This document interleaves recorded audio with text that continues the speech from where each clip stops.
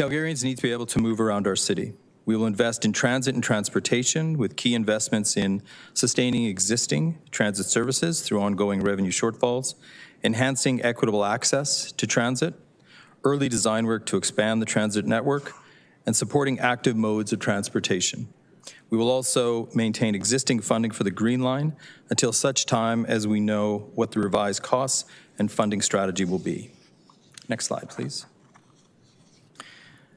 Calgarians need homes in a well-planned city. We will invest in housing, land use, and local area planning, with key investments in development of housing supply across 3 new communities, housing development in established areas, and exploring a new civic census. Next slide, please. The point of this slide is to highlight that investments in new community development are not yet fully funded, and we will be bringing additional funding requests forward in the next budget cycle. The black check boxes show where funding sources have been identified, and the red exclamation marks indicate where future funding has not yet been identified. Once built, these new communities will enable 18,000 new homes and increase the tax base in future years. But there are significant lags between the upfront costs and the future revenues. Next slide, please. Calgarians need a safe and vibrant city, both in the downtown core and across the city. We will invest in public safety, in downtown revitalization, with key investments in 911 capacity, fire and emergency response capacity, and implementing the recommendations of the Downtown Safety Leadership Table. Next slide, please. Finally, we must also cover the rising costs of labor and materials. Next slide. The taxes you pay are the result of multiple factors. First, Council determines how much revenue to collect from property taxes. This report recommends collecting an additional 3.6% in tax revenue from existing properties than we collected in 2024. Then Council determines what share of tax revenue should be paid by residential and non-residential properties. This report accounts for the previous Council direction to shift that share by 1%. So that 46% of tax revenue comes from non-residential and 54% comes from residential. And finally, the market determines how much each individual property pays based on relative change to assessed property values. Next slide, please. The tax impact of recommended budget adjustments to an individual taxpayer depends on what type of property they own. The table in the example of tax impacts is by property types. In the past, we have focused on the impact of tax changes for the typical single residential property, and as you can see, this is 3.9%. Next slide, please.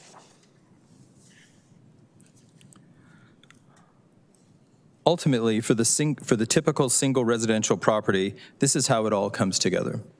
A single residential property that is assessed at a median value of $700,000 would see their monthly tax bill increase by just over $8, or 3.9%.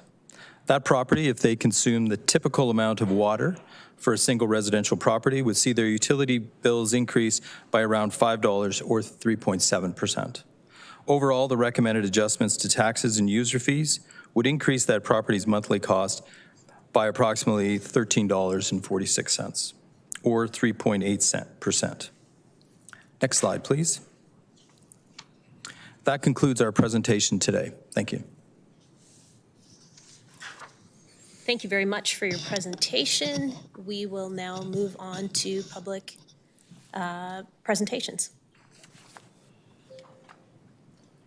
So we have a number of people registered. We have about 35 people registered and a few more that just submitted their names as well. So we will start with panels, and I think everyone that is registered knows which panel they're on. There are 7 panels, and I'm probably going to turn it into 8 panels with a few new people registered. So I will call out the names of the people who are on panel 1 as well as panel 2, so everybody knows the order that we're going in. But before I do that, I'll remind everyone that you have 5 minutes to speak. If you are up at the presentation desk, there is a timer right there that lets you know how much time you've gone through. Once you see the yellow light, it means you have a minute left, and once you have the red light, that's the point where I'll have to interrupt and tell you that your time is up. So all 5 people on the panel will present, one after the other. When all 5 are done, I will look to my colleagues on council to see who has questions. Colleagues, can you make sure you direct your question at the person on the panel that you wish to speak with? And we'll go like that. Anyone who is online and presenting remotely, please make sure you've got a timer near you so you know what your 5 minutes looks like. With that, let's start with panel 1. Do we have Arthur Gallant? Perfect, please come on up. Do we have Samaya Oakley? Hi, please come on up. Do we have Jamie Blaney? Hi, please come on up. Do we have Ann Landry? You can come on up as well. And do we have Abby Martin? Hi. So the 5 of you can grab a seat up there. Let me confirm the next panel. Do we have Maggie Lodarchik? Great, did I pronounce that right? Close enough. Close enough. You'll have to tell me when you come up. I apologize. Do we have Kathy Oberg? Yes. Do we have David White? Great. Do we have Jeff Book? Jeff Book? All right, what about Melanie Todd?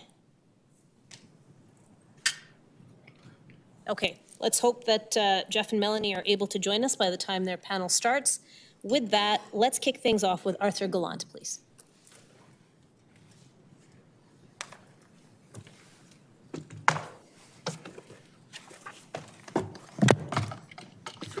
Good morning, Mayor Gondek and members of council. My name is Arthur Gallant and I live in Ward 8. 364 days ago, I stood in this exact same spot, giving a submission during the 2023 budget meeting in which I asked you to increase the financial eligibility to the city's low-income monthly transit passes. I'll begin by briefly recapping that submission. Having no spouse or other family, in April 2021, I moved to Calgary from Hamilton after researching dozens of other cities across Canada in the quest for a more affordable and better quality of life for myself and my cat Danica. Last year, I told you how I worked full-time earning more than 70% above minimum wage. I said my rent had increased $462 a month since moving to Calgary and was 58% of my net income, including the subsidy I was receiving from the Calgary Housing Company.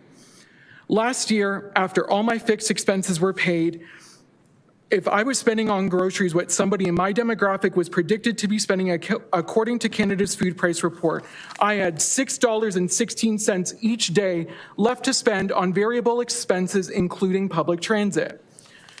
The difference in my quality of life today compared to this time last year is stark. I continue to work full-time and received a nominal wage increase earlier this year. My rent increased an additional $150 a month, or 9%, which represents a total rent increase of almost 43% since moving to Calgary 43 months ago. Although I still qualify for a subsidy from CHC, I am no longer receiving it due to the overwhelming demand for assistance. Therefore, my rent is currently 66% of my net income. Today, after my fixed expenses are paid, if I am to spend what the current Canada Food Price Report anticipates me to be spending on groceries, I have $2.01 left to spend each day. Nobody working full-time earning more than 70% above minimum wage should be left with $2 a day to spend on variable expenses, including public transit. And yet, here I am. Every day, I am worse off than the previous day. Although I live within walking distance of my employer and other amenities, I cannot afford to ride Calgary Transit to places such as my doctor's office without sacrificing how much I spend on food and other necessities. The cost of riding Calgary Transit is a barrier to my social and physical well-being. As I now have 67% less money to spend on variable expenses compared to this time last year, I cannot afford to live in Calgary a year from now should this trend continue. In last year's submission, I spoke about having to make difficult and strategic financial decisions in order to make ends meet. A gut-wrenching decision I made since last appearing before you was surrendering my cat Danica to the Calgary Humane Society, as I can no longer financially afford to care for her. Although I know surrendering Danica was the right decision, I feel immense guilt, and it's been challenging for me to forgive myself. My home, my heart, and my soul are empty without Danica in my life anymore.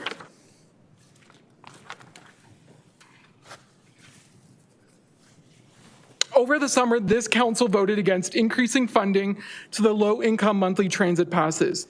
My request to you last year almost became a reality, but it didn't, because in my opinion, some of you lack the will despite there being a way. I know that some, if not all of you, who voted against the increase did so because you believe that Calgarians shouldn't be the only ones responsible for making our transit system affordable. This may surprise you, but there is only one taxpayer. Why should taxpayers in Beaumont, Alberta and Beaumont, Newfoundland be responsible for subsidizing our transit system? Calgary should be a livable city for everybody, whether they're rich or poor. The term livable city shouldn't just be words, they should be actions. Your actions this week and beyond will determine whether many people, including myself, will continue to call Calgary home. By pleading with you, the decision makers, I am doing my part to better the lives of Calgarians. What I wonder is how many of you are truly doing the same? Since the majority of you didn't get my message last year, I'm going to say it again, as this may be the final time I can afford to as a Calgarian. Do the right thing, Calgary City Council. Thank you. Thank you, Mr. Gallant. Appreciate your passion, and thank you for sharing your story. That was incredibly brave of you. Let's go to Samaya Oakley, please.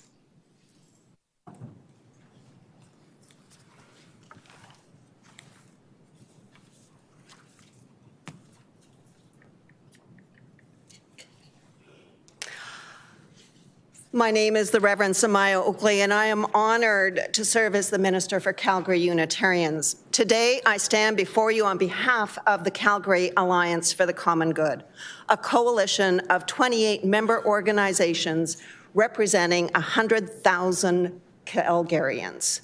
Together, we are united by a shared commitment to the well-being of all who call this city home. As you deliberate on this budget, I urge you to hold steadfast to your vision of a compassionate, equitable, and thriving Calgary. This is a vision that prioritizes environmental climate justice, robust mental health and addiction services, affordable housing strategies, strong community supports, and an inclusive public transit system that connects us all. The Calgary Alliance deeply values the partnership that we have built with the City of Calgary. Through collaboration, we have achieved remarkable progress for the common good. As someone who has recently returned to this city, I am moved by the spirit of listening and action that defines this council. Your dedication to addressing complex issues shows your care for the people of Calgary, and for this, I am deeply grateful. When I first came to Calgary 12 years ago as an intern, I witnessed the resilience of this city even in the aftermath of the devastating 2013 floods. Returning now, I see a city grappling with new challenges, mounting wildfire challenges, shifting weather patterns, the urgent need to confront the climate crisis. But I also see a city with hope. Your strategic framework for climate resilience and commitment to becoming a net zero climate resilient community is inspiring. I encourage you to deepen your relationship with Indigenous peoples whose stewardship of this land provides wisdom and guidance as we work together to care for our environment. In addition to these environmental challenges, we face a growing mental health and housing crisis. The stories of despair I hear every day remind me of the urgency of this moment. Single mothers forced into heartbreaking decisions because support systems fail them, and 2S LGBTQI plus individuals facing rising hostility and isolation. I hear of people being driven back into abusive relationships because they've been timed out of shelters and have nowhere else to go. I think of a staff member who was forced to leave their home after a $500 a month rent increase. There are parents who are working multiple jobs to be able to provide for their children, only to have no time to spend with them. These struggles put people and children at risk, leaving children vulnerable to harmful influences and behaviors that ultimately cost us all. We simply need more affordable housing. Housing is more than a roof over our heads. It is a foundation of safety and dignity and opportunity. Without it, everything else begins to unravel. Finally, I ask you to protect and expand access to public transit, particularly the low-income transit pass. This pass is a lifeline connecting people to jobs, healthcare, education, and community. It's one of the most effective anti-poverty tools that we have. The Green Line's expansion is equally vital. A growing city like Calgary needs a growing transit system. Delays will only increase costs and hinder progress. Investing in transit now ensures that we remain an equitable, connected, and sustainable city for years to come. As an alliance, we are asking that you preserve funding and continue your investments in city housing strategy, climate strategy, mental health strategy, low-income transit pass, transit green line, service levels and safety, 5A network, and lastly, supports for communities, libraries, community social workers. I can't stress how much these initiatives are vital infrastructure for our city's future. Let us continue building a city of Calgary that is rooted in care, equity, and shared responsibility. A city where no one is left behind and where every resident has the chance to thrive. Thank you for your committed leadership and dedication to this vision and in serving the common good. Thank you, Ms. Oakley. Let's go to Jamie Blaney, please. Good morning. My name is Jamie Blaney. I'm the president of the Calgary Firefighters Association, IAFF Local 255. I'm joined today by 4 members of our executive team. Thank you for the opportunity to address you today. On behalf of your Calgary firefighters, I want to express our sincere gratitude for your continued commitment to the safety and well-being of both Calgary firefighters and the citizens of Calgary. Every day, our members put themselves at risk to protect lives, property, and the very fabric of this great city. It is your commitment to the safety and security of our community that empowers them to do this vital work. We want to acknowledge and thank you for your ongoing investment in public safety and in particular, the focus on fire and emergency response. Safety is and will always be one of the most important issues facing Calgarians.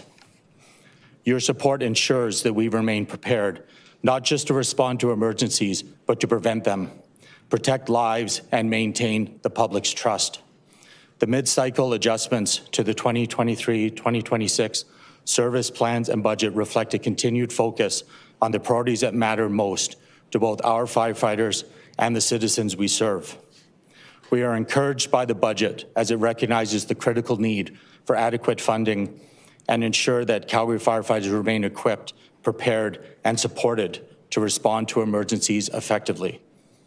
Your efforts in maintaining this funding, even through times of fiscal challenge, show a clear commitment to public safety and the well-being of those who serve. Calgary continues to grow, both in population and in complexity, and with that growth comes an increased demand for fire and emergency response. As we see fewer firefighters per person in our city, the need to keep up with that demand has never been more pressing.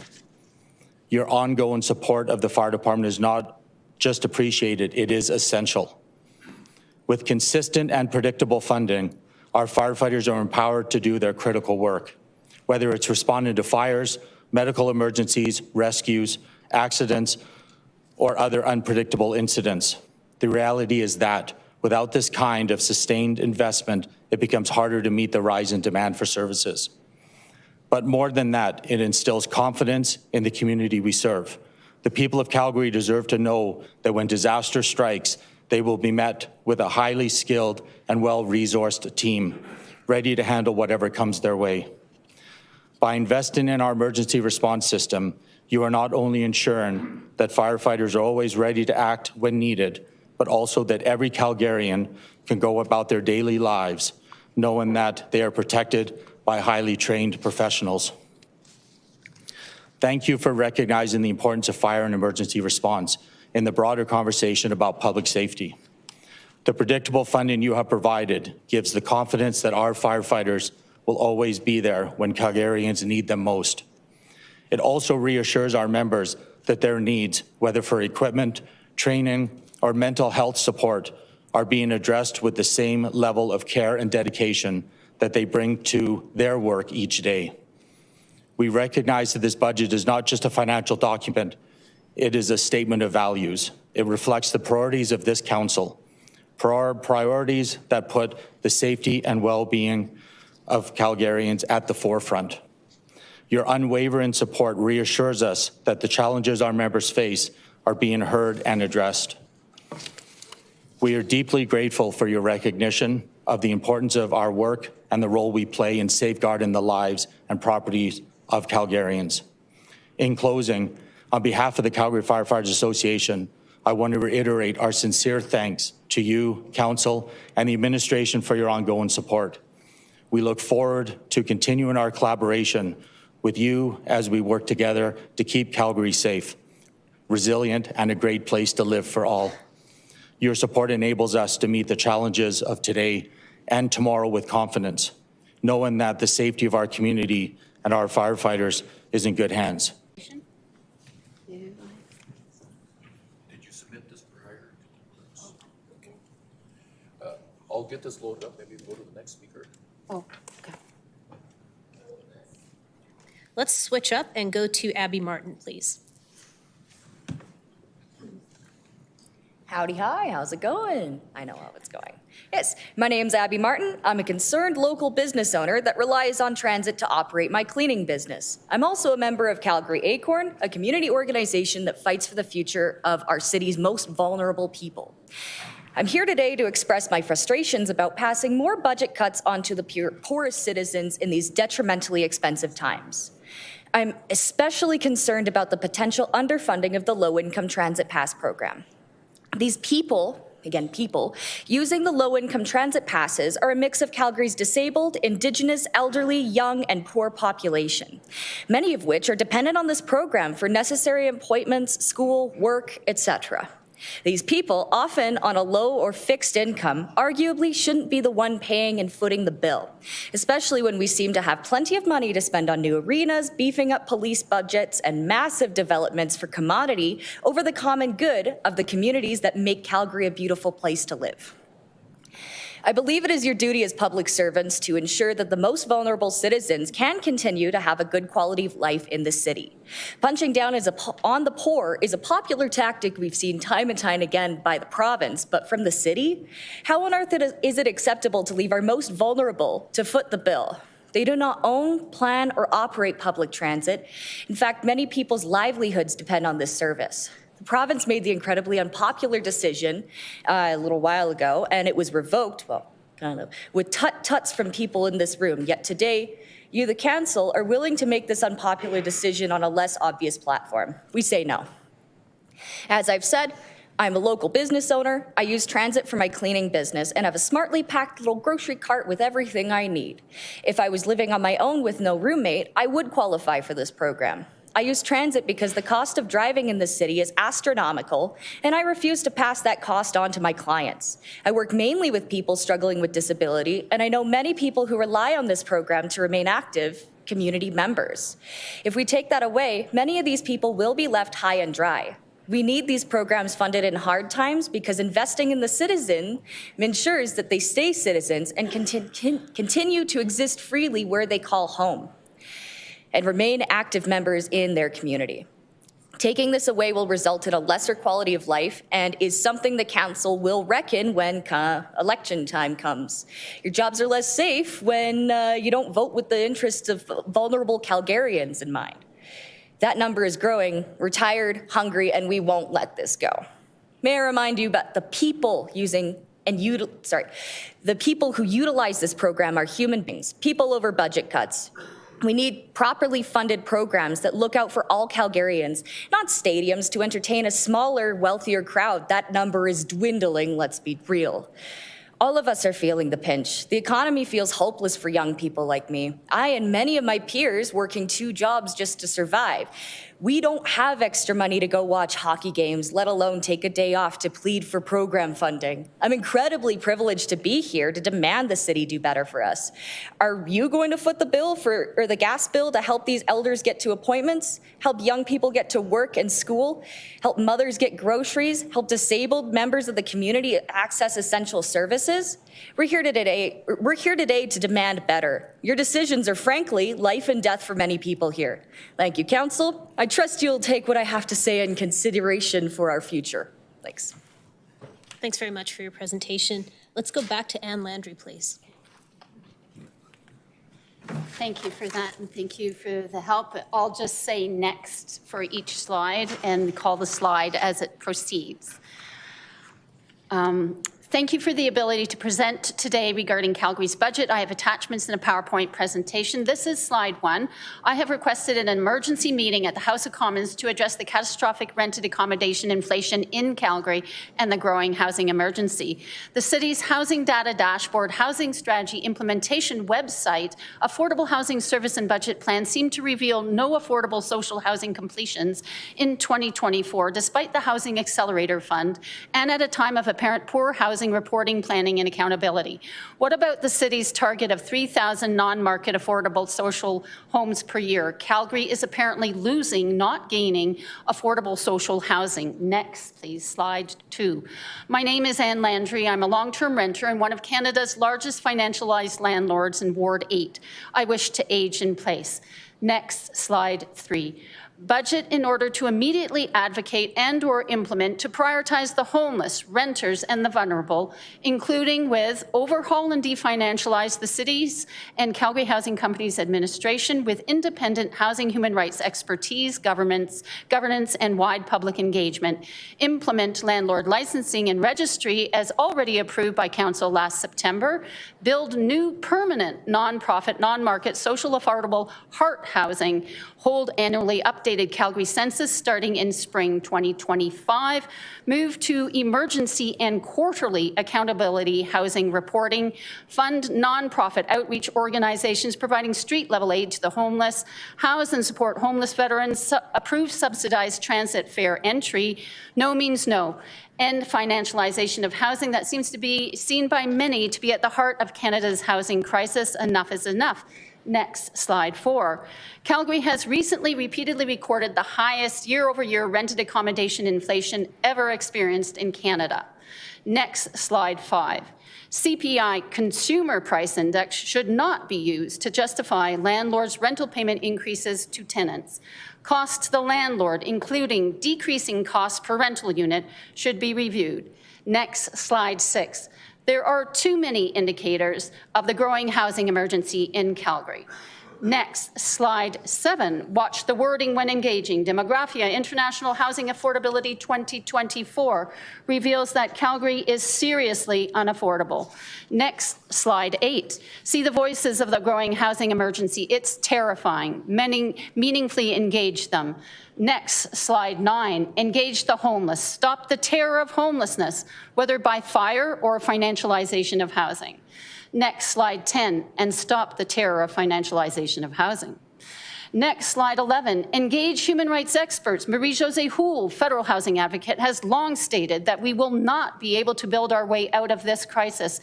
Need a multi-pronged approach. Next, slide 12, stop the harm of financialization of housing. Next, slide 13, there is no health, no reconciliation without a new housing approach, both as per the federal housing advocate.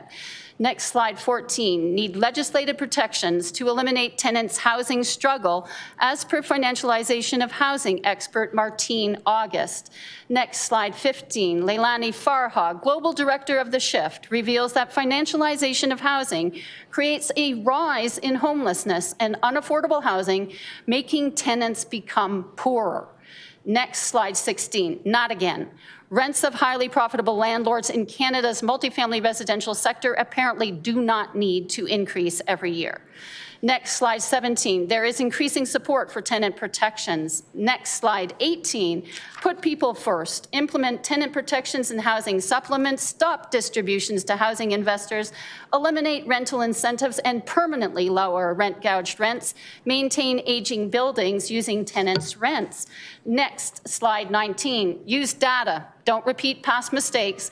Calgary had the highest average apartment rents of major cities in Canada in 2008 and 2014-15 after the Alberta government did not implement rent caps. Next, slide 20. It is time to open the road to affordability, food security, and housing as a human right. Next, slide 21. Landlords may report low portfolio mortgage rates locked in for multiple years as a result of CMHC-insured mortgages. Why wouldn't renters want the same stability and affordability? Next, slide 22. Engage the most vulnerable. Next, slide 23. Engage to benefit the community. Next, we're going to skip to slide 26, please. Slide 26.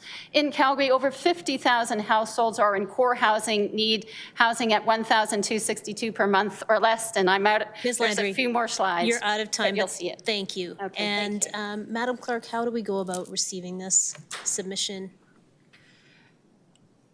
May I grab it from you? I'll just pick it up at the podium. Okay, great. We'll make sure that we get this into the public record.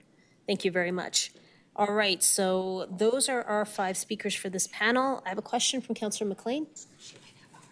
Oh, thanks, Mayor. Yes, my question is for Mr. Gallant. Is he still here? Yeah. Yeah, thanks very much for that emotional presentation. I looked around the room and everybody was emotional as well. My question, do you still have that piece of paper that showed you how much disposable income you have at the end of each month?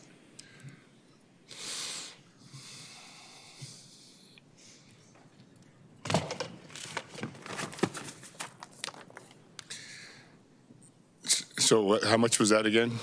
So last year it was $6.16 a day, which was $185 a month. And today it is now $2.01 a day, which is now $60 a month. The reason why I ask you these questions is because a lot of times when we present our budgets and our tax hikes, it seems it kind of gets filtered out into media. It's just another $10, $20 a month, or your water bill is going to be $5 or $10 a month, as if that's meaningless. What I guess I'm asking you, another 20 bucks or 30 bucks a month makes a huge difference to you, correct? I can't even afford a Calgary transit fare. So you're right, it does make an impact. I use, minimal electricity and I'm paying $85 a month despite, sitting in the dark, using my phone, trying to do as much stuff such as, practicing my submission in daylight. It does make a difference. But at the same time, I also, while I understand the concerns of you and your colleagues about keeping the increase to the taxes as low as possible, I would also echo what one of my fellow speakers also said, which is not downloading those cuts or that minimal tax increase onto the poorest. I mean, like I said in my submission, I'm making 70% above minimum wage. And I am worse off than when I was living in Hamilton 3.5 years ago, making $1 more. I hear it all the time. And again, sometimes those $10, $20, $30 a month can be a lot more depending on your home. So, and when you say you're making so much over minimum wage, silly question, maybe a little rhetorical. Would you rather see maybe some people here take maybe a pay cut rather than give you a tax increase? That is for you and your colleagues to decide. I believe, and this may be unpopular, but I want the best of the best when it comes to politicians. I don't want the super wealthy only being able to, to feel like they can run for council. And I don't disagree with you there. Sometimes you do want to recruit the best of the best. And I guess maybe not so much outside politicians, but overall as a general with a $6 billion budget, approximately for this city. There's a lot of efficiencies and maybe savings we could find internally. I guess you would agree with that, rather than taking wages, but just maybe just find some way to come up with a 0% tax increase would be desirable for everybody that's vulnerable and barely making ends meet. Here's what I would say to you, Councillor. I want you, your colleagues, and the staff of this municipality to have the kind of lifestyle that I aspire to have. Doesn't need to be bloated, but I should not be making 70% above minimum wage, living paycheck to paycheck.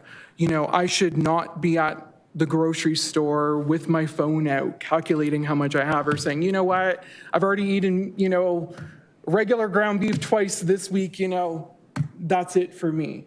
So while I do believe in a line-by-line approach to the budget, I also don't want you and your colleagues and the staff of this municipality to be in the situation that I am currently in.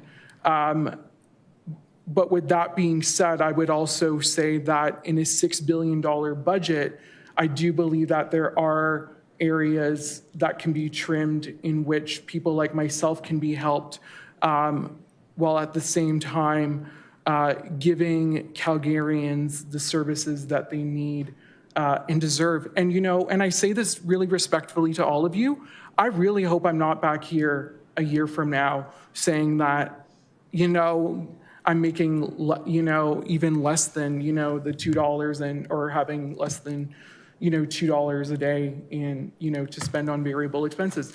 And also, and I'm sorry for how much I'm talking here, but one other thing I will say is that I have legitimately put off seeing my family doctor. Luckily, I'm healthy, but, you know, she does want me to check in with her every so often, and I'm like, you know, that's, you know, almost $8 that, you know, could go towards something else. And I really don't think that that should be a way for anyone to live, not just someone in my shoes who's making 70% above minimum wage, but it shouldn't, you know, it shouldn't be something that I, you know, I'm contemplating. Do I, don't I? Do I wait for something to get worse? I should be able to proactively go and see my family doctor without worrying how the cost of getting there via public transit is going to impact my bottom line. Well, again, thank you so much for coming, Mr. Gallant. I think it's especially poignant that you're the first one to speak so that we can remember all your words while we're deliberating and looking for ways that we can maybe help out everybody. But again, I think very impactful. Thanks again for coming down. Thank you. Thank you. Let's go to Councillor Wong, please. Thank you, Mayor. Ms. Oakley, please. Hi. Hi. Again.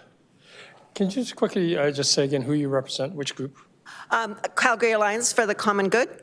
Okay, thank you. And you're a pastor of what church? Calgary Unitarians. Okay, thank you. You made a speech talking about many different aspects of affordability, I believe it is, transit housing, whether it be you know, a whole bunch of other cares. And I guess my question is this. When I take a look at what the administration is presenting us and saying for a typical residential household that the increase in cost is $8.37 per month, increase in utilities $5.09 per month, combined $13.46 per month, annually works out to $161 per month, right? And that one would take a look at, is that really a lot? But this morning, also take a look at Vibrant Calgary published a report that said the cost just to live in the city is now $24.45, a 75-cent increase, or a 3% increase, right? In the community you represent, the people you represent, the cost increases versus the income increases they're getting, are they being matched or not? No, they're not. Not. And where do you think the city, obviously we can't help on the income side, but on the cost side, what are the most significant thing that we can help you with? Housing and transit. Those are the two most important things. Because with housing, you get everything else. Right, and we know through the housing, pardon me, We know through the housing task force we got last June, housing strategy we approved in September a year ago, that there was a spectrum of housing from emergency all the way out to affordable market housing. Do you believe we're spending enough time on where we really need housing, which is on the emergency side, or? I think it's across the board. When I have one of my staff members have a $500 rent increase per month, that's more money than he's got to go out and find other, contracting jobs to be able to make that work for him. And he's just an average Calgarian, never mind somebody who's the most vulnerable. So across the board, we need a better housing strategy. Right. Absolutely. Okay, that was good, thank you. Thank you. Thank you. Let's go to Councillor Meehan, please. Thanks. My question's for Mr. Glint, please. Yeah, thank you so much. Appreciate you being here and sharing your story with us. I just wanted, the city budgets are kind of hard to understand. I didn't know if you're aware there's an additional $19 million proposed for the low-income transit pass this year. I am aware of that, and something that I'm also aware of is that at the end of July, there was a vote for an increase, and it, much to my disappointment, failed on a tie. Right. Okay. The other issue, I just want to make sure I'm understanding. So that additional $19 million is coming because we actually just have more people who are qualifying for low-income transit than ever before because times are very tough economically. Is your situation is such that you actually don't qualify and you're looking for an expansion of the eligibility? I just want to make sure I understand. Yeah, so two things. By me coming here, I've been told that I'm a good, passionate speaker. So part of it is using that passion. It is using my belief in democracy to be able to come here today. And by the way, I have the benefit of coming here today because I have an excellent employer in which I do have paid days off that I can take. So I am in that situation. But what my point to you and your colleagues was last year is that there are people like me who are way above that eligibility threshold who don't qualify for a program such as the low-income transit passes and would benefit. Like I said, I'm in walking distance of my employer and other amenities. I live in the Beltline. But for example, if I want to go down to Chinook, that's not that far from where I live, even if it's not to spend money, even if it's just to get out of the apartment for the day and just walk around. That is something that I really have, I shouldn't just have to sit there and make a pros and cons list and kind of go, where am I gonna, find this from? And so if I'm being perfectly honest with you, Councillor, I'm a little pessimistic that it's gonna happen. But what I'm trying to illustrate is that there are people who on paper are, appear to be well off, but aren't. When I see, my biweekly deposits, there's a lot of money coming in. Let's be real about that. But there's so much money going out. And I really, I wish you could see, I didn't bring it here today for privacy reasons, but I have a budget book where, because I'm salaried, it's, my paycheck is the same biweekly, maybe off by a couple cents. But I have to make, 3 or 4 draft budgets, a couple days before I actually get that deposit. And I have to figure out what my priorities are for that next 2 weeks. I'm not looking to, go to the grocery store and get, filet mignon or anything, but someone with my income should be able to go to the grocery store and not have to look at the register and see the total, going up and have this fear of, oh my goodness, am I gonna have to put something back? So to get back to your original question, yes, what I am asking for is to look at, to look at the working, if we want to call it sort of the working class Calgarians. I have friends who make $10,000 or $15,000 more a year compared to what I make, and they're literally in the exact same boat where they've had to sell their car, they've had to sell stuff, they've had to make all these sacrifices. And so, one other thing I'll say is that I know with Calgary Housing Company, if you make less than $49,000 a year and you're single and live in a 1-bedroom, you would qualify for a subsidy. That would kind of I still think $49,000 is too low, if I'm being honest. But what I said in my submission last year, and I'll just say again, is that I would, if I was in this council's shoes, I would be looking at what Calgary Housing, what sort of their income criteria is in terms of giving a subsidy, because in my opinion, that is way more realistic than what the city's criteria currently is for something like the low-income transit passes. Okay, thank you, Mr. Glant. I really appreciate that and clarifying about the qualification criteria. I don't know all the details of how it's sort of set up, given that it is also a provincially funded program. So I'll look into that a little bit more. I really appreciate you being here today and explaining everything that you have. Thank you, I appreciate it. Thank you very much. I don't see any other questions in the queue, so thank you to all of our panelists for being here today and for taking the time to express your views. All right, we will go on to the next panel. Maggie Ladarchik, you're going to come up, Maggie, and tell me how to pronounce that properly, so please come on up.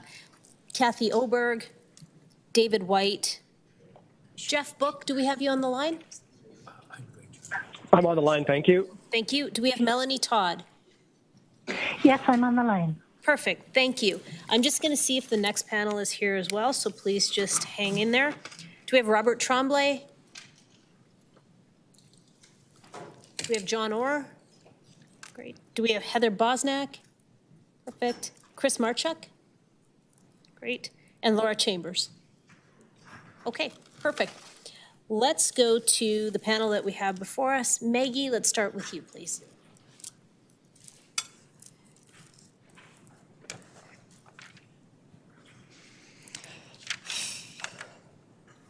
Hi. Hello, my name is Maggie Włodarczyk. I am the chair of the Calgary City Centre chapter of Alberta Acorn, and I sit on the national board with Acorn Canada. I'm also a mom, a business owner, and a proud resident of downtown Calgary. But life wasn't always this good. There was a time when, as a young single mom to a special needs kid, I relied on the low-income transit pass to get to work and to get my son to daycare.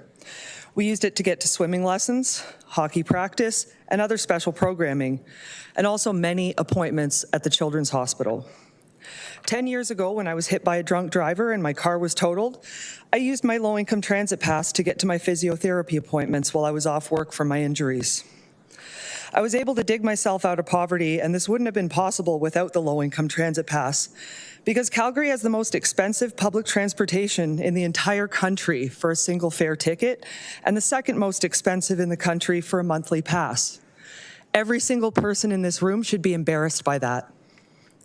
As I mentioned before, my son has a disability, and although he's becoming an adult, he'll likely never be able to drive. So he would rely on a transit pass to get to his medical appointments and hopefully some kind of meaningful work. I'd like for him to be a contributing member of society, but I don't see that happening if he would have to pay the most expensive transit prices in the country on a meager income, since due to his disability, he's already limited in the type of work he can do. Defunding the low-income transit pass would definitely keep people like him in poverty and reliant on other systems to get by in this unforgiving economy. How can we expect people to pull themselves up by their bootstraps when we're cutting them off at the knees? Thank you. Thank you for your presentation. Let's go to Kathy Oberg, please. Just this guy here. Do you want to adjust the slides or? I can just be centered and it'll be fine. Thank you so much. Mayor Gondek and members of council, Kathy Oberg with BNA. Well, I'm one part of the presentation between myself and David White. We're here to speak to the 2023-2026 service plans and budgets, the 2022 open business cases in Belvedere on behalf of Trico, Qualico, and Truman. Qualico and Truman are supportive of these recommendations. We also have support from a number of additional landowners in the area and present these letters formally, as we were unable to find them in the package. And they're from Lansdowne, Enright Capital, and Apex. Clerks, I've made copies for distribution. We wish to thank administration for all their hard work with the growth proposals, formerly known as business cases, that were reviewed in 2024 and heard at IPC in the spring and before you today as items within your budget. We also wish to thank IPC for their support of the 3 proposals contained within your package. Growth proposals are important applications that help bring additional supply to our city. They respond to market demand and are an approach to evaluating where investment should be made within our city. It is common that a majority of new growth comes directly from levy funding, while some growth has been determined to have citywide benefits and might require some funds from other city capital budget areas. The Belvedere applications before you contain a combination of levy contribution and city capital. The Belvedere area has had its challenges over the years. Between regional stormwater solutions to analysis of global transportation and transit, and all the city's hard work has resulted in an understanding of what's needed for the full Belvedere ASP to be realized.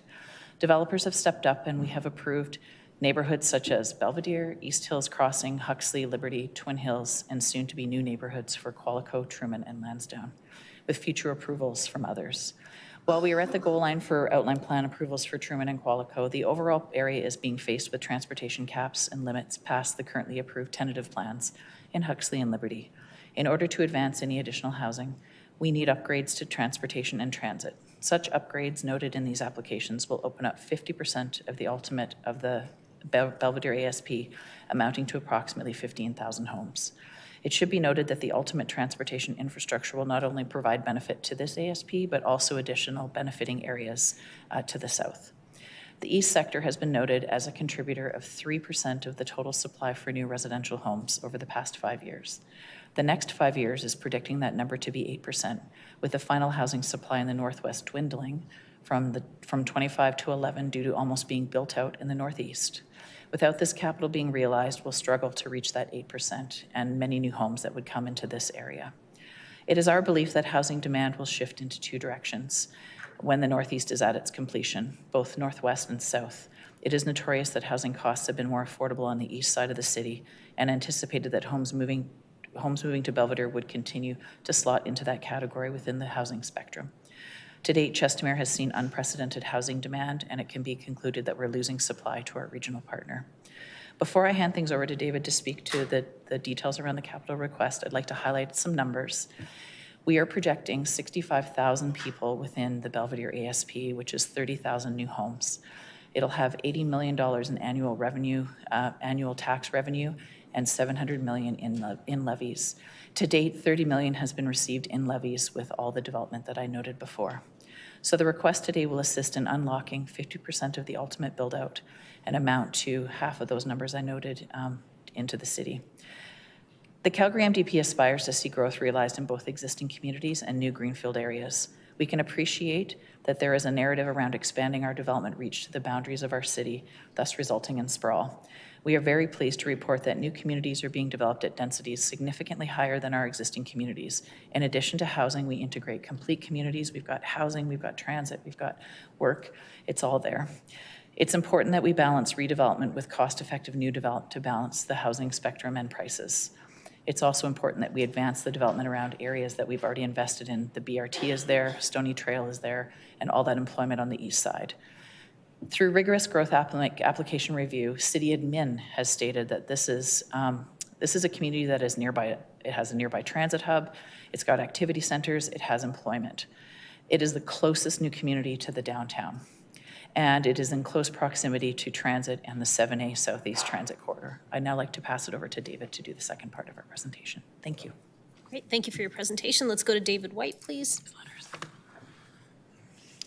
Good morning, Mayor and Council. I'm Dave White, Principal of Civic Works, and as Kathy has mentioned, also speaking jointly on behalf of some active growth applications, and for the clerk, have letters, copies that we just wanted to make sure were on the public submissions record. I'm here specifically to speak on the behalf of Truman, a landowner, developer, and a manager of nearly 800 acres in Belvedere.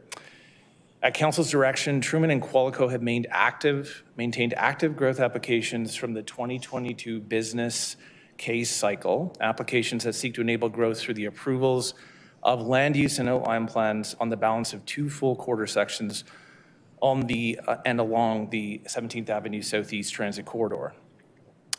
We appreciate that there are a lot of numbers in the documents that are before Council, and with some numbers outside of the 2025-2026 period within the 2031 and beyond horizon. Among the numbers for Belvedere are some new capital asks, but as Kathy mentioned, the majority of that funding for infrastructure will be developer contributions through offsite levies. In Belvedere, the new proposed capital funding for 2025-2026 is a total of $31.9 million, all for regional transportation infrastructure.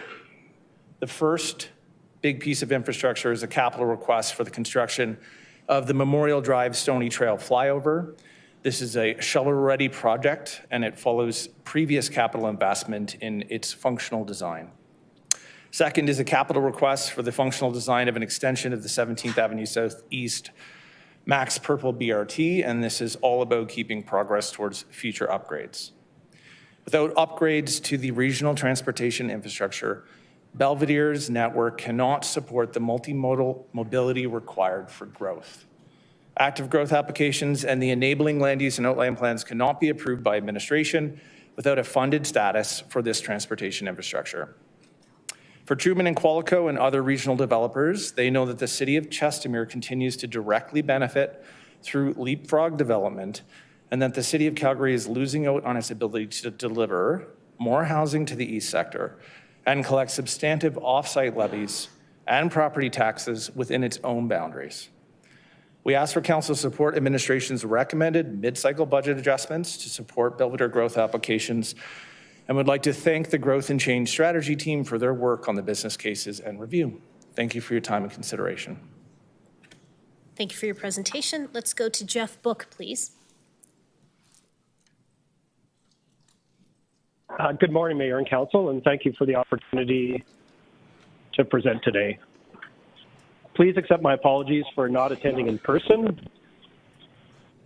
Sorry, there's a bit of an echo, so if I'm choppy, I apologize. You're fine. Thank you. I am here today not to request funding, perhaps for once, but rather to dispel a few rumors about the investment in the MNP Community and Sports Center expansion that we affectionately know as the acronym LEAP, or Leisure Expansion Aquatics Project. And specifically, I want to talk about the role the center will play in supporting recreation, sport, and social connections for all Calgarians.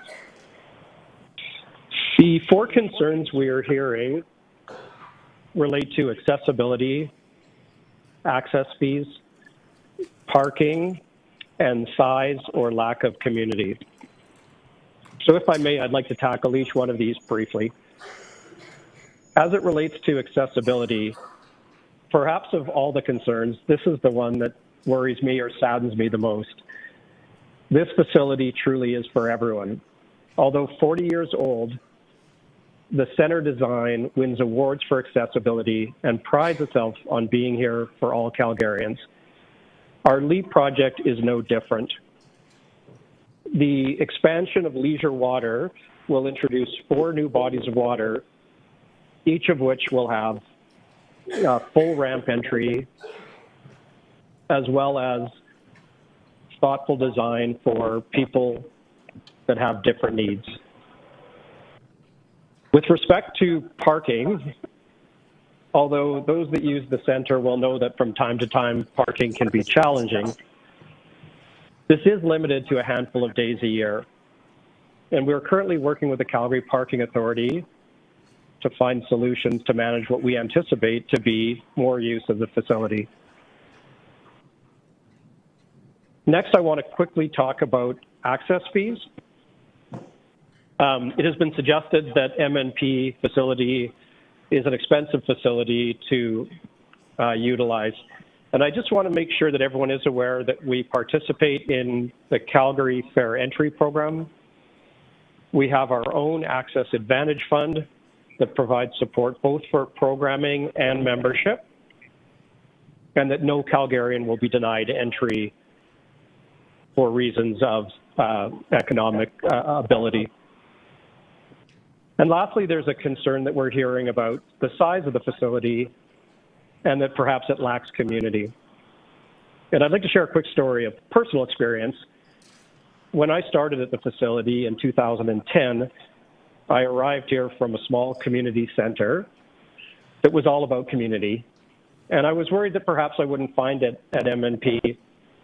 And I was surprised that within a short amount of time being here, there is a very strong community, and I'm quite confident that anyone that chooses to use this facility as their regional rec center will find the same. So in closing, I'd like to share with Mayor and Council and all Calgarians that we are firmly committed to supporting all Calgarians. And for those that have concerns, we encourage you to reach out. Reach out to me directly. We'd like to have the conversation with you. We'd like to understand your concerns, and we'd like to work on solutions together to make sure that this is your community center. Thank you. Thank you very much. Please hang on the line and just put yourself on mute. If there's questions, I will let you know. Let's go to Melanie Todd. Hello.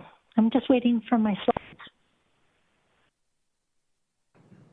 Hi, your slides are ready to go. Okay, good. Okay, great. My name is Melanie Todd, and my husband and I live in Altadore near the Marda Loop Business Improvement Area. I'm here today just basically to advocate to City Council to increase public investment into safer streets for Calgarians. I'm using our intersection and street as a case study. We live at 38th Avenue and 19th Street Southwest, and it's basically an example of maybe issues, mobility issues that are affecting Calgarians in other areas of the city. Next slide, please. So private investment into densification is being made throughout the city. I'm showing basically a photo of a multifamily building that is being constructed across the street from us, as well as there are a couple of photos of other developments along 38th Avenue at 18th Street and 16th Street Southwest. On the left, there's a map showing other developments that are permitted for, and there are a couple more multifamily developments planned east of the green space, which is Kiwanis Park. So basically, we're going to have a lot more housing for Calgarians, and that's great. We need that. But what we're asking for is for the city to increase public investment to improve the street level experience for pedestrians and cyclists. Next slide, please. Public investment is needed. Streets need to be reinvested in to alleviate traffic issues, increase walkability, improve the safety of pedestrians and cyclists. And so traffic calming is what we're looking for. Next slide, please. Right now, well, we basically have the automobile culture. Streets were over-designed for cars typically or historically. Marda Loop and similar communities built in the 1950s and 60s were built at the height of the automobile. And our streets reflect this mode of transportation. What I'm hoping that you're seeing is a picture of 38th Avenue, and that's the street that we live on. And basically, it's a long straightaway. It's a wide street on a grid pattern. The problem with this type of design is that wide lanes and shoulders encourage faster driving. Next slide, please. The issue is that this is unsafe for pedestrians and cyclists. Cars do not stop at our intersection. I'm hoping you're seeing a photo of our intersection. But basically, cars do not stop. At best, they perform rolling stops. Cars speed up and down 38th Avenue. And sometimes we have to deal with aggressive driving when we're slowing down to enter our alleyways from 38th Avenue. The next slide, please. And clerk, if you could please press play. And I'm hoping that everybody is seeing a video. Just give us a minute to get the video going. Okay. We'll pause the timer for you too. Okay. Let me know when you start seeing a car moving. Mayor Gondek, we do not have a video. It is a PDF that we're unable to access a video. So Melanie, we have a problem. The submission was a PDF, so we can't get the video to work. Would you mind just describing it? Sure, yeah, that's unfortunate, but maybe I can get that to you in another way or at a later time.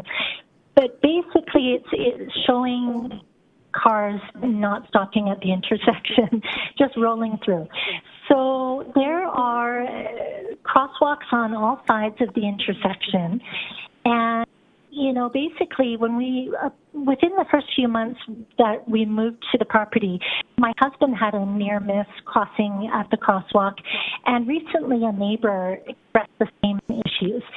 But basically, yeah, they just roll on through. So that's why it would be really great if at some point council can view that video. I guess we'll figure that out later. But I guess we can move along to the next slide. And so really what we want to do is improve walkability. So the intersection at 38th Avenue and 19th Street Southwest, it's key to, it's central to all sorts of places people need to walk. Like Dr. Oakley School is 290 meters away. Kiwanis Park with a playground is 500 meters away. The loop within the loop, which will be completed soon, is 300 meters away. And So, the Melanie, shops and services Melanie. on 33rd and 34th Avenue. Hi, Melanie. That we all want to. Hi, Melanie. I have to interrupt you. I gave you about 15 extra seconds because we had some problems with the video, but you're at time. So thank you very much for your presentation. Okay. Just hang on the line on mute in case there's any questions for you, okay? Okay, thank you. Okay, we have our first question for this panel is coming from Councillor Chabot. For Ms. Oberg. So Ms. Oberg, thank you for your presentation. You did mention about 65,000 projected residents in did you say how many projected jobs there was going to be? I want to say it was about 6,000 jobs. I'd have to go back in my notes, but I didn't say it as part of my presentation. My memory suggests closer to 15,000. Okay. But I'm probably thinking of the 50% jobs when with what the infrastructure will provide is 50% of the ASP area. Okay, offsite levies. What percentage are developers required to pay for the infrastructure improvements through offsite levies? I'm going to ask can I do joint question Maybe you guys answering? did a joint presentation, so I would assume questions should go to either. Councillor Chabot, I think you were asking what the typical percent share between the developer contribution levies and new city capital funds? Yes. I think in short, like there's a formula and approach to it, but the simplest answer is approximately 50-50 for those pieces of infrastructure that have a greater regional or citywide benefit as opposed to the infrastructure that's in the area that's collecting the specific levies. So levies will contribute to, for instance, the Memorial Drive flyover, approximately 50% developer contributions through levies, and then 50% through new capital sources. New capital sources. The Municipal Sustainability Initiative in this particular case. MSI. Yeah. Yeah. Grants, infrastructure grants. Ultimately, it's coming from the city's budget. Correct. The projected revenue, you stated something about tax revenue. What did you say that you projected the revenue was going to be? For the entire Belvedere ASP area, so the entire catchment, it's 80 million projected at the ultimate build-out per year in taxes. The revenue from levies is 700 million. Okay. Have you done an analysis on the levies collected versus what is required to invest to meet full build-out as far as capital improvements? For the entire, that might be a good question for administration when you get to that item. What's been contributed to date is 30 million that has come into the system. What the ask is still significantly less than the ultimate at the end of the day. The reason I'm asking the question is because we have gone to a regional type approach with regards to allocating levies, And some areas are net negative, some areas are net positive, depending on what the infrastructure is. And I know one of your predecessors within your organization had done an analysis on the overall cost for infrastructure for the entire Belvedere area versus the amount of levies that would have been collected. And that was based on the old levies. And they had indicated that the area would be net positive in regards to the amount of levies collected versus how much would have to be spent. Have you done any further analysis based on the new levies? We have not, but that was the understanding. There's also other areas within the city, so it's a good comment that you made.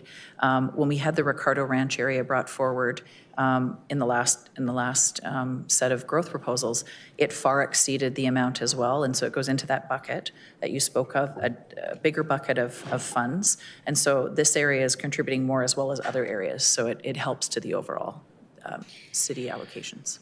Okay, a question. Being as we're having unprecedented growth in our city with regards to an influx of people, why aren't you guys focusing more on inner city type developments? Can you achieve the kind of growth numbers in the inner city that it will be required into the future, or do you think that Greenfield will play a significant role as far as meeting our housing needs for the future?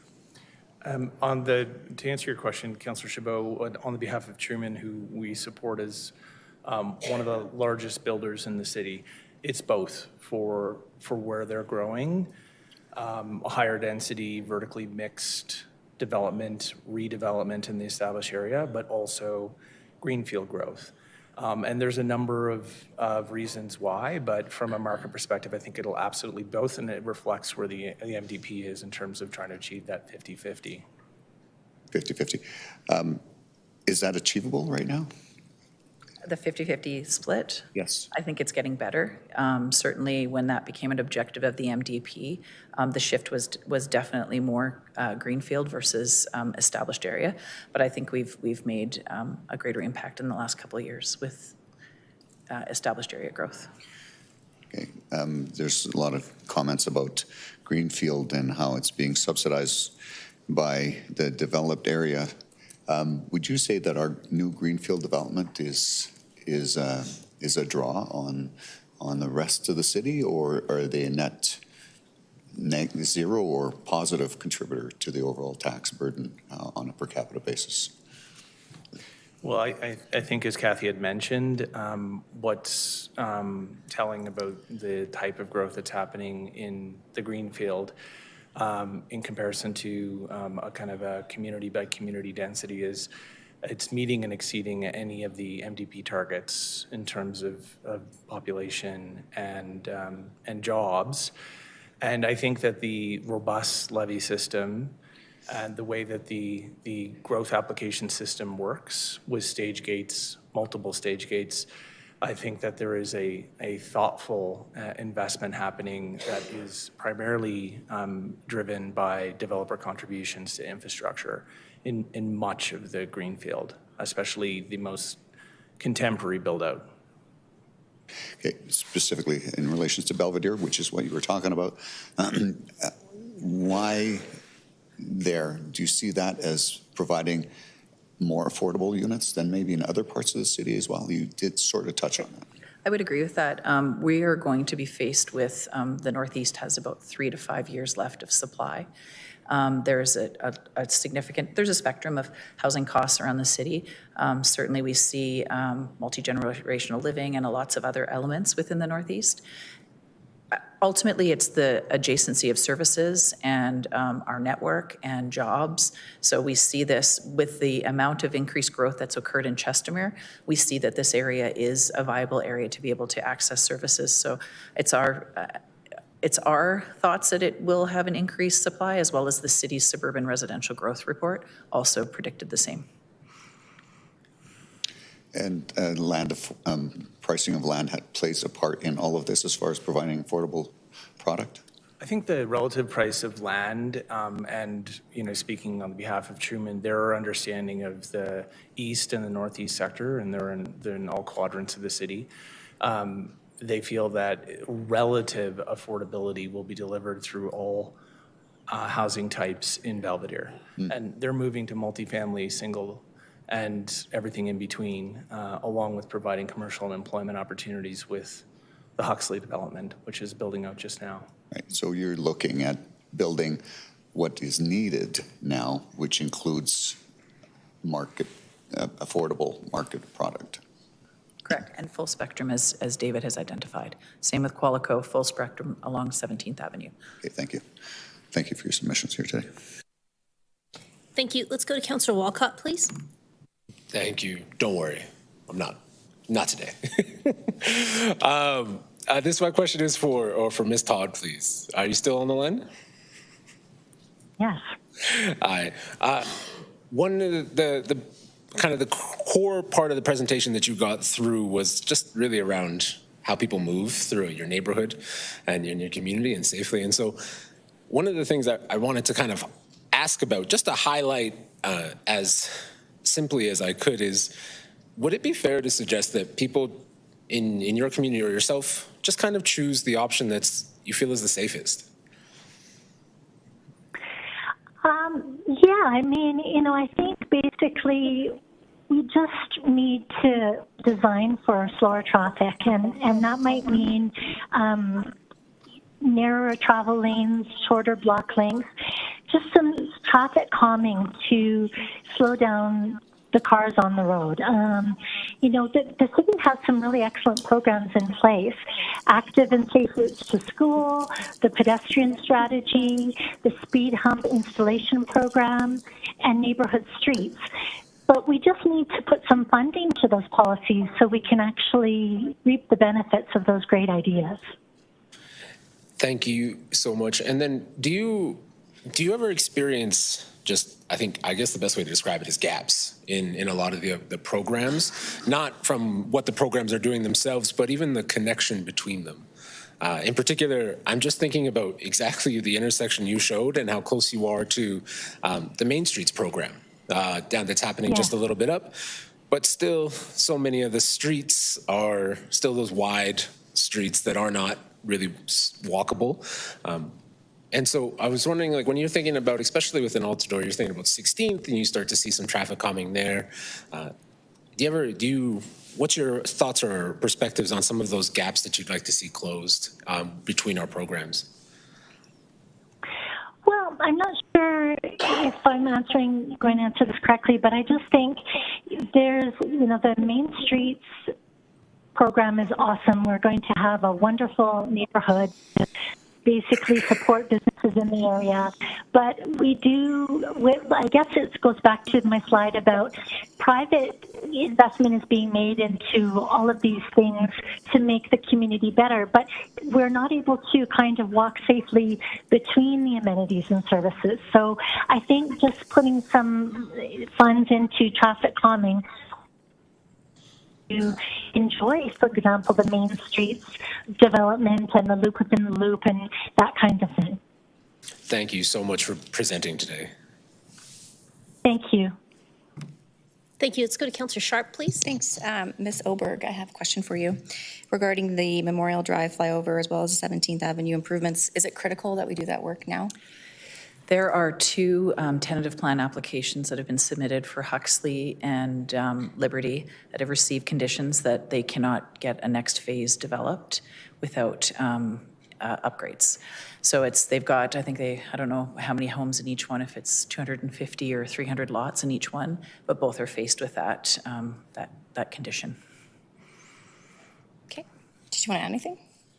If I might, Councillor Sharp, just to be really clear that there is basically a cap on transportation in terms of number of rooftops currently. And so without one or the other, so without Memorial Drive flyover over Stoney or the ultimate cross-section of 17th Avenue with the extension of Max Purple BRT, we will not be able to get to the network capacity that's required for all modes. So we're at a critical point in the process to date, and it's been a long journey in Belvedere. Okay, that's it. Thank you. Thanks. Let's go to Councillor Thaliwal, please. Thank you, Mayor. My question is for Ms. Oberg. Quick one. You brought in Chestermere, Rocky View. It hurts me when they're stealing our tax base. putting this infrastructure will also probably help them to help some of their communities and maybe keep stealing their tax base. Do you agree? I mean, infrastructure is great for the region. It also opens up the area south of Belvedere within the city.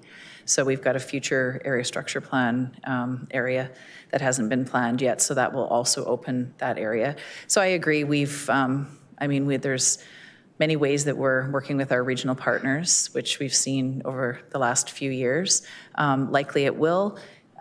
It'll just depend on, I guess, their additional amenities they need to provide. We probably will provide more amenities within the city because we have been strong in that investment. And so we will compete with them. Competition is also good.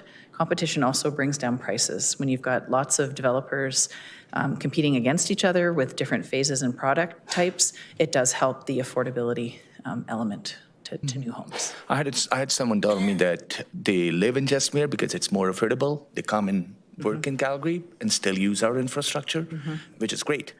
Yeah, and that's an element too. It's, are there service fees that we can discuss?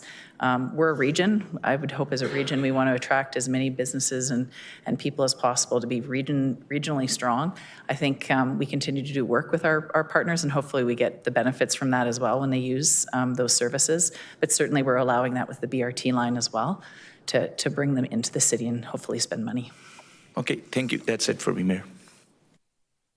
Thank you. That's it for the questions for this panel. So thank you all very much for being here and on the line with us today. Let's go to the next panel. Robert Tremblay is not going to be able to make it in time for this one. So do we have John Orr? Great. Do we have Heather Bosnack? Hi, please come on up. Do we have Chris Marchuk? Hi there. And do we have Laura Chambers? Great. And let me just go to the next person on the list. Do we have Jacob Fushti? Hi, please come on up.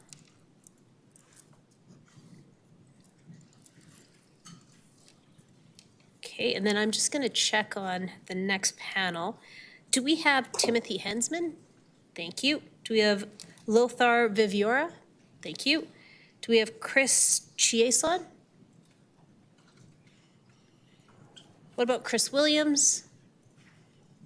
Hi. And do we have Aaron Rebman? Great. That's what we'll do for the next panel then. Right now, let's start with John Orr, please. Good morning. My name is John Orr, and I'm the president of the Calgary Police Association. As you are aware, the CPA is a labor organization which represents the interests of the over 2,000 rank and file police officers within the Calgary Police Service. Recently, much has been reported about the new range for CPS. I have seen media reports that there's some controversy surrounding the funding of this critically important project, its escalating costs, and how it will ultimately be funded. My understanding is that the Calgary Police Commission intends to utilize unused funding from the Community Safety Investment Framework to cover the cost overruns on the range. I am very opposed to that proposal, as it adopts a binary approach to addressing the needs of our citizens and our police officers, that we must choose one service over the other. In my view, we will all suffer if this is an either-or proposition. For too many years, police officers have had more and more non-policing functions thrust upon them. Officers have become everything to everyone, all of the time. Often we are asked to respond to calls simply because no other agency or program answers the phone 24/7. Police officers did not ask for this, but we take the call. The members I represent are not only required to be police officers, but they are also required to fill in the gaps left from a failure of all levels of government to properly deal with the plethora of upstream causes, which left significant gaps in social services and supports. Our officers have been put in a position to become social workers, mental health practitioners, addictions counselors, and lawyers. The number of contacts and calls continue to rise, leading to the massive workload for our officers, causing burnout and fatigue, exacerbating staffing shortages, but our officers continue to be the ones to respond.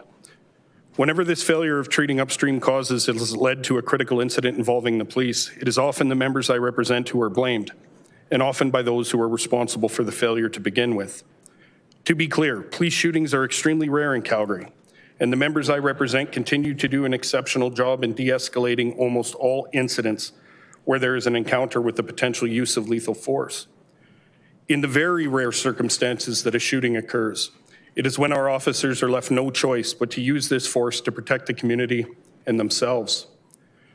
Programs funded by the CSIF not only support Calgarians in need, but they also have the potential to take non-policing duties away from police officers, decreasing the numbers of police calls for service. This is critically important. Not only have the duties of a police officer drastically grown, but the staffing resources at CPS are at a critical level.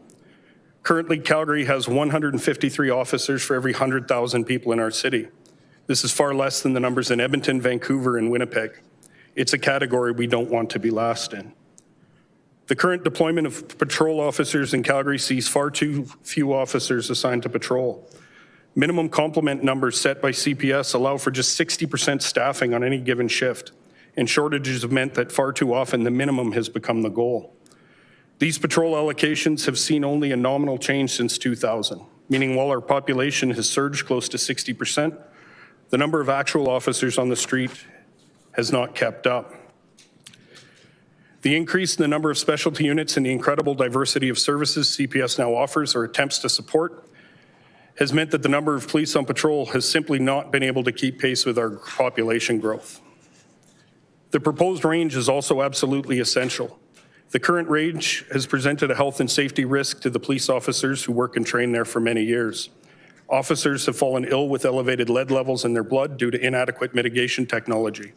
They've suffered hearing damage due to substandard sound abatement measures. In addition to the health and safety risks, the current range cannot handle the number of recruits needed in order for CPS to meet their recruiting goals. Some have stated that funding the new range is antithetical to the CSIF, that training officers to shoot better is somehow in opposition to those programs. I disagree. Training at the CPS range is not simply about learning how to shoot better. Scenario and decision-making training also takes place, leading to training the skills of de-escalation and the use of less lethal force options. Officers that are properly trained are an absolute necessity. In the extremely unlikely event that an officer has to use their firearm, we all want to be sure that the officer is the best trained and equipped that they could possibly be. The range is an absolute necessity for our officers and for our city. The upstream programs that CSIF funds will also help prevent future increases to police call load. It's also an absolute necessity. It cannot be an either-or proposition, and I would urge Council and the Commission not to rob from Peter to pay Paul, but to fund both items appropriately as required. I appreciate the Council's time and attention to this very important matter. Thank you for your presentation. Let's go to Heather Bosnack, please. Hello. It's hard to follow up on that with what I have to say, but my name is Heather Bosnack, and I'm here today to request an increase in funding for traffic calming in Garrison Woods. So it's actually like a block away from where Melanie Todd was describing. So it's a very problematic area. I do have, so next slide, please. Or do I do it myself? Oh my gosh. Sorry. You can just say next slide. Okay, next slide. Okay. So as you guys undoubtedly know, Calgary's population has grown 13.4% in the last 5 years. Next slide. Inner city communities, they take a disproportionate amount of that new densification and development to accommodate the population bursts. And traffic safety in these areas, it has to be considered. It can't be ignored. So for example, traffic counts on Vimy Way in Garrison Woods have increased 118% since 2005. Next slide, please. So why do we care about traffic calming in Garrison Woods? I'm a born and raised Calgarian, and it's the kind of community a city should be proud of. It's built on a former Canadian Forces base, so a great reuse of land. And it's a heritage community that honors an important part of Canada's history. It's really small, and it's home to 3 schools that you could, if you were like a really good baseball player, you could probably hit, you know, all 3 of them from the middle section of it. It also has 2 elderly residential facilities and houses multiple green spaces, a sports facility and a museum. So it has homes of all different kinds. Single-family homes, condos, apartments, row houses, townhouses, and refurbished military houses. Next slide, please. So here's a horrible map that I did up here, but you can see it's very small, and it's just crammed in with all of these schools, seniors facilities, etc. So like I say, it's exactly the kind of community a city should be proud of. Next slide, please. It's home to single folks, families, seniors, so many dogs and cats. It's incredible. Wildlife, and it was intended to be bikeable, walkable, and where people can go enjoy the amenities, go to school, read the historical plaques without being run down, which is kind of what it's become. Next slide, please. So Crowchild Trail can be accessed via 33rd Avenue, 50th Avenue, and Flanders Avenue through Garrison Woods.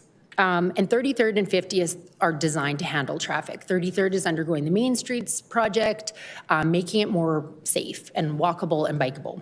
50th Avenue is being funded by the Mobility, Safety, and Community Improvements, Pathway and Bikeway Plan to improve safety and walkability.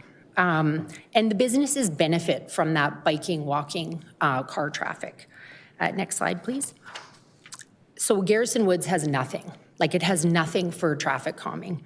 And Google Maps knows that there's nothing to slow drivers down. Going through all of South Calgary to Crowchild Trail and back to and from work, it knows there's nothing to slow people down. So everybody is onto it. They don't care that there's kids trying to walk to school. They don't care that there's dogs getting walked. They don't care that there's like people with walkers, like trying to get their daily walk in. So, and like I mentioned, one of the schools, you know, it's grades 3 to 9. It's for kids with complex learning disabilities, and schools 2 and 3 are each like super large K to 12 schools, just to give you an idea of how many students go through. So cut through traffic really needs to be calmed down, reduced, to try to make it usable for people. And the problem is with these main streets and the 50th, those traffic controls, they're directing the traffic away from 33rd and 50th and through this residential community. And it's an accident waiting to happen. Everybody from our community has a story about almost hitting a kid, almost getting their kid hit, yada, yada. So our request is please fund traffic calming and reduction in Garrison Woods. The houses, sorry, next slide, please. The houses on the stretch of Vimy Way between 20th Street and St. Julian have all signed a petition for this. That just gives you an idea of how many people want this. It's a small chunk, but it gives you an idea. And I really think that traffic calming in Garrison Woods would go a long way to restoring the faith that the city is considering traffic safety in its growth plans. Thank you very much for your presentation. Okay, and the last slide is just a school bus almost hitting kids, ironically enough. But anyways, thank you. Thank you very much. Do we have Chris Marchuk?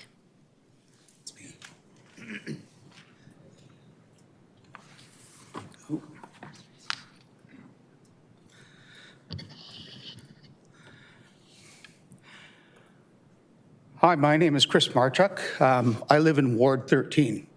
The City of Calgary has allocated a number of funds towards climate action as part of the 2023-2026 climate implementation.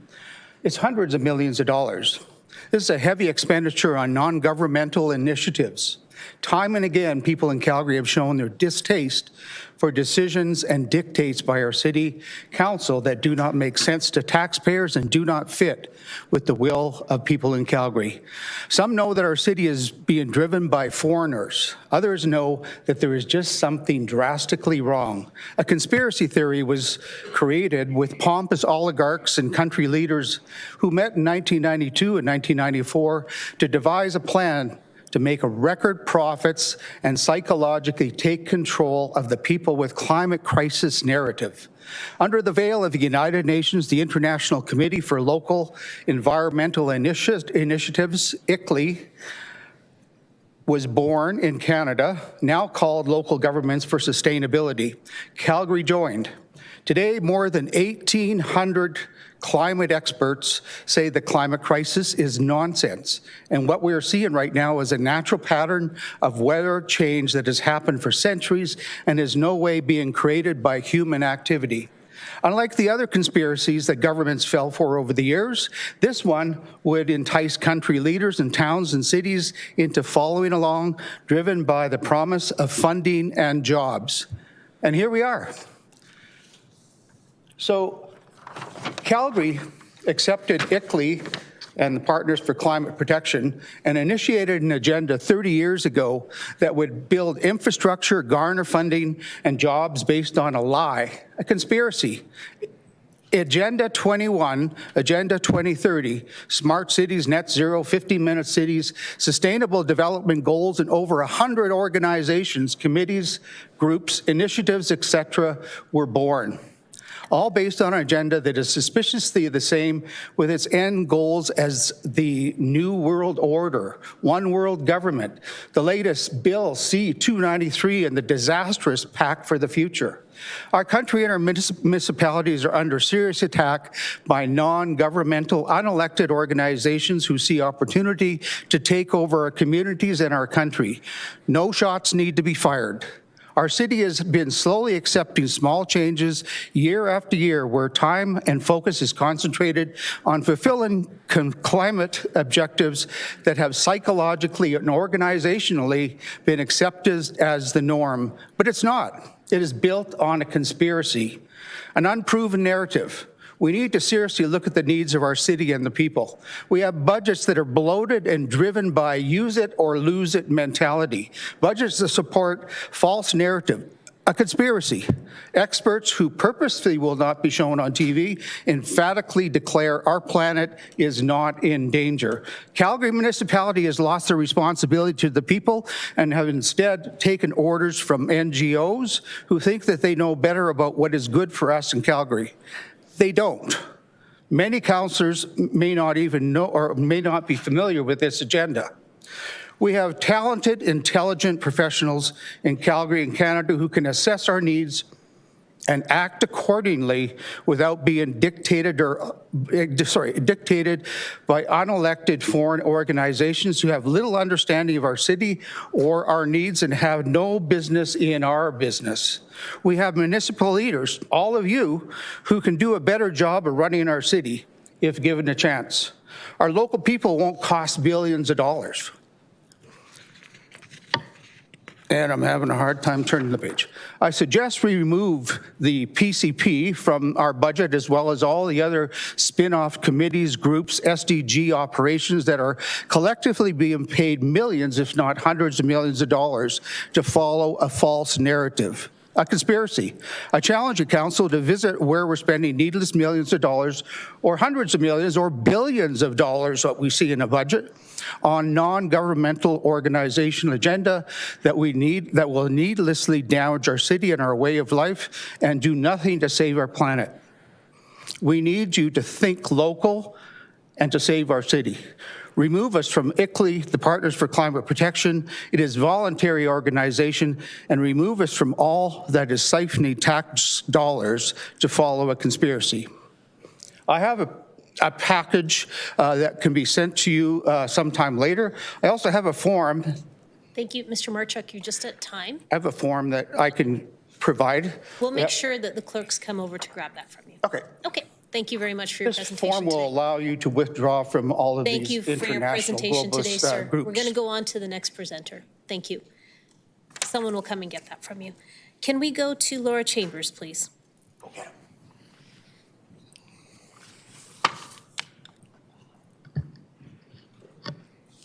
Good morning.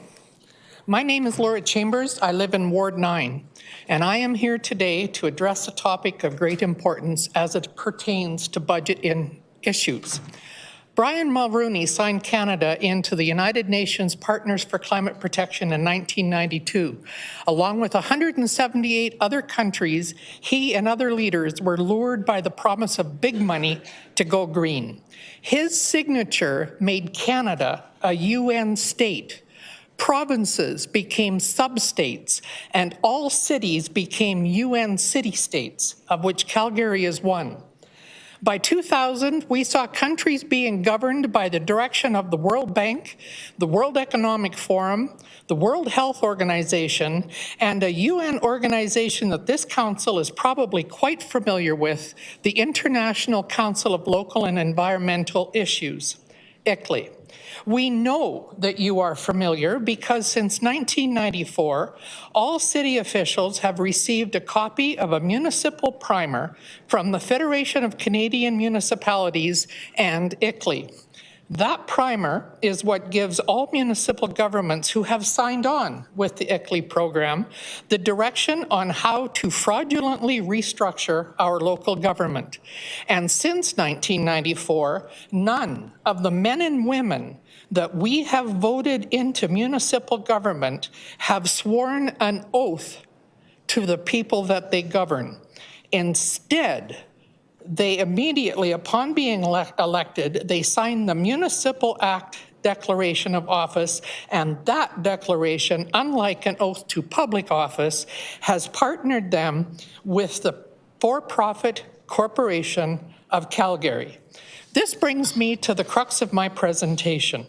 Regardless of Canada being a UN member state, no level of government has the authority to implement foreign mandates, bylaws, policies, treaties, or any other agreement conspiring with foreign powers to assist in any act preparatory to the takeover of our country is an act of treason, according to Section 46 of the Canadian Criminal Code. And it is no longer a well-kept secret that the entities that I mentioned earlier want exactly that, a new world order with a global government. You, who are the elected, you are the government. Unfortunately, your authority has been undermined and eroded through international contracts and fraudulent public-private partnerships. Those contracts must be revisited publicly and they must be rescinded. So we, the people of Calgary, are putting you on notice. There is concrete evidence that you sit in 3 different legal capacities: public, private, and international, and with no authority to sign for any of them. We, the people of Calgary, understood that we were electing you, and you will each be asked to provide or produce your oaths of office if you wish to sit in this chamber and state that you are holding public consent. Until your allegiance to the citizens of Calgary is proven, the people of Calgary are not to be included in any further bylaw rezoning, and therefore are not subject to any further service agreements with this municipality. Please note that a failure to answer is an answer. So if you refuse to produce your oath of office, it will indicate that you have abdicated your elected duties as our public trustees, and therefore you hold no representative authority. We further suggest, we strongly suggest, that you seek legal counsel. In the coming weeks, you will each receive a package that will give you direct links to information that will validate my claims. I hope that you all understand the immense personal liability this corporate contract has created for you. This chamber must review the contracts that you've made now that you are privy to this information. And you must reclaim and reassert the proper trusteeship with the electors of Calgary within 30 days following this deputation. We really hope that you will do the honest and honorable thing. Step up, step down, or step aside. Thank you for your attention. Thank you for your presentation. Let's go to Jacob Fushti, please. There we go. Thank you, Mayor Gondek and members of council. My name is Jacob Fushte, and I'm speaking here today as the chair of Calgary Transit Riders. We are a newly formed advocacy organization with the goal of improving public transit services and infrastructure to every Calgarian. We represent the thousands of transit riders who were unable to take this snowy Monday off from work, school, or caregiving. Every day across Calgary, people make their way to and from bus stops and LRT stations. They are your constituents. The healthcare worker catching the first bus of the day, the student trying to make it to class on time, the senior heading to a medical appointment, and the retail worker commuting back from their late evening shift. These Calgarians depend on transit not just to get around, but to contribute fully in our city's economic and social life. Today, we urge you to maintain and fund critical investments in 4 key areas that directly impact many of your constituents' daily lives. First, low-income transit pass sustainment. While we agree work must be done with other levels of government for sustainable funding, we cannot abandon our most vulnerable neighbors in the meantime. This program isn't just about transportation, it's about economic opportunity. When someone can afford to take transit to a job interview, to work, or to school, we're investing in our city's future workforce and reducing long-term social support costs. Second, the critical transit life cycle upgrades. Council has rightly emphasized the importance of maintaining critical infrastructure following this summer's water main break. Transit infrastructure is no different. Deferring these essential maintenance costs to our critical infrastructure does not save money. It creates larger, more expensive problems down the road while potentially compromising safety and reliability. Third, transit-oriented development and related studies. We greatly praise Council's unanimous approval of the Franklin LRT Station Land Use Amendment. We have high hopes that every member of Council will continue to support high-density TOD within 600 meters of all rapid transit stations, including VRT. These common sense projects aren't just about transit, they're about building a more affordable, sustainable Calgary, both economically and environmentally. By creating housing and commercial opportunities near transit stations, we will reduce car dependency and parking demand while increasing our tax base efficiently. Finally, route ahead capital funding for buses. If Council defers procurement of these 50 new buses, we're not just delaying service improvements, we're continuing to force many Calgarians into car dependency because our current network does not meet their needs. This increases household costs far more than a property tax adjustment to improve transit, particularly for those who can least afford to own a car. In light of this, I must also mention snow day performance of buses. On days like today, thousands of Calgarians are left stranded waiting at bus stops across the city for a bus that will never arrive. And they cannot afford a $100 Uber to get to work, school, or an appointment. Please direct Calgary Transit to improve their snow day bus performance by better communicating snow route activations to both drivers and riders alike. Since 2013, our city's property tax revenue has fallen significantly behind population growth and inflation. When we underinvest in transit, we don't just impact riders, we increase road congestion, maintenance costs, and ultimately the tax burden on all Calgarians. The true cost isn't in making these critical investments, it's in failing to make them year after year. Thank you very much for hearing the concerns of Calgary Transit riders during these mid-cycle budget adjustments. Thanks very much for your presentation. Apologies for mispronouncing your last name. We do have a couple of questions. They are both from Councillor Chabot. Thank you. My first question is for Mr. Orr, I believe. Mr. Orr, your presentation kind of suggests that you may be speaking to the wrong audience. So I assume you've made these submissions to the Police Commission? Yes, I've had discussions with the chief and the commission as well, but I know it's being discussed in this forum.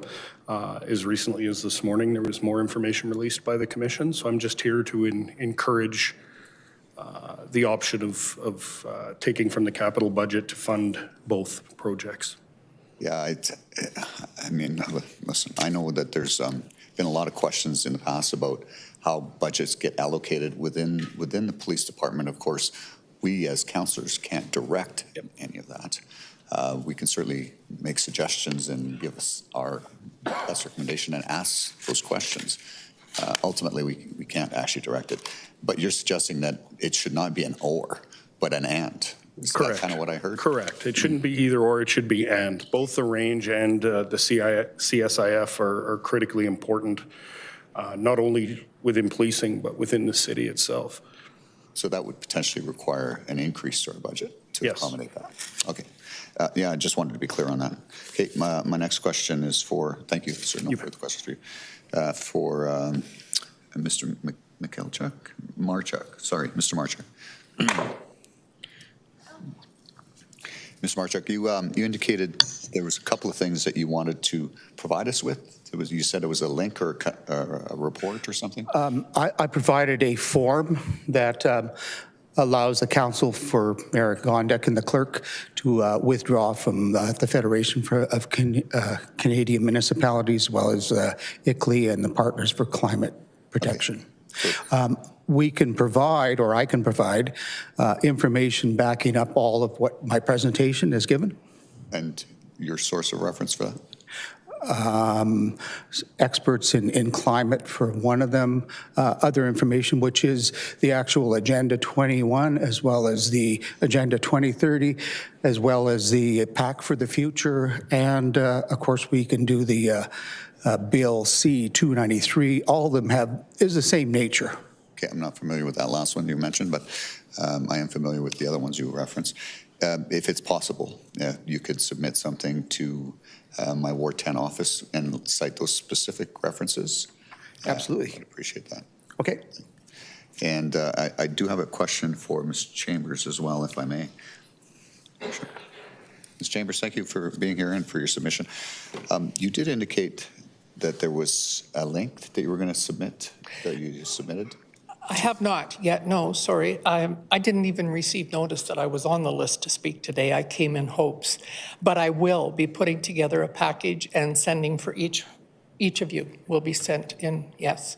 And it will contain links to proof of all the information that I've just given you, along with probably a lot more that you might be interested in reading. Okay, thanks. I'll give you, I guess, a little bit of a heads up that typically, I'm not sure if you're aware, but whenever we receive something of that nature, it does get filtered through our law department.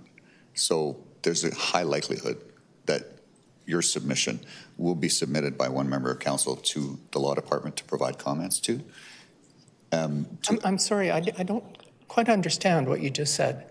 So when we receive requests from individuals specifically to any issue, as typically members of council will forward it on to the law department to get their advice. Okay. Our law department. So I anticipate that someone will forward on your link to our law department to provide comments to members of council. So while I may happily review your document, I can't guarantee you that I'll be able to respond within the timeline that you've identified, depending on what our law department has to say. Okay, thank you. I appreciate that. Would it be better to email each one of you independently this information? I think that the outcome will likely be the same. Okay, well, I would look forward to that because anybody that has studied law that is worth their salt will know what the Canadian Criminal Code includes about conspiring with foreign entities, and hopefully will back me up on this. Well, I'm sure our law department would be happy to weigh in on that. Thank you. Thank you for being here. No further questions. Thank you, Your Worship. Thank you. I don't see anybody else in the queue with questions, so thank you to this panel for joining us today. We appreciate your presentations. I'm just looking at the time. We're going to shoot for the two people that are left on panel 4. Timothy Hensman, please come on up, and Lothar Viviora.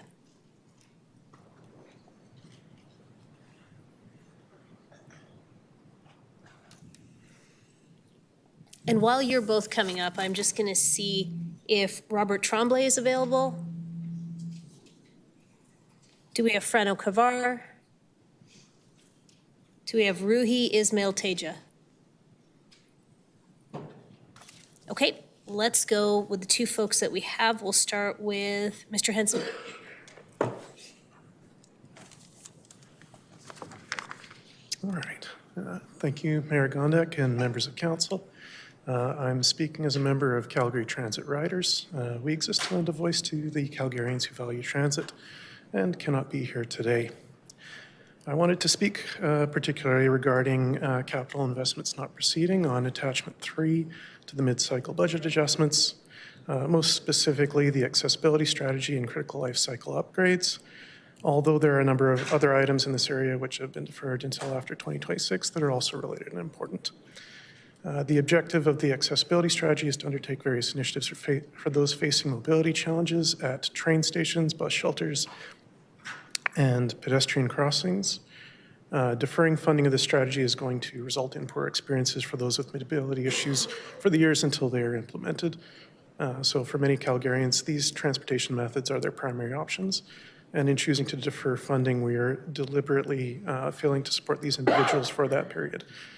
Speaking as to how this affects me personally, I have elderly parents, one with chronic pain in their legs and another undergoing regular chemotherapy, both of which with varying accessibility needs. They both rely on Calgary Transit and pedestrian infrastructure in their daily lives. And the current state of this infrastructure, it is difficult for them to interact with it. Lacking of seating and shelter, poor lighting in the dark winter months, uncleared snow and ice, inaccessible or out-of-service washrooms and elevators, and other related issues. I don't want to tell my parents or anyone else that we don't care. These individuals deserve dignity and consideration.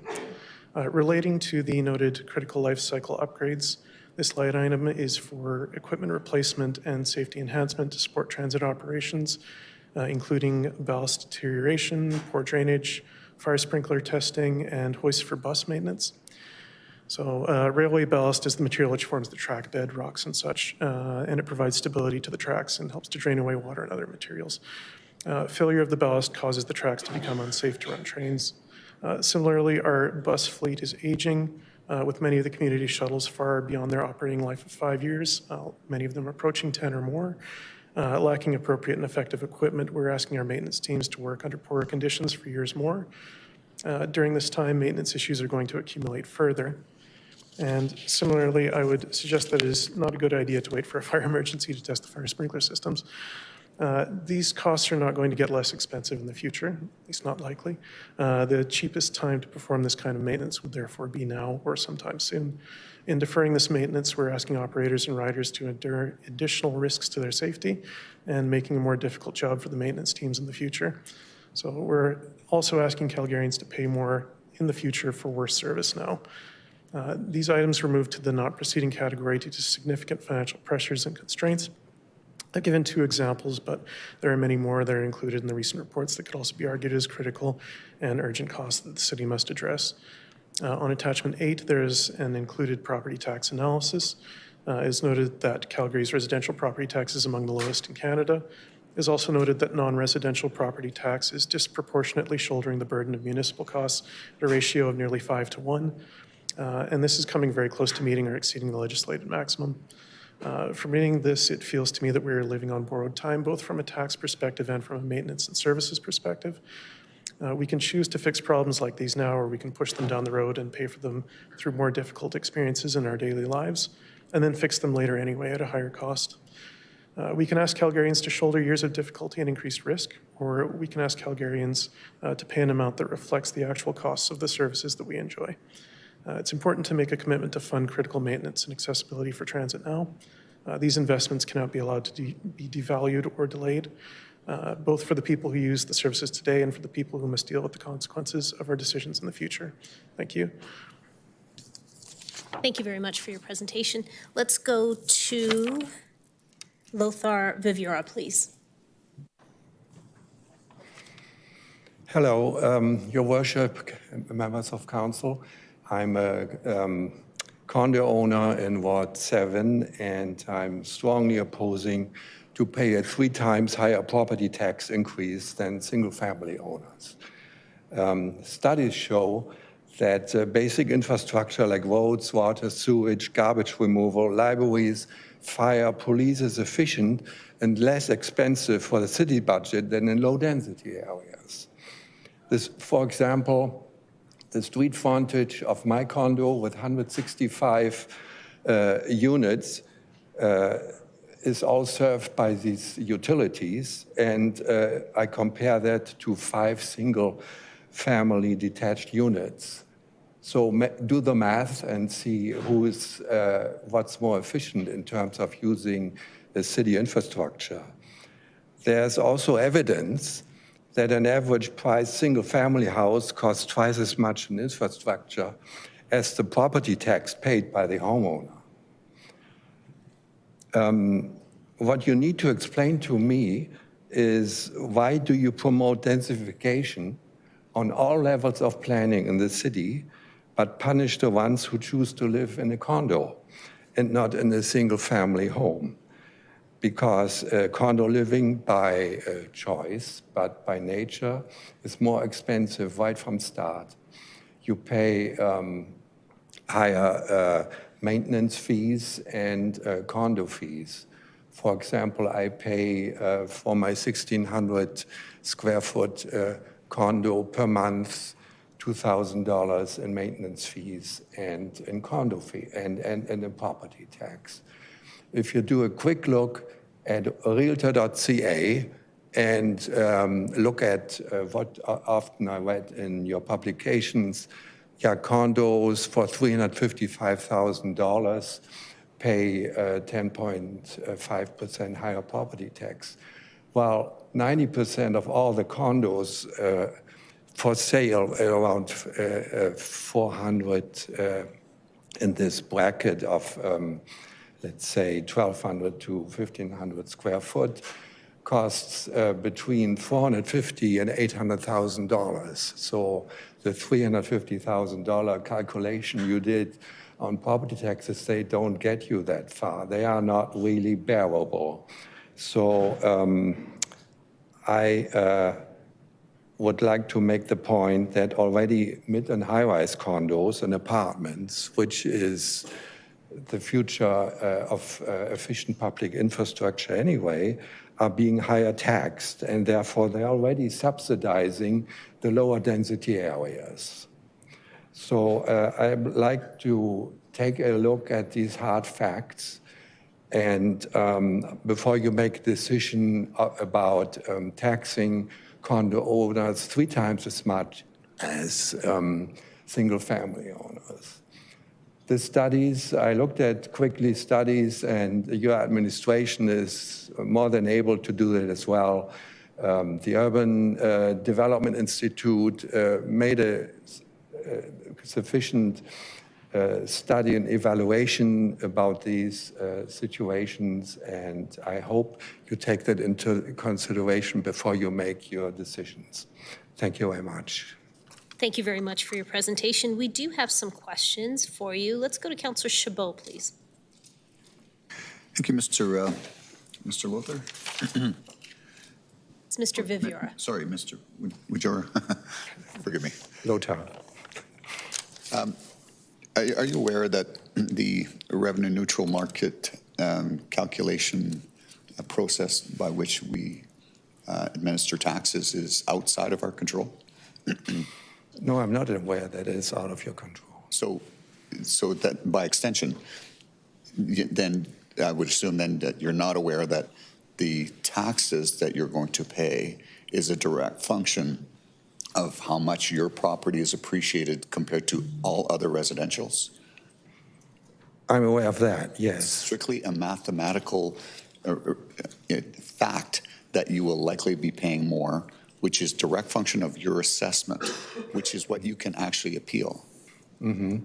So that's the only reason why we're telling folks that that's condo folks, because their properties have appreciated so much more than single-family residential, while you will be paying a higher percentage of the increase, which is completely out of our control. Which is actually an unfair situation. But it is a provincial legislation. Yeah, well, I still say the world is not perfect, but it might be time to look at this when the city of Calgary talks to province. So this has actually been looked at multiple times over the years, and this was determined to be the best system possible. Yeah, actually, when you look at the real estate prices in the meantime and the market talks another language than the property tax evaluation. And I hear over and over again about cost of living, and people are super worried about the cost of living. And then we have a legislation that actually is right in face of these worries. So it's something that really has to be taken into consideration. What you could do is you just lower the tax. We cannot. Instead of having your 3.5 and 10.5, that we can adjust. You lower that for both types, and take that into consideration. Because look at the, Terry Wong's. You're just voted in by condo owners. And if you want to be voted in against, Councillor, you do something. And so I would like to bring that up. That is, but we cannot differentiate between single family and multifamily. Yeah. We cannot do that. Then bring it down. Then yes, I agree. Don't insist on what all the people with their needs. Yeah. So but make a decision about what is really essential in the big picture and what is unessential, and just maybe a nice wish list. But what is essential for daily living? And daily living that's the housing cost. So question for you. Have you looked at your assessment last year, or I guess you can't look at your assessment for July 31st of 2024, but I would encourage you to look at your assessment. And if you think your assessment is high, you should look at ways or contact the city to see if you can work with them to get it lowered, because ultimately the amount of taxes you pay is going to be based on what your assessed value is. Yeah, and you know that's the crux. We already talked to your property evaluation department about our property tax for parking, and they went up for our two parking stalls because they are separate legal units. Right. And the answer was, yeah, the value went up. People pay more for your condo, so therefore you have to pay more property tax, and anything else. Sorry, we cannot really look at it. And no, there's another option, right? And beyond consulting, yes, you can appeal it at the Assessment Review Board. Okay, I think about that. But think about your overall taxation, and maybe have a more Swiss approach. Before you spend money, you try to save it. Thank you. You can't dance on all weddings. Thanks very much. Thank you. No further questions. Thank you. Let's go to Councillor Wong. You know, before we do that, Councillor Wong, if you'll give me just a moment, can I have general consent that we'll just finish the questions to this panel before we break? Is anyone opposed to that? Thanks, Councillor Wong. Please go ahead. Thank you, Mayor. Mr. Wujord, can I have you back up, please?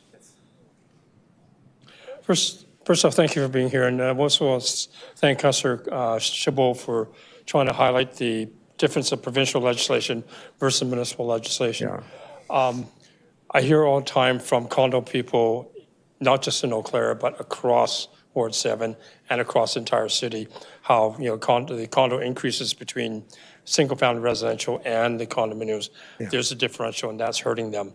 What I'm going to just offer to you, and maybe during the lunch break here, if we can step outside, I'll give you my business card, and we can find a way to help you. Much appreciated. Okay, but again, the measures that we have here are very limited, because the measures we have are guided by the province, right?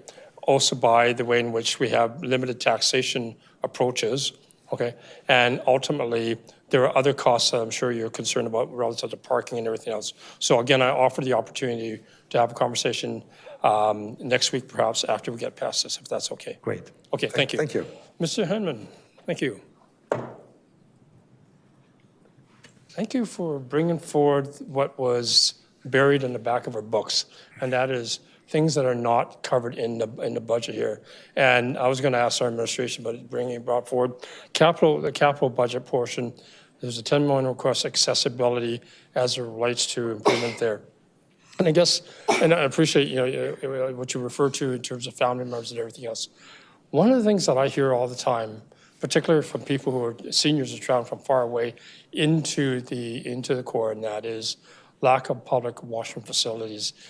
Is that certainly one of those concerns you've got as well? Yes, I don't know specifically what is involved in that specific line item, but this is an example I have from personal experience. My father is, as I said, undergoing chemotherapy treatment, and it causes him to need a washroom frequently. And so it does become difficult for him to take a long-distance trip to the hospital and back, and et cetera. There are a few places where he can go, but a lot of times he'll have to resort to like private businesses or other things like that, and it's a little bit difficult for him. It's not impossible, certainly, but it's definitely less than ideal. Yeah, thank you for that. Just to highlight to your self-administration, $10 million doesn't cover public washrooms.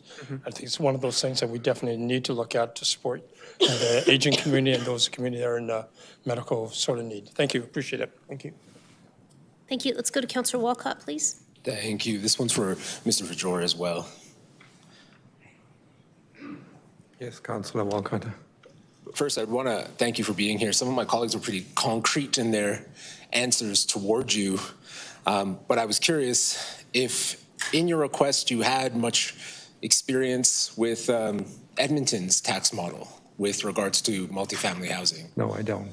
The reason I ask is because Councillor Chabot and I, we'll debate later, but it is possible to do what you're asking. Edmonton actually does it in reverse.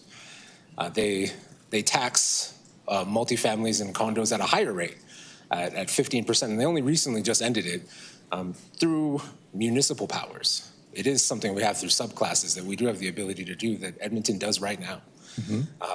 So I just wanted to at least help clarify that what you're asking for is not unreasonable. It's just something that we haven't done before, and other cities have done it, but in a more punitive way, versus what you're asking for is a more proactive way, is what I understood. Yeah.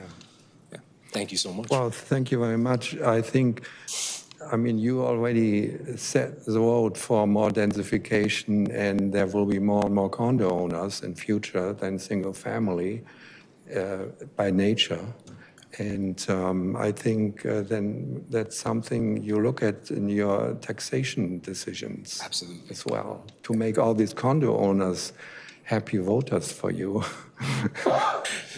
Mostly separate concerns, but thank you. Thank you. Thank you. I don't see any other questions for these two panelists. Thanks so much for taking the time to be with us today. I'm just going to let everyone know who's up at 1 o'clock. It'll be panel number 5. That is Chris Chason, Chris Williams, Aaron Rebman, Greg Miller, and Brian Hahn. So that's panel 5. That will be followed by panel 6. We will be back here at 1 o'clock. Thank you.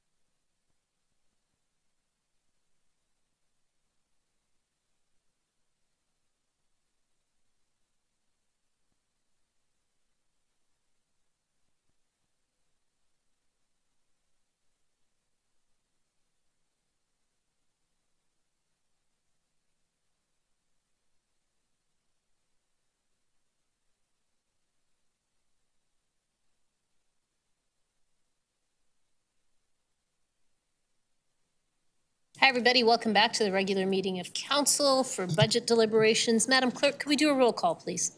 Thank you, Mayor. On the roll, Councillor Chabot. Present. Councillor Chu. Here. Councillor Demong. Present. Thank you. Councillor Dollywall. Councillor McLean. Here. Councillor Meehan. Here. Councillor Penner. Here. Councillor Pootmans. Here. Councillor Sharp. Councillor Spencer. Here. Councillor Walcott. Here. Councillor Wong. Here.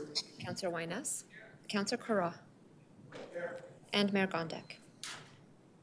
I'm here. Thank you, Mayor. All right, so we are starting with our first panel is panel number 5. Do we have Chris Chason? Do we have Chris Williams? How about Aaron Redman? Hi, please go on up. Do we have Greg Miller? Please come on down. Do we have Brian Hahn?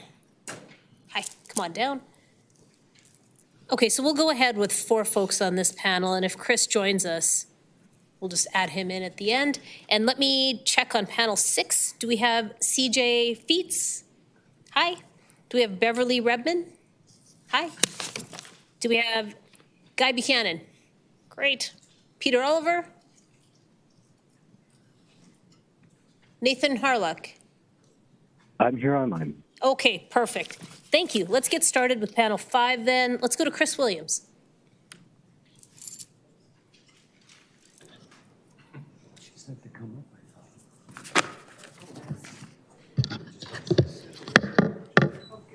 My name is Chris Williams. I live in Ward 6, and I appreciate having my voice heard. In preparing Calgary's budget, it's essential to understand the financial implications of continued participation in the Partners for Climate Protection program. This program, developed by the Federation of Canadian Municipalities and ICLEI Canada, requires participating municipalities to meet various milestones in developing and implementing climate action plans. Each of these milestones incurs costs that can significantly impact municipal budgets. It's also crucial to note that the FCM, ICLEI Canada, and the Government of Canada have waived all liability for the outcomes of this program, meaning that the full responsibility for all associated costs and liabilities rests solely on participating municipalities and elected officials. However, municipalities are not bound by contract to remain in the program and are free to withdraw at any time. Calgary's climate action plan was projected to cost $87 billion over 28 years. This translates to approximately $5,500 per household per year over 28 years. While this would not all come from increased municipal taxes, the city is requesting funding from other levels of government, so ultimately it's all tax dollars, much of which is likely going to be deficit spending, incurring financing costs over and above this estimate. I'm just going to look at one big ticket item as an example of wasteful spending, which is switching to electric buses.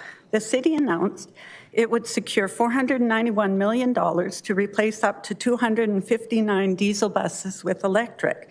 The buses cost about $1.2 million each. The electric vehicles were described as zero emission, which is not at all accurate, given that electric power in Alberta is primarily generated with natural gas. Because the buses take time to recharge, each route would require 2 buses, so one can be operating while the other is charging. This more than quadruples the cost of one diesel-powered bus route. Furthermore, the city doesn't have a facility to charge all these electric buses, and that requires a massive investment. It wasn't clear whether the $491 million included the cost of charging facilities. The City of Edmonton has just experienced a massive financial loss related to their failed electric bus program, which should be instructive for Calgary. The buses do not get the mileage they're projected to get, in part because of our cold climate, but also because the batteries hold significantly less charge over a short time of operation.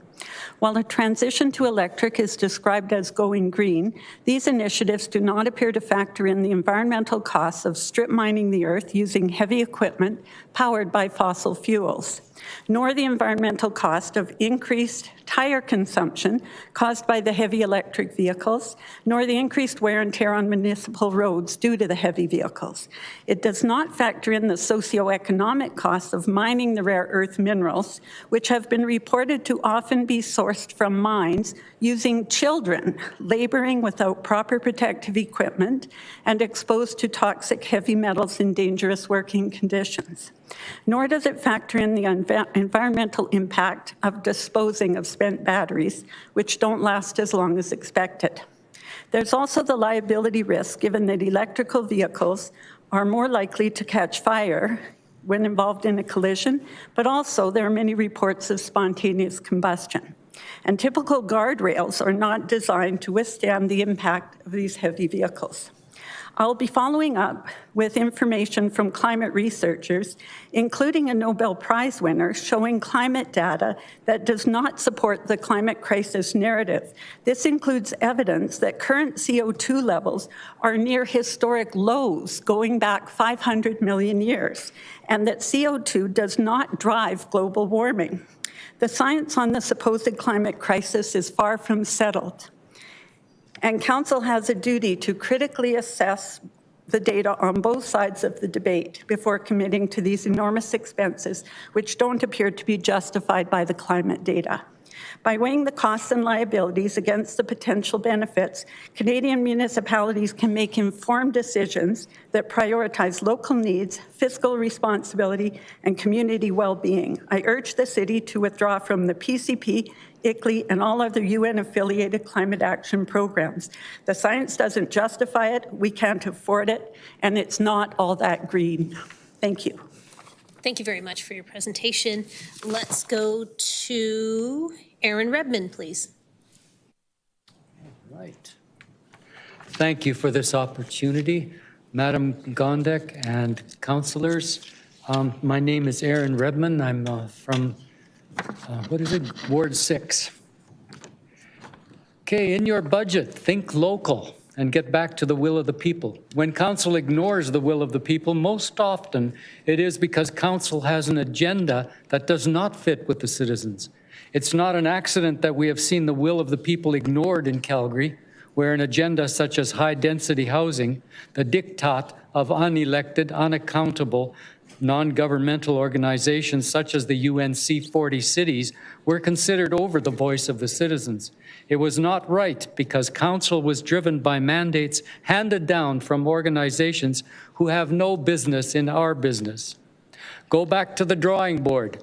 We need to drive budgets and initiatives towards utilizing the talent and expertise of Calgarians, Albertans, and Canadians, rather than ordering our culverts from San Diego instead of Regina and following the orders of globalists who don't have a clue what is best for us. Local people have history with the city of Calgary. We know our climate, our water, our land. The globalists don't. They, the UN, WHO, ICLEI, smart cities, etc., just impose the same things on everyone, resulting in boondoggles like the former lady they said there, Edmonton's $80 million electric buses, which don't work in the cold, take a whole day to recharge, meaning they have to buy twice as many to cover the same routes, and can spontaneously combust. Also, the batteries are not recyclable. Edmonton's so-called green buses are pretty well all undrivable by now, and they're buying more. And now you and Calgary City Council are budgeting to buy them too? Try a little uncommon common sense. I saw a picture of an electric emergency truck being charged by a diesel generator. Does it get any more idiotic than this? Yes. In Alberta, electric cars are being charged with natural gas-generated electricity. Your ideologies are showing. They have no clothes. You are shown up naked in front of the truth. Oh, another inconvenient truth. The ice caps are melting. If you look at the actual numbers, in the last 17 years, there have been no significant increase or decrease in the global ice caps. Net zero, see 40,000 plus child slaves laboring in extremely hazardous conditions in the Congo, mining the cobalt used in your rechargeable electric car batteries. An electric car makes it 1,800 times the pollution of a gas guzzler. And 1,800 Canadian climate experts say there is no climate crisis. Why do you follow the few who do, like Greta Thunberg, who doesn't even have a high school diploma and reads from a script given to her? Because the agenda behind Agenda 2030 is total control of the population in a dystopian dictatorship designed to lower by 95% the global population. Are you in line with that, Ms. Gondik and councillors?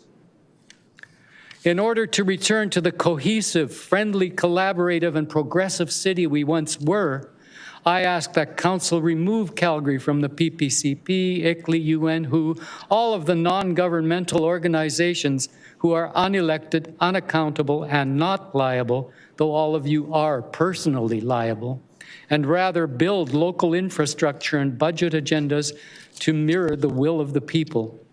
You are budgeting $1 billion to a total rebuild of our water system. Does that plan focus on total surveillance and control of every household in Calgary? Do as we say or we cut off your water?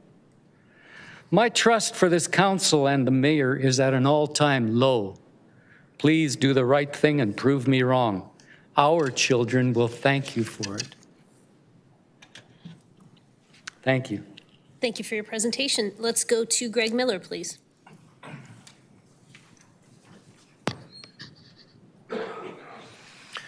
Hello, and thank you. I'm Greg Miller, and my family and I have been fortunate to call Calgary home for nearly 3 decades.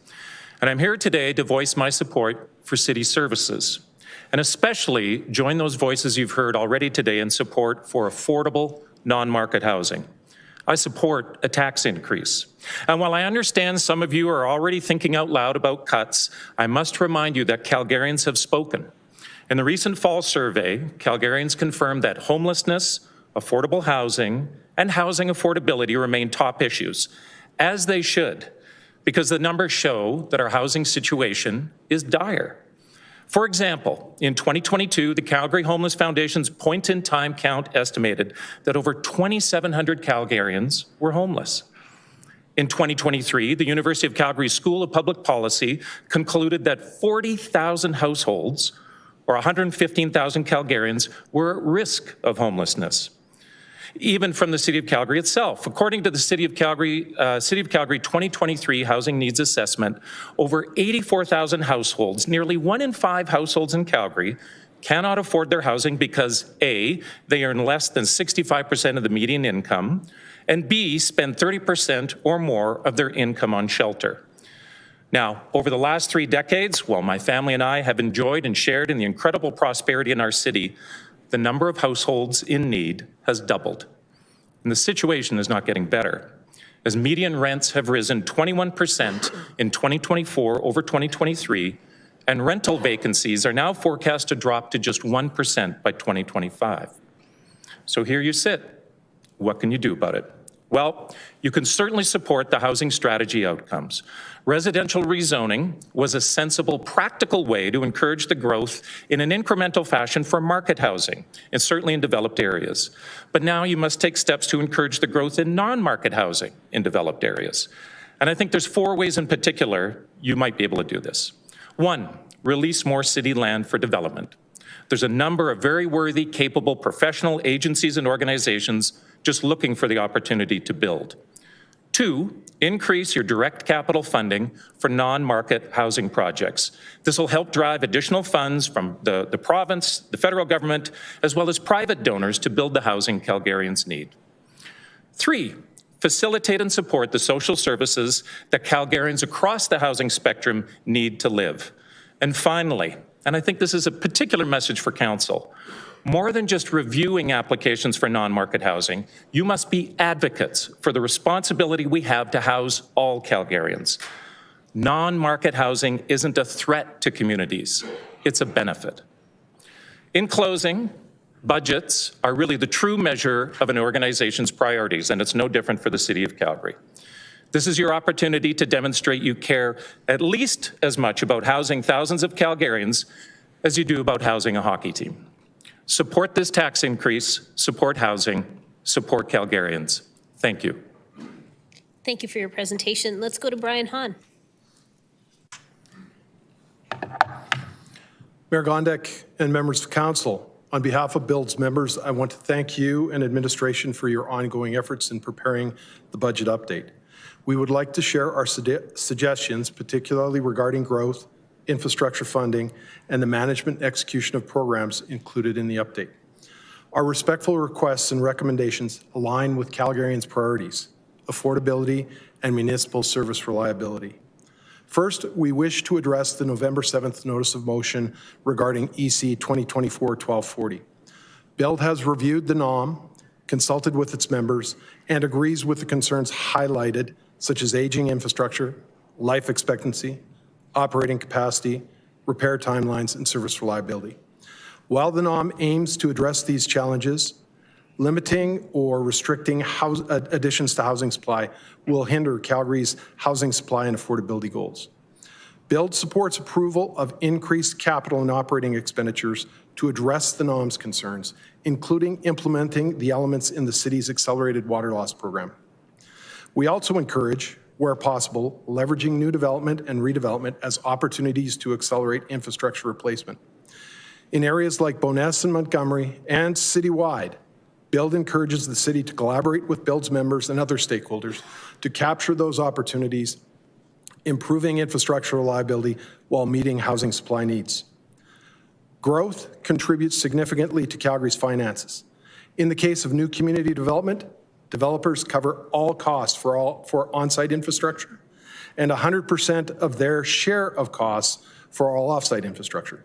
Both new community development and redevelopment generate revenue for the city through increased property taxes, utility rates, franchise fees, and other fees. Modern infrastructure is installed to enable growth, is rigorously tested, inspected, and built to city standards, leading to lower maintenance costs than older assets. This reinforces the sustainability from growth from a financial perspective. BUILD's levy-paying members seek confirmation that Council specifically approves all projects included in the offsite levy financial models. For shared projects where allocation to growth is less than 100%, BUILD members respectfully request verification of the city's funding source for each portion of the benefit allocation, including greenfield growth, established area growth, regional servicing, and portions of the infrastructure installed to maintain service reliability levels citywide. BUILD believes that public and industry stakeholders, including council and administration, would all benefit from additional detail in the documentation provided to support the budget adjustments.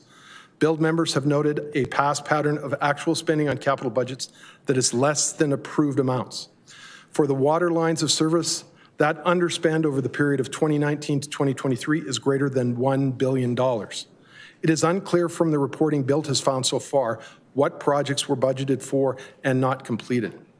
BUILD's members are concerned this could hinder the city's ability to enable growth and undermine the reliability of existing infrastructure. BUILD strongly believes also that proactive funding for growth should be intrinsic to the service plans and any updates. Simply put, Calgary will grow in both new communities and with established area redevelopment. By proactively approving funding for growth decisions and the critical need for adequate housing supply are better enabled. This approach would be consistent with the direction Council provided as part of their September 16th meeting on housing supply and affordability. BUILD supports the proposed accelerated water loss reduction program as outlined on the city's website, but we have not found any reference to that program in our review of the budget documents. Nevertheless, BUILD members support the key elements of the program, improve public reporting on infrastructure replacement, aligning replacement with the pace of replacement with the end-of-life forecast and updated targets are critical. Given that the city operates approximately 5,400 kilometers of water lines at what BUILD understands to be the current pace of replacement of approximately 3.9 kilometers a year, it will take over 1,380 years to replace the entire network. That far exceeds the 15 to 75-year useful lifespan noted in the city's annual financial report. This highlights the need for a more sustainable approach to maintaining and renewing this critical infrastructure. Thank you for your attention to these matters. We look forward to working together as partners in city building and implementing updates to the service plans that support Calgary's growth and meet the needs of our community. And we also trust that you got our letter in this regard. Thank you. Thanks very much for your presentation. That's it for this panel. I'm gonna see if Chris Chaselon is here. Okay, we'll go to questions. Let's start with Councillor Thalibwal. Thank you, Mayor. This is for Mr. Hahn. In your letter, first of all, point one, you are seems like supportive of that NOM, but it's very NOM is not looking at other communities too. It's very particular to two communities. Don't you think that it should be more of like it could be a problem anywhere else too? That why we are focusing on two communities? If the intention was that we were focusing or supporting the NOM, I want to be clear. We support the underlying reasons of the NOM, but we think it's important that growth continue and that projects continue to move forward in all areas of the city. Okay, this is budget, so I won't.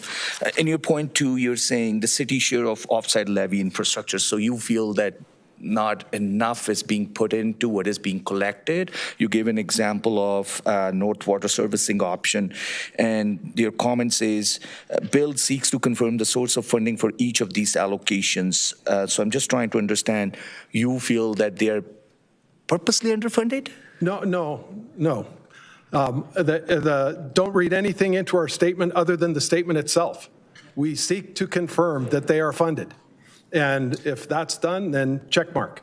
We're not saying that they aren't funded, but an important part for members who are going to move forward and invest significant dollars in moving projects forward is to understand that that funding is available. And that checks that box, and as part of reasonable due diligence around those sorts of things, that's a reasonable request, we would say. Okay, so you're just looking for more details and numbers. And the confirmation.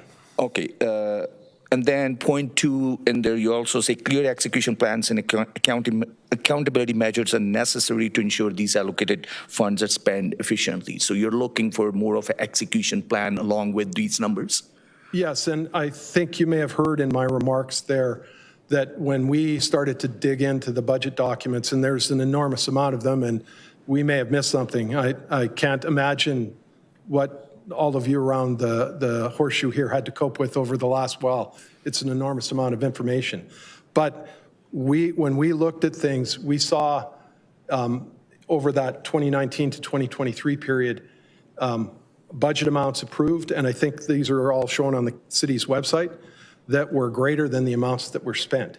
So if we're going to execute programs, what didn't we spend on, and is there an execution program that's going to narrow that gap? That's really what we're looking for. Okay, so discipline of execution, why, like you said, 1 billion was less spent. You're just looking for the details. Right. If it was important enough to budget for, then one would think it's important enough to spend. I recognize things can change, and there may be good and valid reasons for things to change. But that seemed to be a pretty big distance between those two numbers. Okay, my last question is because things change. In point three, you said city is averaging 1.4% growth between 2026-29. Correct. And you're saying reassess the growth outlook may be necessary. Why would you make that comment? I just want to understand, you think we are being more conservative with the growth? You feel there could be more growth? Yeah, that's spot on. If you look at, if I'm picturing in my mind's eye the graph that we were referring to when we spoke to that, the growth for 2022 and 2023, and I suspect 2024 was significantly above that. As much as I agree with the submissions of others that we need to have homes for all, Calgary is one of the most competitively priced major metropolitan areas in Canada. Although the weather is not delightful today, it's a wonderful area to make your home, and people find it attractive. And so with that recipe, is it really in our best interest to be moderating the great growth projection down from where we're at right now?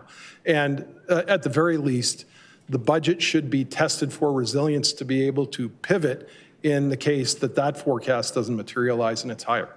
Okay, great. That's it. That's all for me, Mayor. Thank you. Thanks for all the answers. Thank you. Let's go to Councillor Wong, please. Thank you, Mayor. Mr. Hahn, thank you again. Thank you for your memo and letter to us the other day. And just to take off a little bit further in a different sort of tangent, a lot of what I've read in here is, we've got growth strategies, both in terms of intercity as well as suburban greenfield growth.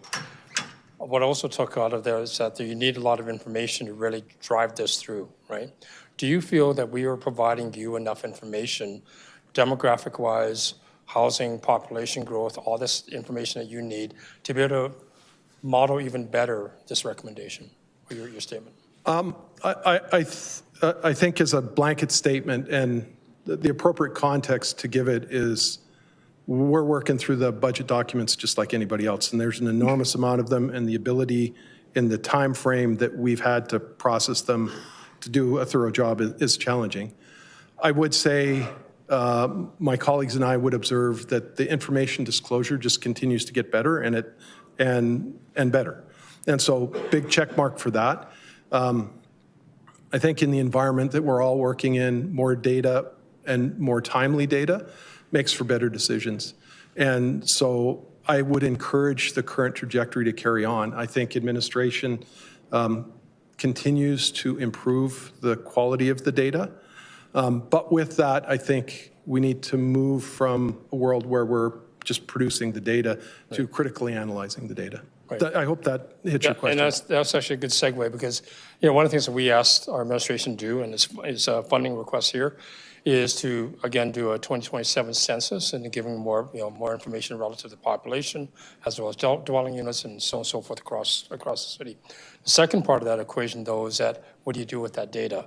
And that data, I think we need to be able to correlate against our future growth as to intercity or established areas or whichever. But the question I have is, again, having the data, having the analysis, somewhere along the line, we need to do something with that, and that is targets, having targets, right?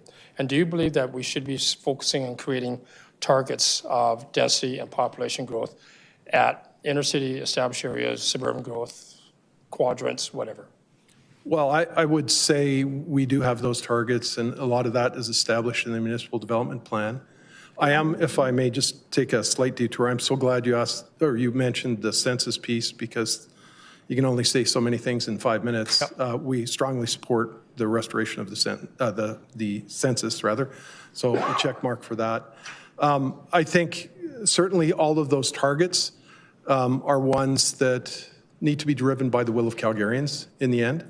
And ultimately, affordability is, I think this council has been very focused about affordability. It held a special meeting on a Saturday around it. I think that's the right thing to do. And let's start to measure things in progress towards improving that affordability is, I think, the real sensible way to go. And as much as we need non-market housing, wouldn't it be a wonderful day where we didn't need any market housing? And we should, at least as an aspiration, have that as a goal. Right. Thank you. Mr. Greg, sorry. Thank you. So we talked so many times, I forget your last name. Thank you for presenting here. And you made references to, as you very first talk about market housing, work that's been done there, non-market housing, more work that's been done there. And you're aware we are doing on both sides of the equation right now, right? And, somewhat. Mm-hmm. Okay. Given the choice of market and non-market housing, where do you think we should be spending more focus in the next 25 year, on the market side or the non-market side? Well, thanks for the question. I think, so there were those of us who were certainly very supportive of the moves you made on the market side within developed communities. So the upzoning, and that was there was an understanding that was a part of a greater strategy, though, around housing affordability.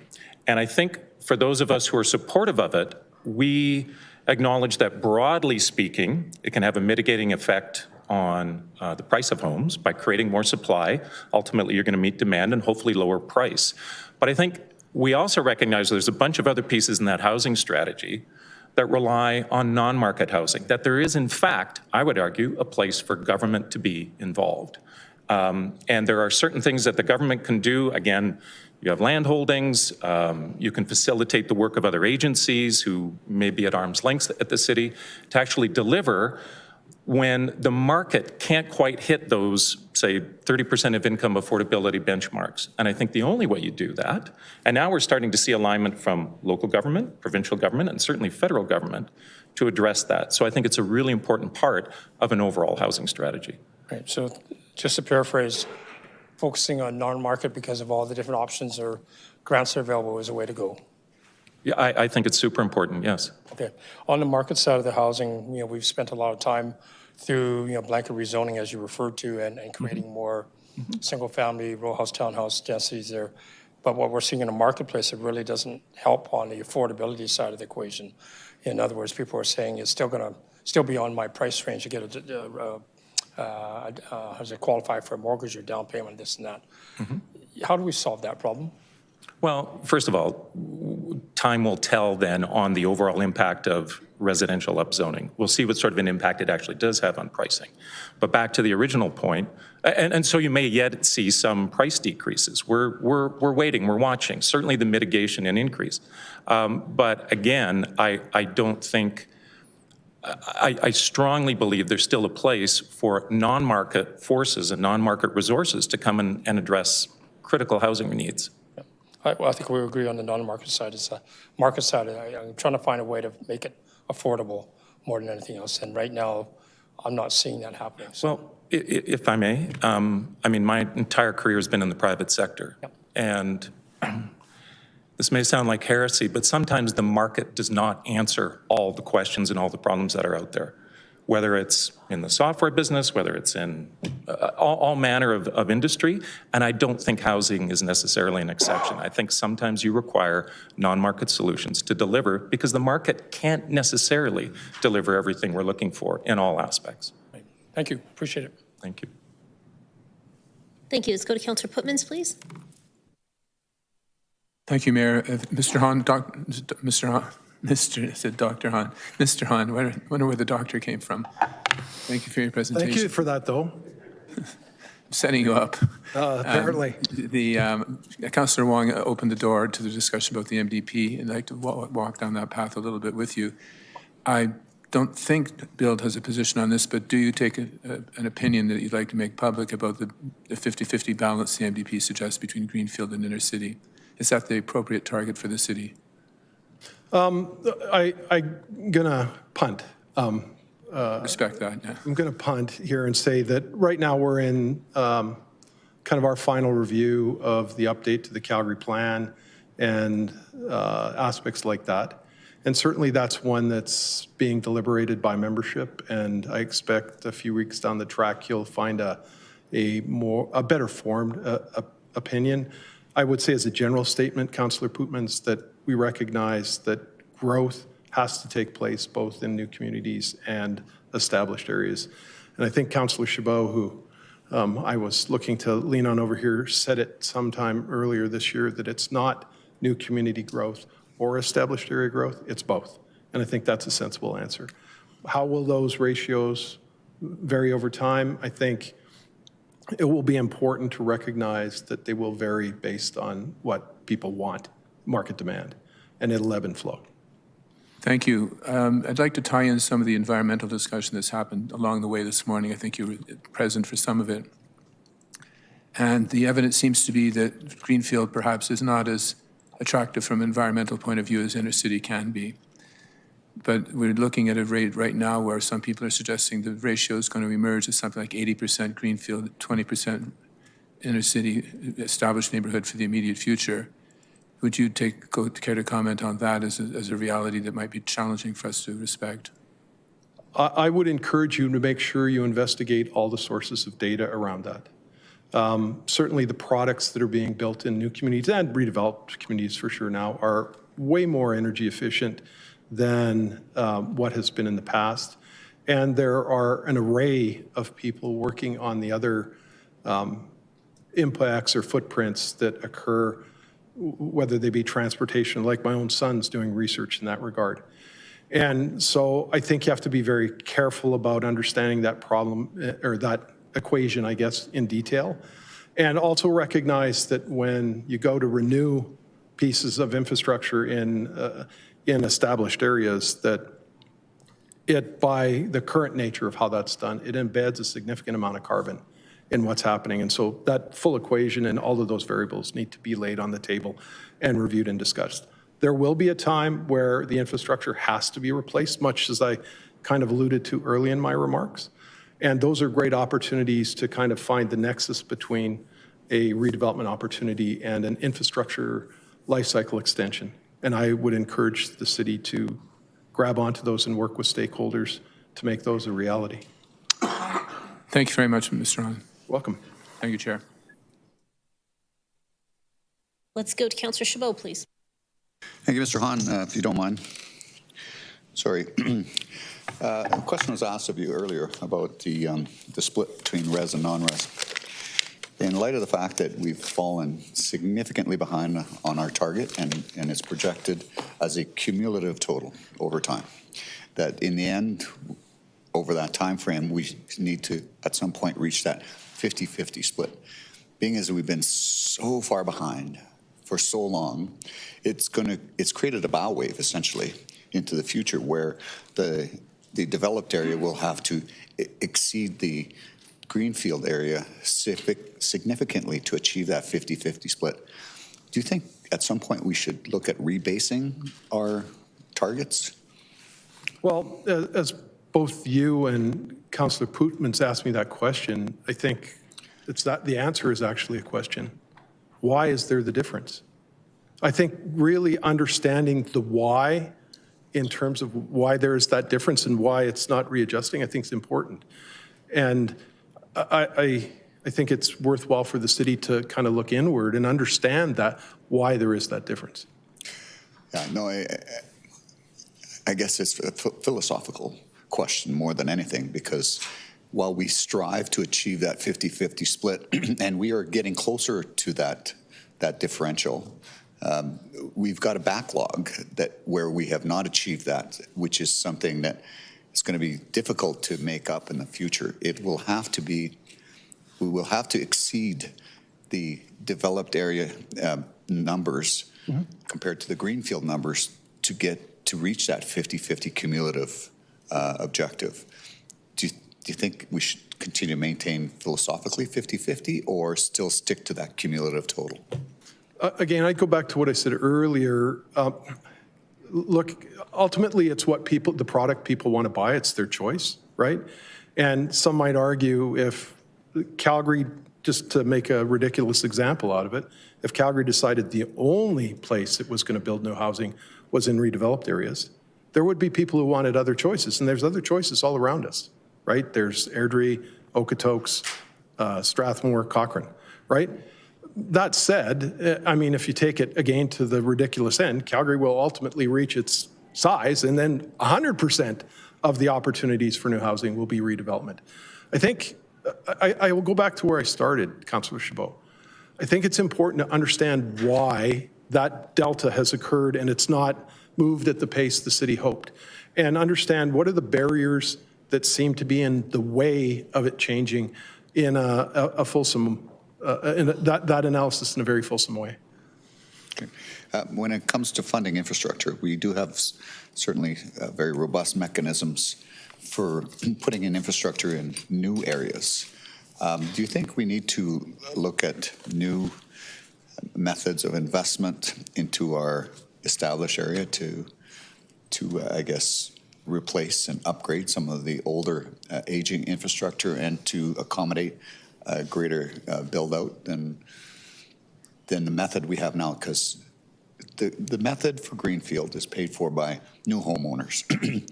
In the established area, it's really our only method is through utility rates or through the mill rate. Don't have a robust inner city development levy per se. Do you think that's something that should be reinvestigated? Well, I'm always a little nervous about saying the levy word because I'm pretty sure my members are listening and they would rather have less levies than more levies. I'd go back to kind of the comments I said at the outset of my remarks today. Infrastructure has a life cycle to it and it has to get replaced.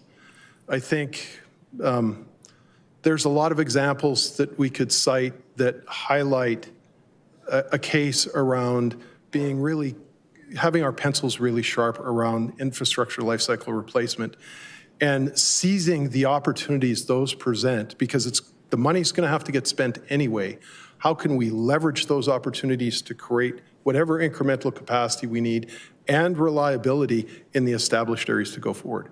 I think if after that's been exhausted, there needs to be some kind of equation to unlock or lower the barriers to more intense established area development, so be it. But I think there's an order to those things, and I would look at that life cycle piece first in a very rigorous way. I would, it's not in our letter, but I would strongly encourage that, because I think it's a latent opportunity here that is before the city right now. I think that's a very valid point, because from my understanding, over the years, we've been focusing primarily on life cycle maintenance, upgrade, and repair, not so much on replacement. So your point, I think, is well taken. Thank you. No further questions. Thank you. Thank you. That's it for the questions for this panel. So thank you very much for joining us today. We appreciate you taking the time. I'm going to call up panel 6. Do we have CJ Feets? How about Beverly Redman? Guy Buchanan? Have we got Peter Oliver? Present. Thank you. How about Nathan Harlock? I'm here. Perfect. Okay, and then let me just double check on the next panel. Have we got Gary Thompson? Thank you. Do we have Betsy Mustard? Thank you. Do we have Michael Starashikov? Great. And Hillary Chappell or Chappell? Chappell, I'm here, Matt. Thank you. And do we have Michael Jones? Okay, hang tight, panel 7. Let's get started with panel 6. We'll kick things off with CJ Feets. I am CJ Feets, and I live in Ward 11. I'm here again to express my deep concerns. We citizens of Calgary need your help. We are like bees in a hive, and our money is being taken. In my opinion, it is crucially important to rescind the $87 billion commitment that Mayor Gondek has allocated to a green energy emergency. According to 97% of Canadian environmental scientists, there is no climate emergency.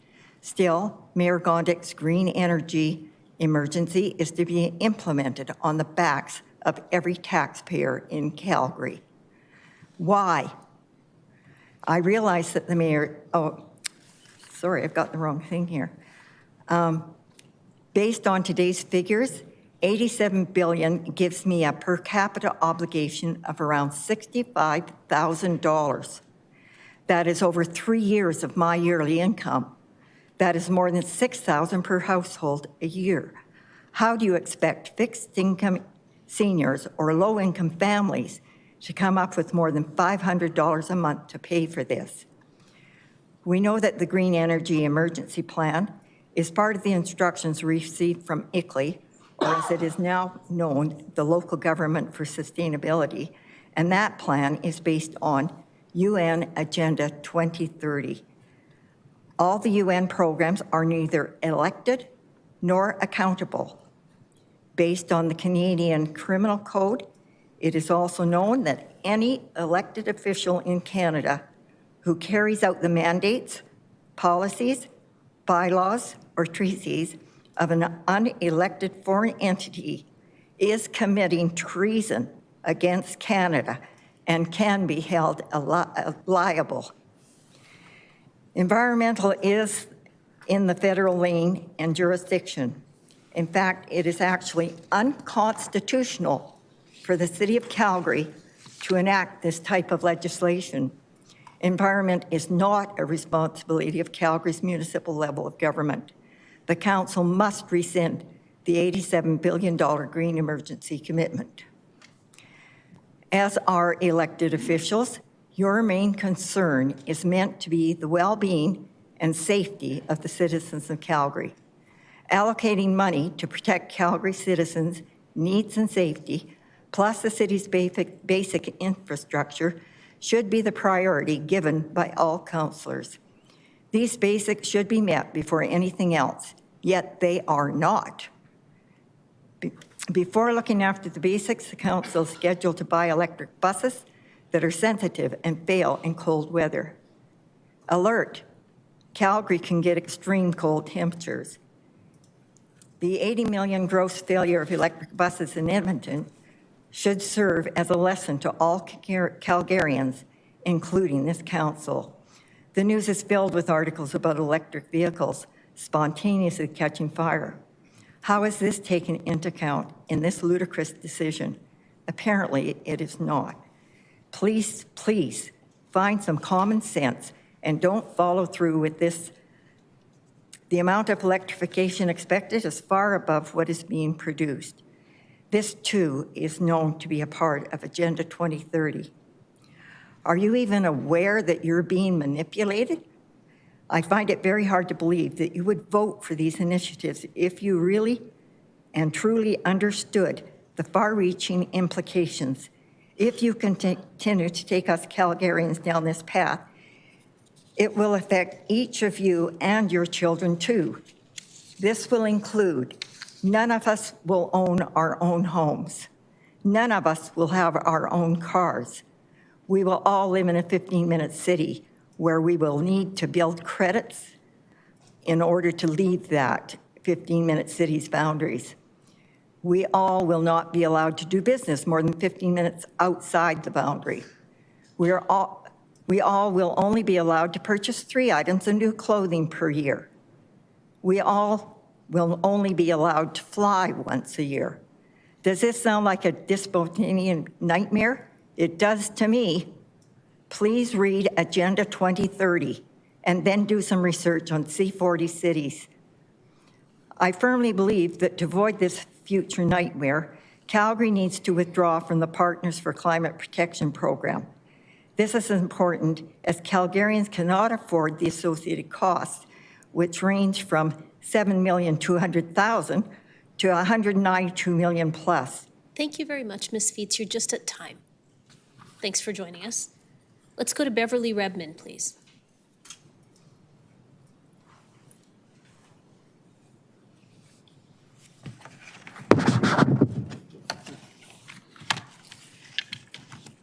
Madam Mayor and councilors, thank you for this opportunity, and thank you for listening. I'm Beverly Redmond. I live in Ward 6. Mayor Gondek was given a municipal planner, as were some other mayors, at the United Nations Conference on Environment and Development. The primer declares that Agenda 21 recognizes as unsustainable development suburban sprawl, dependence on the private automobile, residential development favoring single detached homes. The primer offers a comprehensive blueprint for global actions to affect the transition to sustainable development. These transitions and changes Calgarians do not want and do not want you to implement. Then there is the Green Municipal Fund, $1.65 billion from the Government of Canada to give municipalities the tools to accelerate their transition. There is the declaration of a climate crisis that requires $87 billion budget in Calgary, a $1.65 billion federal Green Municipal Fund. The cost to taxpayers to follow non-governmental agendas is becoming astronomical in Calgary. NGOs such as ICLEI and many others, and they are voluntary, the Partners for Climate Protection, which is also voluntary, they created a scare tactic that is neither based on evidence nor proven to be true. The funds and infrastructure put into the climate change initiative created a narrative enticing municipalities to come on board for the betterment of the city and humanity. But the details reveal the opposite, where it betters them and seriously restricts the lives of others. Did anyone call upon the over 1,800 Canadian environmental and climate experts who agree there is no climate crisis? Did anyone else find any evidence that Calgary was in a climate crisis. Just because these NGOs, our federal government and Calgary, signed on to receive government funding and follow the Sustainable Development Goals, just because these goals and infrastructure were set up around a false narrative, and it does not mean it is right. Some councillors were likely driven by the promise of more funding, more infrastructure, more jobs, all to create a bureaucracy around a sinister agenda by unelected oligarchs who treat our country and our city as a stat on a page. Do we listen to a few people who create the next crisis narrative and ignore our own people? Our people are accountable. The NGOs are not. The NGOs are not liable for your actions, but you are personally responsible and liable for your actions. Do you work for us, the people? Did you have an oath of allegiance to us, the citizens of Calgary? I hope so. If not, I believe that's treason. The NGOs have more to gain by getting us to believe and follow their agenda. We have much to gain by making decisions on a local basis that fit our geographical, environmental, and taxpayer-approved necessities. The future of our city and the future of our children weigh heavily on the decisions made now. The decision must be made to remove the UN and other globalist organizations such as ICLEI, PCPP, FCM, Net Zero, and hundreds of others. Remove them from our agenda, our budget, our city. Let us decide our plans and our future.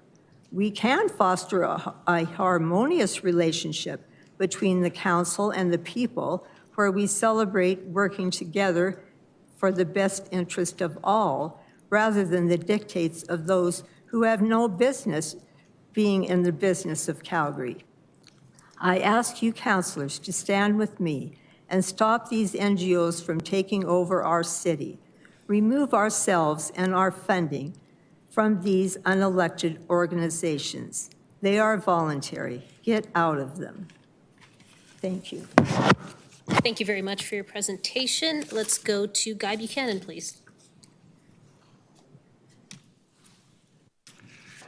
Your Worship and members of council, my name is Guy Buchanan. I'm a resident of Kelvin Grove. Thank you for the opportunity to speak today. First of all, I must tell you that the recommended budget adjustment information wasn't posted until very late, and I didn't find it easy to find on the city's website, and I review it quite often. And the front end of the budget is so loaded with unnecessary commentary that most people wouldn't bother reading past the first few pages. Mayor, this update to the service plans and budget needs to return the focus of this council and administration to the basic delivery of essential services. Based on a review of the budget and update, that might appear to be the case. However, past performance and execution by even the most generous assessment indicates an opposite story. In reviewing the city's website, which includes the 2019, 2020, 2021 year-end accountability reports, the 2022 performance report, and the 2023 progress update and service updates, it shows that the city's actual capital expenditures were $1 billion less than the capital budget approved for water services, including water treatment and supply over the period of 2019 to 2023 inclusive. For the same period in which Calgary experienced tremendous growth, it also shows public transit capital expenditures were less than budgeted by $1.6 billion. Police service capital expenditures were less than budgeted by $207 million. Fire and emergency response capital expenditures were less than budgeted by $143 million. Recreation capital expenditures were less than budgeted by $209 million. Streets capital expenditures were less than budgeted by $390 million. This amounts to over $3.5 billion of expenditures less than forecast for those key services. Money for key service delivery goes unspent while infrastructure decays, and yet property taxes increase annually. Something is amiss. Meanwhile, Madam Mayor, you recently posted on X, and I quote, "This proposed budget balances three key priorities: infrastructure, affordability, and public safety, while holding the line at a 3.6% budget increase." However, not included in the tax increase, but impactful on Calgarians' pocketbooks, are recommended user fee increases of 6.2% for water treatment and supply, 4.5% for water collection and treatment, and 4.3% for stormwater management. Your Worship, how is a 3.6% increase on taxes holding the line? And while an increase in user fees is probably required in response to the lack of attention and funding of key services over the last several years, please be frank with Calgarians about all the increases that make life less affordable for Calgarians. My view is that Calgarians want Council to deliver a stick-to-the-knitting budget, eliminate spending on the nice-to-haves, where necessary, increase spending on the need-to-haves, focus on affordability and reliability and upkeep of critical infrastructure. Quite frankly, Council, Calgarians deserve better. Thank you. Thank you for your presentation. Let's go to Peter Oliver.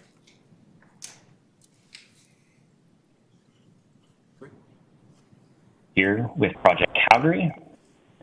Over the years, we've advocated alongside dozens of community leaders across the city on housing, transit, mobility, community safety, revitalization, and fiscal responsibility to citizens.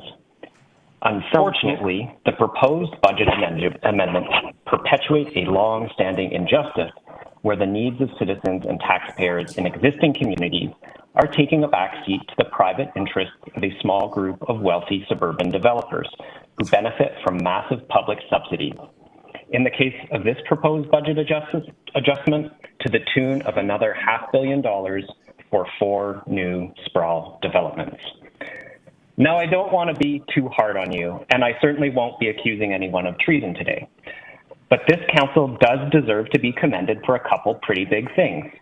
First, legalizing duplexes and row homes citywide, which has reduced the city's dependency on greenfield sprawl developments, identified by city administration as the least efficient and sustainable means of growth. Second, improving accountability of the process for approval of new growth developments by forcing council to consider funding for these new sprawl developments against investments in infrastructure and services for existing communities like we have before us this week. This is a first. So we strongly urge council to use this week to actually debate the merit of locking in hundreds of millions in new funding liabilities for 4 more new sprawl developments versus reinvestment in existing communities, including low-income transit pass sustainment and Calgary Transit night bus network, currently unfunded, getting serious about expanding the protected pathway network, expediting affordable housing and transit-oriented developments, Arts Commons transformation. Where are all the arena boosters who claim to be supporting arts and culture? This is not included in the budget. And revitalizing Calgary's main streets, whose plans have mostly been relegated to collecting dust on the shelf in some dark and probably very sad storage closet at City Hall. Now, don't we need more housing? Yes, there's been lots of debate and talk about that this morning, but city reports indicate that there is already enough approved and serviced greenfield development for 75,000 new homes and a backlog of 51,000 approved homes with an outstanding funding deficit of $1.8 billion. Together, that makes a 15-year supply worth of housing at current growth rates, not including growth in existing neighborhoods. Now, this city council made the highly questionable decision to redirect over $800 million in public funds to subsidize a new arena for billionaires.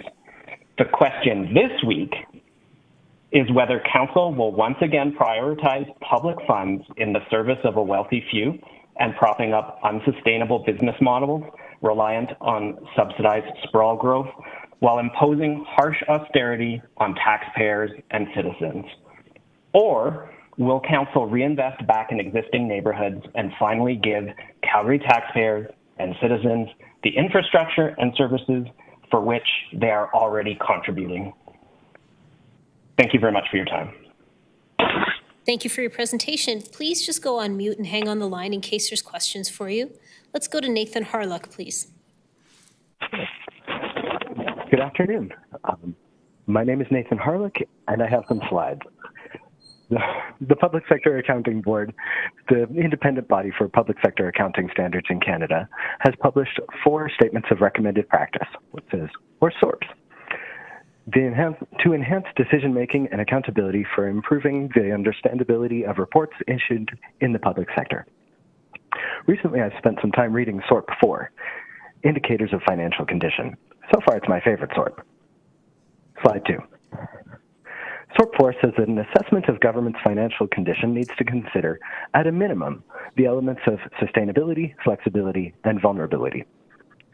Sustainability is the degree to which a government can maintain its existing financial obligations. Flexibility is the degree to which a government can change its debt or tax burden on the economy within which it operates. Vulnerability is the degree to which a government is dependent on sources of funding outside its control or influence. Let's use the city's annual reports to find some trends. Slide 3. First, sustainability. This is our net financial position since 2009. That's assets minus liabilities. Since 2012, Calgary's been moving in the right direction, above zero and increasing. But that includes NMAX. So let's look at that same indicator without NMAX. Slide 4. The line is still going up, but without NMAX, we would have been in a net negative position until 2019. I have more graphs for sustainability, but let's go to flexibility. Slide 5. Tangible capital assets, TCA, is accountant speak for the city's stuff: pavement, pipes, shooting ranges, buses, buildings, computers, and so on. This is the net book value of TCA to the cost of TCA. SORP 4 says this indicator reports the extent to which the estimated useful lives of a government's tangible capital assets are available to provide its products or services. And this graph worries me. An accountant might say the overall trend is to not replace assets at historical cost as quickly as they are depreciated in the city's audited financial statements, using the city's estimate of useful life in those statements. This graph does not account for inflation inherent in their replacement cost. I would say that because of population growth and inflation since 2009, I think this line should go up. But since 2011, it's gone down. I think Calgary needs a strategic funding plan with projections based on current replacement costs inflated at rates that are equal or greater than the rate of inflation for construction costs, not consumer inflation, for these assets. I think that's being discussed this week, but I've not read every line in the budget. Slide 6. Third, vulnerability. This graph shows the proportion of revenues that the city receives from other orders of government. A higher ratio means more dependence on other governments. Our downward trend could be good or bad. It would be good if a city could independently meet its service and financial commitments. It would be bad if a city couldn't meet those commitments and other orders of government were abandoning the city. The fiscal gap suggests the latter. Slide 7. It looks like before 2011, we were getting poorer every year, but we may have been taking care of our stuff. Since 2011, that is reversed. We're getting richer, but we're maybe neglecting infrastructure. Both lines should go up, and the TCA line needs to go up by enough to exceed the rate of inflation for construction costs for our assets. How am I doing on time? Minute and 12 seconds. Great. Let's look at some other cities. Slide 8. Winnipeg used to report SORP 4, but they stopped. Maybe it's because their graphs are going the wrong way. Slide 9. In 2017, Edmonton transferred some infrastructure to EPCOR in exchange for cash. Since then, their trends have been similar to ours. Slide 10. But without EPCOR, their net financial position is still negative. Maybe that 2017 decision was short-term gain for long-term pain. Slide 11. Let's go back to Calgary. Better information might make council's job a little easier. Coming back to your census is a great step. Clearer financial information like in SORP 4 could also help.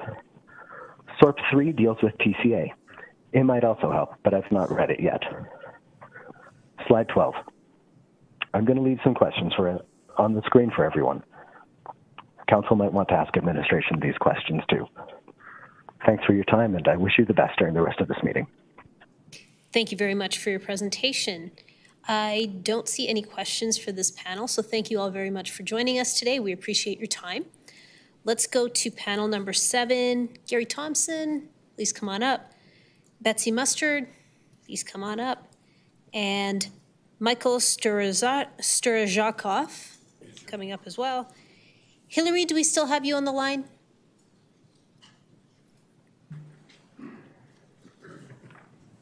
Do we have Hillary Chapel? I'm here. Hi, yeah, please hang on. I'm here, Mayor. Thank you. Do we have Michael Jones? Okay, and let me double check. Do we have Robert Tremblay? Hi, Robert, come on up. Okay, that is our group of 5. We'll come back to Michael if we can find him later. Let's start with Gary Thompson, please. A few months ago, I stood at this podium to speak on the affordability crisis, which we are still facing the effects of today.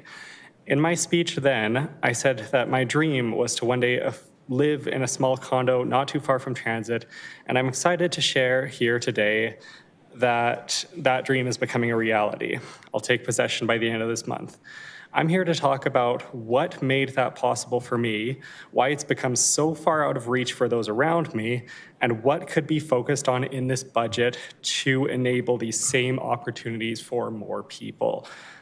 First things first, how did I buy a property downtown in my 20s when I know many people earning much more than me who can't afford to do that in their 30s?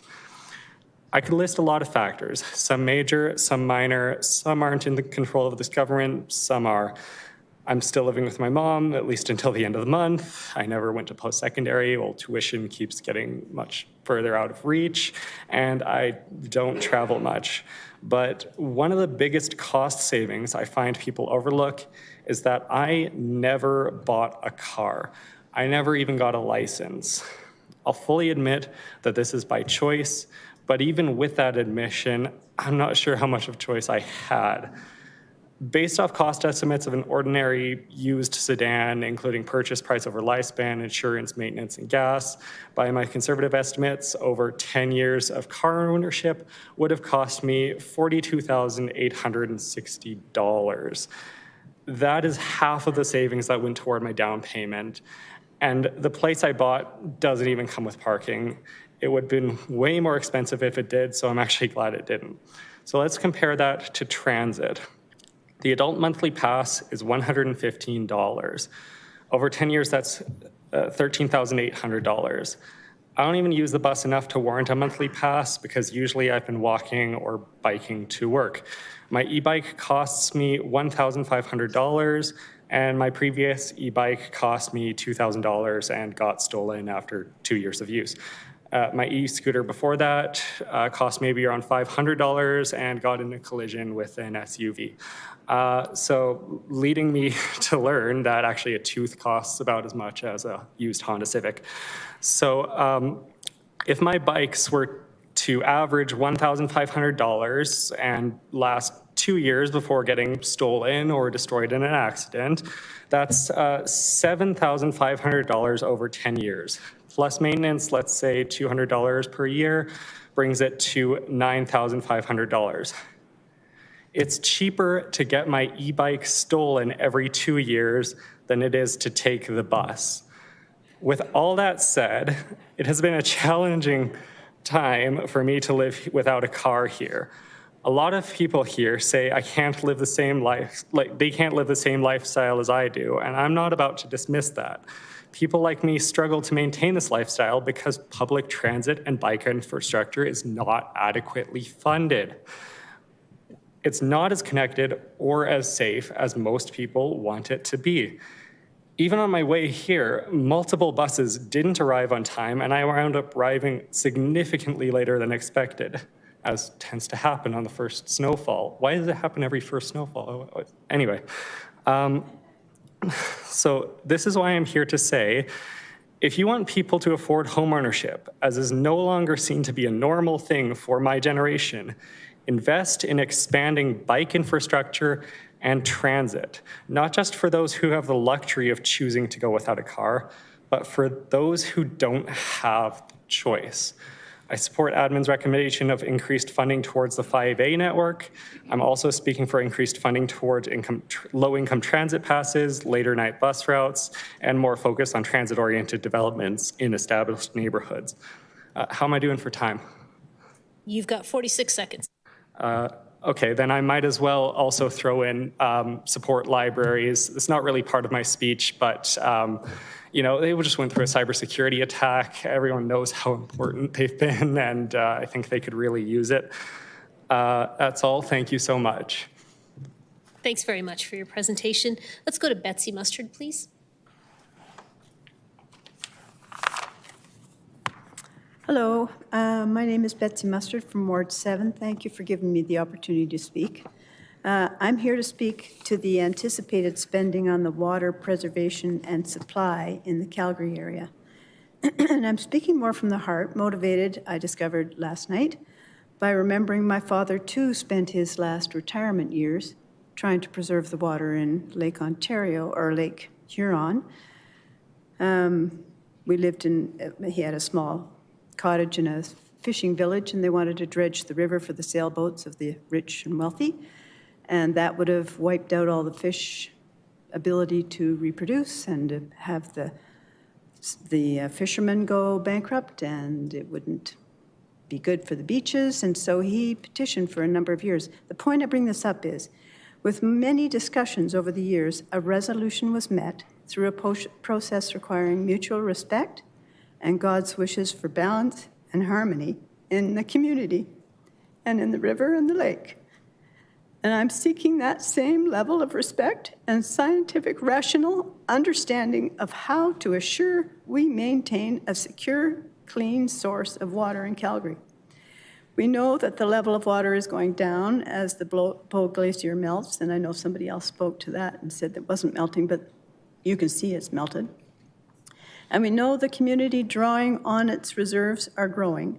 I submit that we're not being stewards to this pristine resource, especially with the current weather control that is poisoning the waters, the air, the ground, and is not providing regular rain patterns, but rather deluge and drought cycles. To mitigate this, the City Council already needs to take several astute actions to even maintain a regular source of water.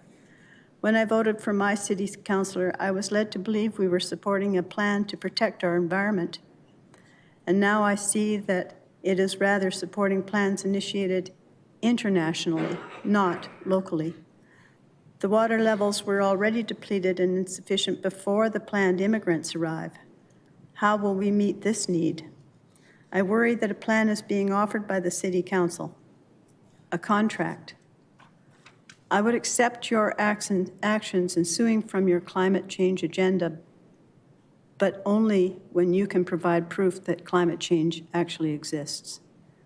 There's many other speakers that have spoken to the scientific evidence that it does not.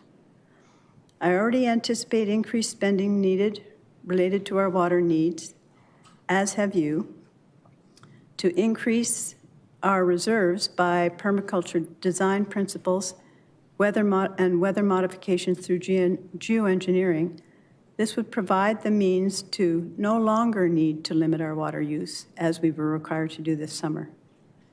To deal with the loss of water from increased runoff resulting from the building boom with increased footprint of the housing developments, which allowed the houses to have a bigger footprint and no green spaces, so the water that ran off the roofs wouldn't be able to be absorbed into the ground and maintain our water level in the ground, the water table.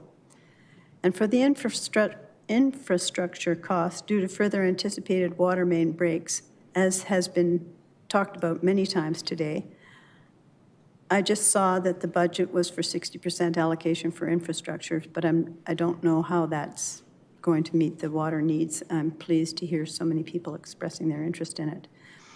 I suggest you will need to anticipate a predicted increase in health costs and lawsuits when the fluoride is reintroduced as planned, as this is now proven to have no safe level in our water supply by a court case recently in the US, and it's already been banned in many countries worldwide. Ditching this plan would save millions. Until this proof of climate change is provided, I would recommend our councillors to be in conversation about how to mitigate these local, necessary infrastructure expenditures, in this case with respect to water. Actions will be needed to revitalize our lands, water, and air, some of which I will submit below my presentation when I submit it after, will be very expensive for the short term, but self-supporting in the long term. I see them as essential to support the City of Calgary to remediate previous actions that have depleted our ecosystem and which are scientifically sound, ethically based, and would be in our council's integrity to provide and promote, in my view.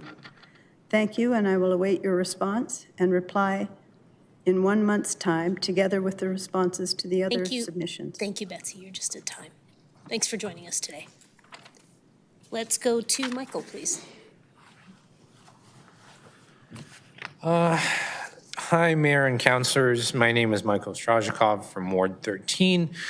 I'm here today representing Calgary Transit Riders and thinking of everyone else who uses the service and is depending on us in this room to negotiate fair and reliable transit for all. I'd like to address a few points about the budget that other people from our group haven't brought up yet, because we've talked about the low-income transit pass, we've talked about a whole lot of other stuff, but I wanted to go in further to talk about the Calgary Transit Night Network, and specifically to put it from the unfunded column to fund it. So as more work and activity in our city happens outside of regular hours, and we cannot afford to focus service on only rush hour times, all of our services are having to adapt at least a little bit, and transit is a big one of them. We need to be ready to function as a city of 2 million people with all the different kinds and times of travel that comes along with that. And of course, the justification for the night network is that it'll help with downtown activity and safety downtown, as well as tourism and other really, really nice cases where transit is a choice for people, or an activity that they're taking transit to is something they're choosing to do. But there's even more essential reasons for funding this item. So across the street from this building, in one of the University of Calgary's downtown campuses, there's a project that caught my eye. It's from an architecture course, and someone in that project designed a hostel for medical workers to stay in between shifts, when their shifts start or end outside of transit service times. And it really got me thinking how some essential services really never stop, and we don't let them stop, whether they're in city jurisdiction or outside of it. But transit as an essential service to many of those people, and so many people in Calgary around us, it gets to black out for the night.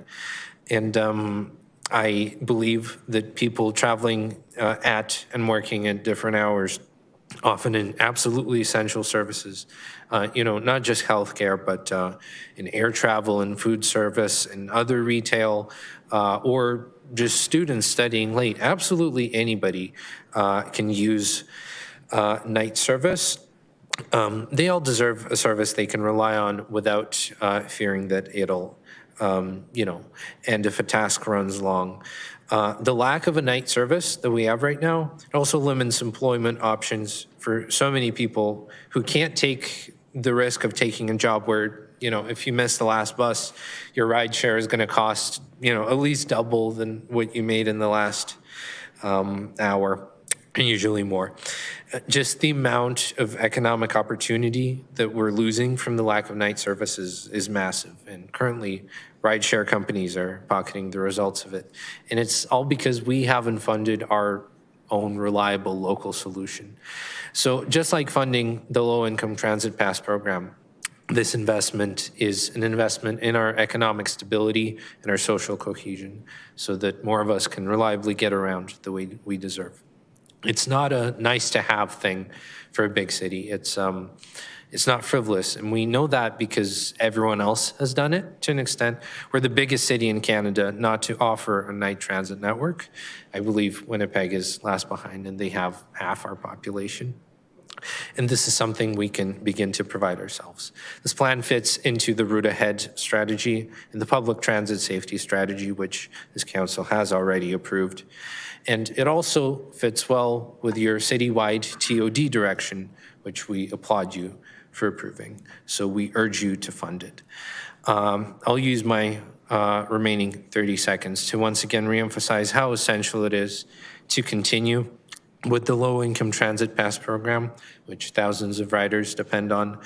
Our most vulnerable riders cannot be footing the bill for the fact that more people than ever need Calgary Transit to live. We have to make up for the shortfall we have.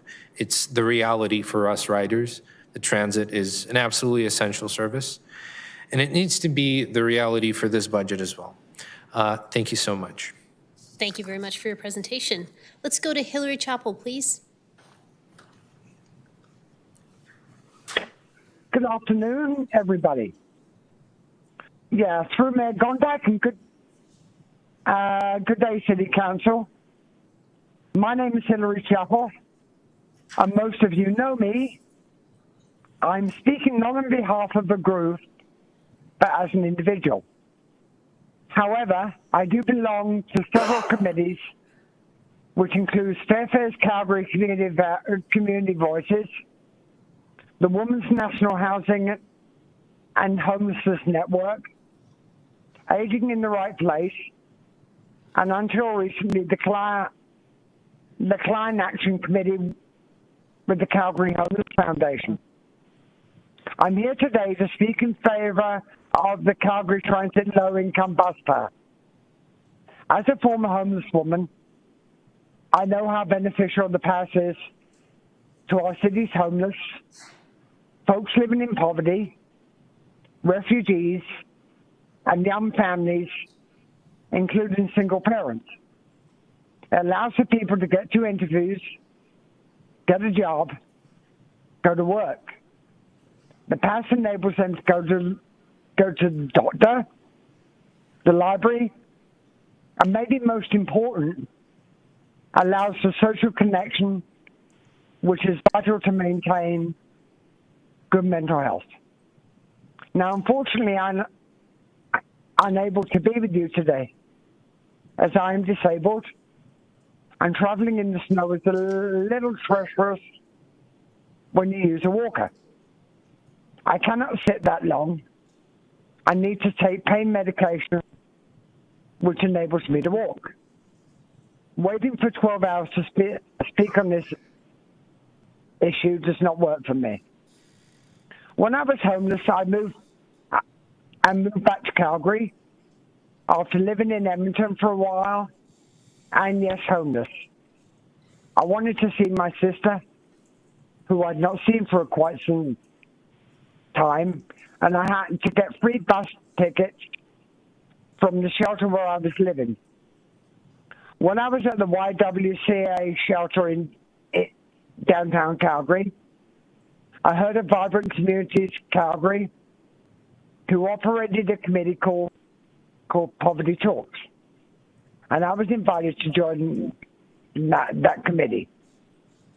After several meetings and a few guest members, we were told of an initiative to plan and send a submission to council to get a low-income bus plan for the most vulnerable in our city. We were asked to speak to City Council at that time to share stories and make further recommendations.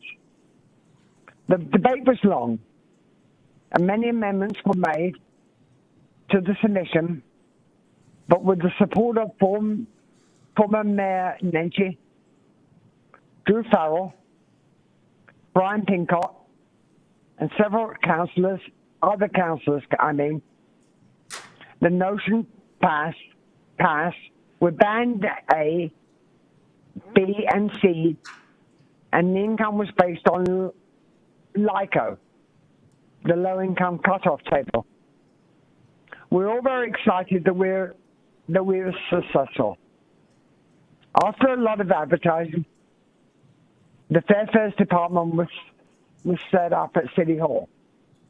I know the province will not supplement this anymore, but this initiative must continue for the sake of our most vulnerable, and that includes me, as I'll be on CPP next year and will not have a lot of income.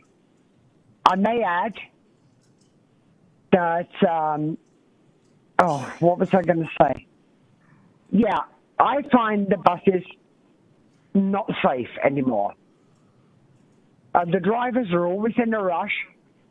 They're on their cell phones before they leave, and they rush and brake too hard. I've nearly fallen while I tried to sit down on the disabled seats. Thank God other passengers were there to catch me. Several times I was not even able to get off the bus on time because the disabled seats were taken up by able-bodied people. Ms. Chappell? And that was not seen. Ms. Chappell, you're just at time. Okay, thank you for your time. Thank you. If you can hang on mute, just in case there's questions for you, I'll let you know if there are any. Thank you, Mayor. Thank you. Let me do one more call for Michael Jones. All right, let's go to Robert Tremblay, please. Okay, I believe I have a presentation. Awesome. Okay. Start my clock. Good afternoon, Council. My name is Robert Tremblay, and I live in Ward 8. I am the co-chair of the Calgary Climate Hub, and today I'll be speaking on behalf of the organization. Next slide, please. Just a bit of info about the Climate Hub. We're a volunteer-led municipal climate action group. We empower and educate Calgarians to become active climate citizens, as well as advocate directly for climate action in Calgary. Next slide, please. Today, I'll be speaking about 2 items relevant to the budget.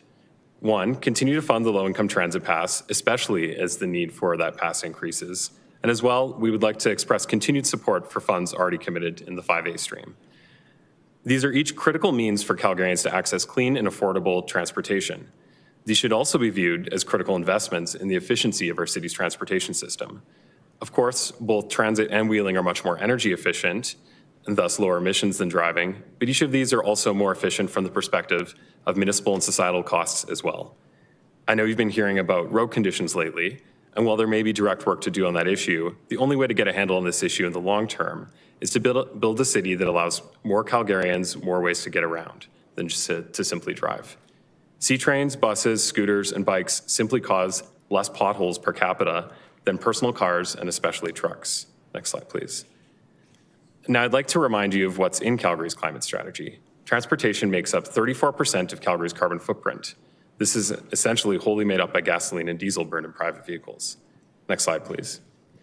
The climate strategy is explicit that investing in transit and wheeling infrastructure is an essential part of Calgary's approach to combating climate change.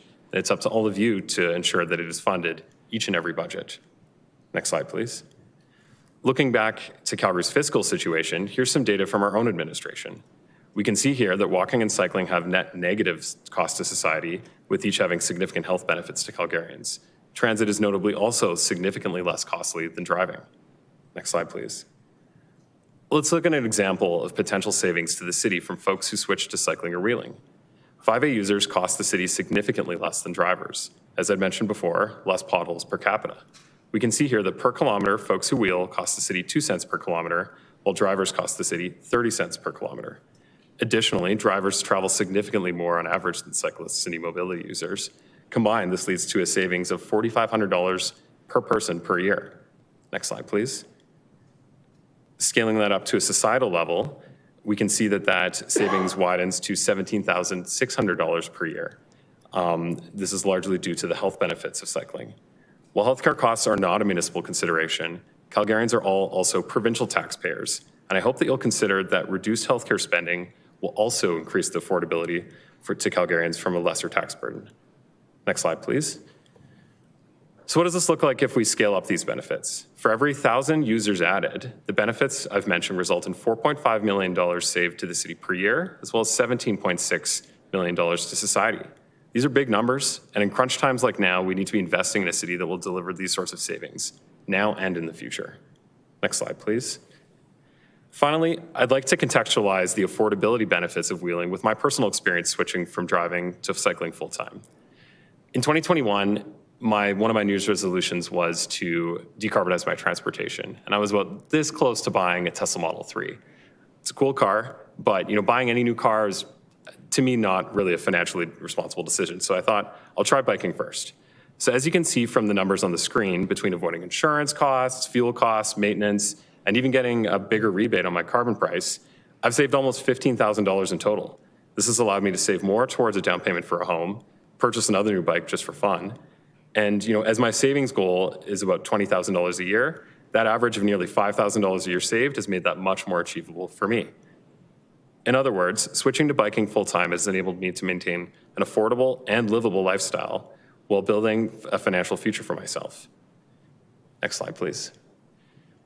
However, this was only possible because of the cycling infrastructure that was built close to where I live in Snalta. Without it, it would be substantially more dangerous to bike down here today to speak. It goes where I need to go and is cleared in the winter. I'd have to mix with cars and heavy trucks on 12th Ave otherwise. Other Calgarians can have similar affordability benefits, but investment in infrastructure needs to continue to allow them to have it. Next slide, please. So in conclusion, the Calgary Climate Hub supports continued funding of the low-income transit pass to reflect the increased eligibility amongst Calgarians, as well as continued investment in the 5A network. As I mentioned, these are both not only climate priorities, but also critical investments in the financial solvency of our municipality and the affordability for Calgarians. So please make your decisions today based on evidence and not theories. Thank you. Thank you very much for your presentation. And I'll just check one more time. Do we have Michael Jones? Okay. I don't see anybody with any questions for this panel, so thank you all for taking the time to be here today. We appreciate your presentations. Let's go on to the next panel. It's panel number 8. Do we have David Barrett? Hi, please come on up. Do we have Art Matsui? Hi, please come up. Do we have Gianluca Cross-Busoli?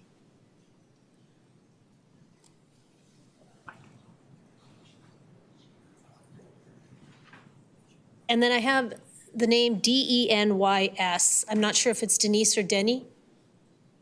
Last name is Robinson. Okay, how about Marina Ortman? Hi, Marina, come on up. So it looks like we've got David, Art, and Marina. Do we have Gianluca? Do we have Denny or Dennis or Denise Robinson? Okay, have we got Ruhi Ismail Teja? Yeah, you can come on up. And do we have Bob Swan? Yes, Ruhi's right there. Hi. Perfect timing. Okay, so it's going to be David, Art, Marina, Ruhi, and Bob. So David, start us off, please. Excellent. Hello, Mayor, councillors. Let me start by acknowledging that you are in an unenviable position of needing to bridge the gap between infrastructure deficits that have been deferred by previous councils. Councils of decades past have avoided putting money into critical infrastructure maintenance, replacement, and upkeep. This, combined with a rapidly increasing network of infrastructure as a result of growth at the periphery of the city instead of established areas has resulted in an infrastructure gap of over $7 billion as of 2020. All of this is also taking place during a time of increasing unaffordability and a housing crisis. For those of you that are Trekkies around the Horseshoe, you may feel like this is perhaps a Kobayashi Maru scenario, a no-win scenario. However, we are in a position currently to begin to correct this trajectory. And at the center of it all is people. We need to invest in building and funding a city focused on people. As Calgary continues to grow at record speeds, we need to shift to growing inward, making Calgary more fiscally, environmentally, and socially sustainable. In no particular order, I'm going to give some suggestions for budget items I believe are critical to sustainable growth in Calgary. First, it is absolutely critical that Council fund and enact the Home is Here strategy. Without funding to advance affordable housing efforts, we will continue to see rises in the numbers of people living in precarious housing or living unhoused, as other speakers have already talked about. It has long been known that housing is a direct determinant to health and is absolutely essential for mental and physical well-being. The city needs to invest in those most at risk by undertaking key maintenance of existing affordable housing assets, as identified in the budget, as well as swiftly acting to get more land and units developed to address a fundamental shortfall, not playing petty politics. This also includes investing in priority transit-oriented development opportunities, something this council, I think, is actually doing a good job. Along with this is a critical need for investing in how Calgarians get around the city. Rob, as one of the last speakers, and the many speakers from Calgarians transit riders have spoken so well to that. With a tax uplift, with a tax uplift from increased density, the city needs to focus on offering viable alternatives to the personal automobile to get around. This includes rapidly expanding the 5A network, funding the ever more important low-income transit pass, and resisting the urge to pass on additional costs to transit riders for a network that already sorely needs improvements to frequency, including the night bus network. I'd be remiss if I didn't also mention that funding the exploration of a new municipal census, I sound like a broken record, and that's good. No, it's not good. It shouldn't be that I have to come back and say this every time. It's vital. If we want to make data-driven decisions, we need better demographic data. This should absolutely be a priority. I think every single person around this horseshoe has said that they want to make data-driven decisions. Finally, we need to continue to invest in established areas to create the welcoming and vibrant areas that are needed. While many established areas are seeing density growth being identified within local area plans, many of the important community assets identified in the plans remain unfunded, resulting in a gap between the needed community investment and growth. This includes the ever more important Main Streets program.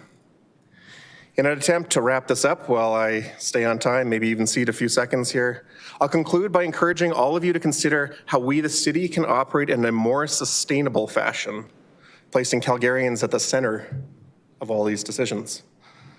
I hope that you decide to invest in the city we want to see, and not the one that is reflected in the politics of and is one that is reflected in the policies passed by this very council. Not the Calgary of decades past, but rather the Calgary for decades to come. Please consider making budget discussions not based on me, not for those here today that have the luxury and the time to come down here, but for those Calgarians that can't be here. They aren't living in Calgary, they don't have the time, they can't get off work to get here. Maybe those that aren't even born yet. Please make people the center of your decisions today. Thank you. Thank you for your presentation. Let's go to Art Matsui, please.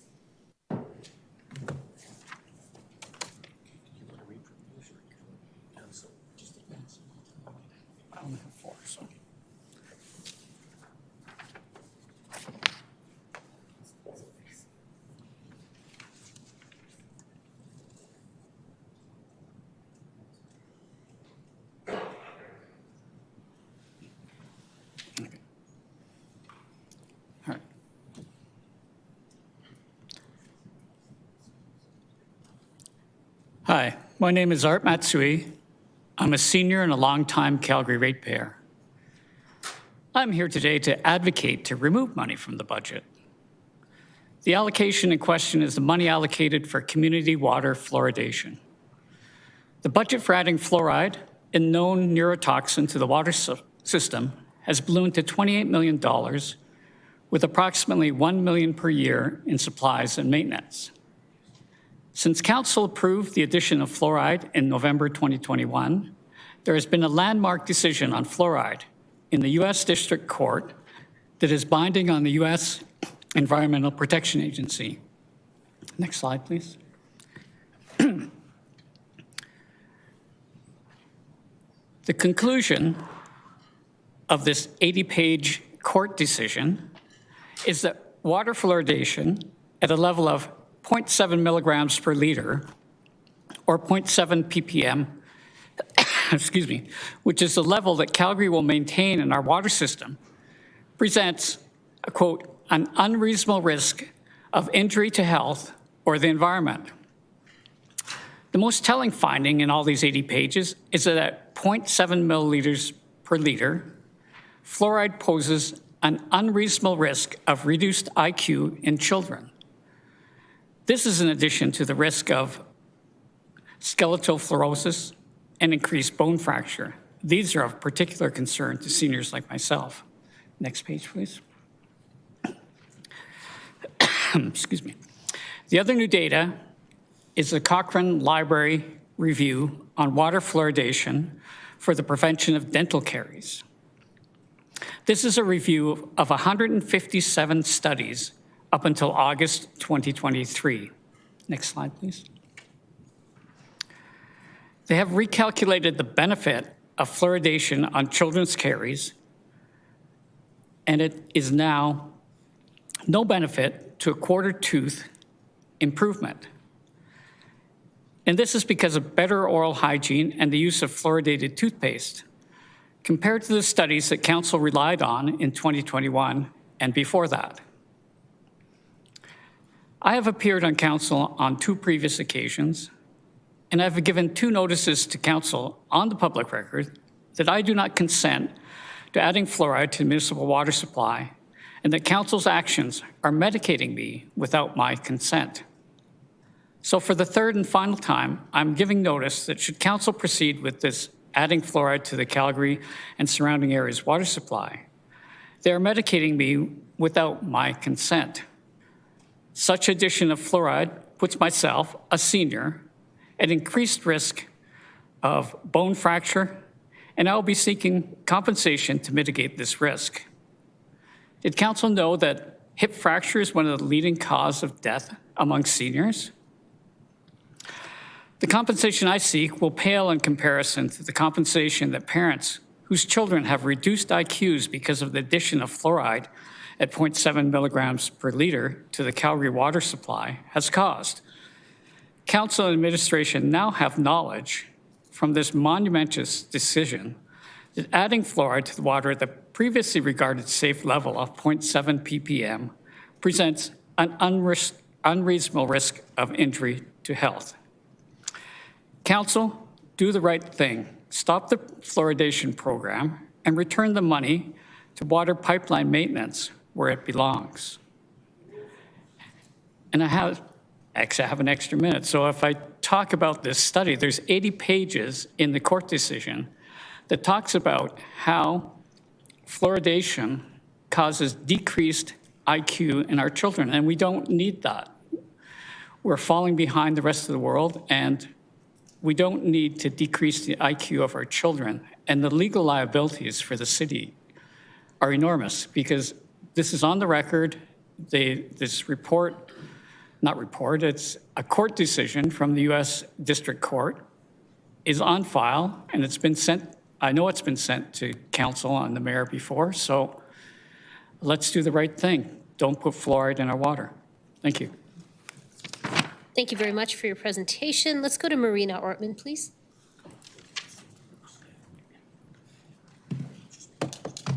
Good afternoon. Do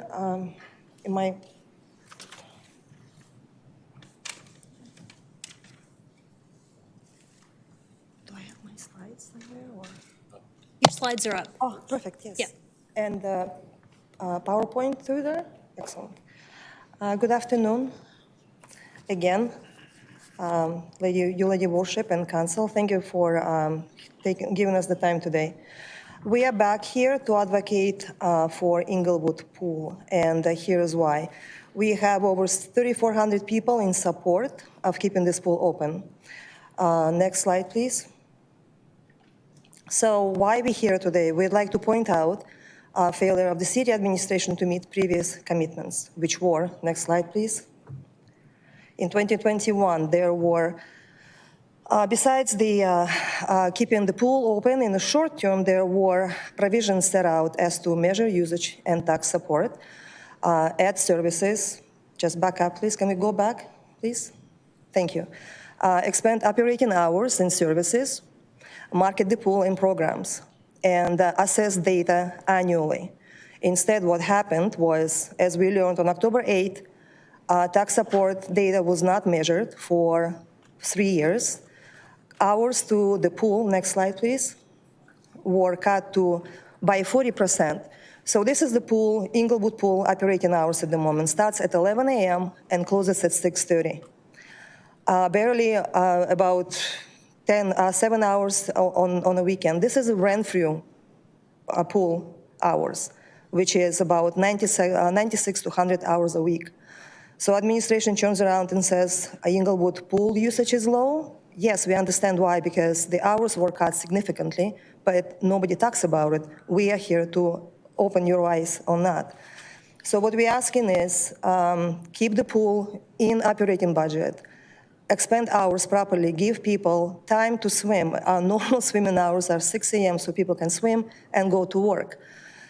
M&P, as was set out back in 2021, is not catch-all solution for everybody. It misses out on seniors, on blind, on amputees, on people who are marginalized by the administration. We have to keep this community pool open because it's no longer a Ward 9 issue. It's the city issue because people who go to Inglewood Pool come from all over the place.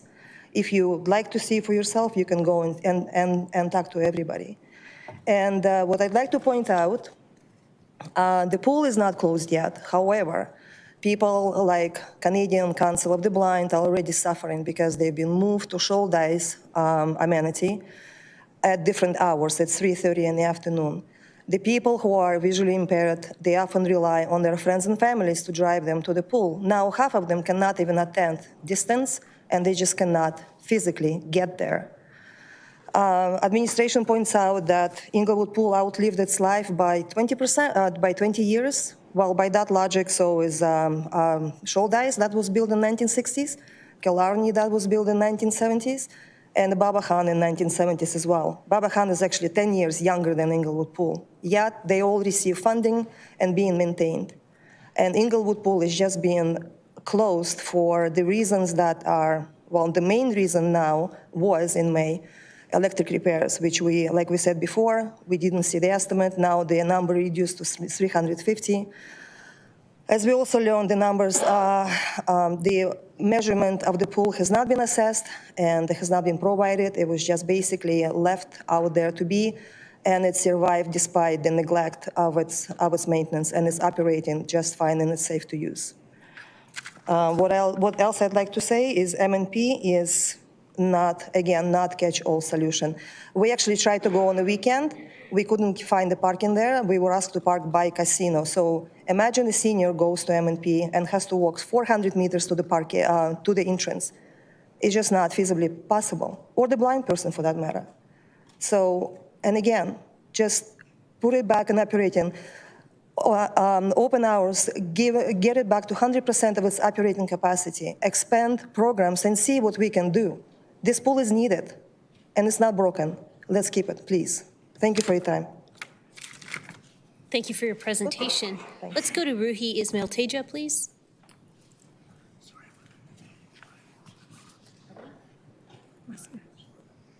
Good to start? Thanks. Thank you, Mayor and Council, for the opportunity to speak today on the 2025 mid-cycle adjustments. My name is Ruhi Ismail Teja, and I'm the Vice President of Policy and External Affairs with the Calgary Chamber of Commerce. Today, I want to highlight several initiatives outlined in our mid-cycle adjustment submission, including enhancing tax fairness and fiscal responsibility, promoting red tape reduction and supports for businesses, bolstering public safety and civic vibrancy, and enabling infrastructure development and economic growth. I want to start by thanking you for your continued work in supporting businesses in Calgary. In 2022, we released a service plans and budget submission for the 2023 to 26 cycle entitled Gearing Up for Growth. And in this report, called on Council to focus on initiatives that support a vibrant and successful business community in Calgary. 2 years later, we see noticeable improvements and key investments moving the city forward, including the recent opening of the new BMO Centre, a rise in the LRT ridership, and some improvement in perceptions of downtown safety. Moreover, we are very pleased to see City Council action the property tax shift. For years, we had been advocating for a 2% shift for 4 years, and Council's decision to shift tax 1% annually was a major step in the right direction. It reflected the growing cost concerns facing businesses and provided much relief to the businesses that drive our economy. We're pleased to see this correlate with rising business optimism, with 78% of businesses optimistic about the year ahead.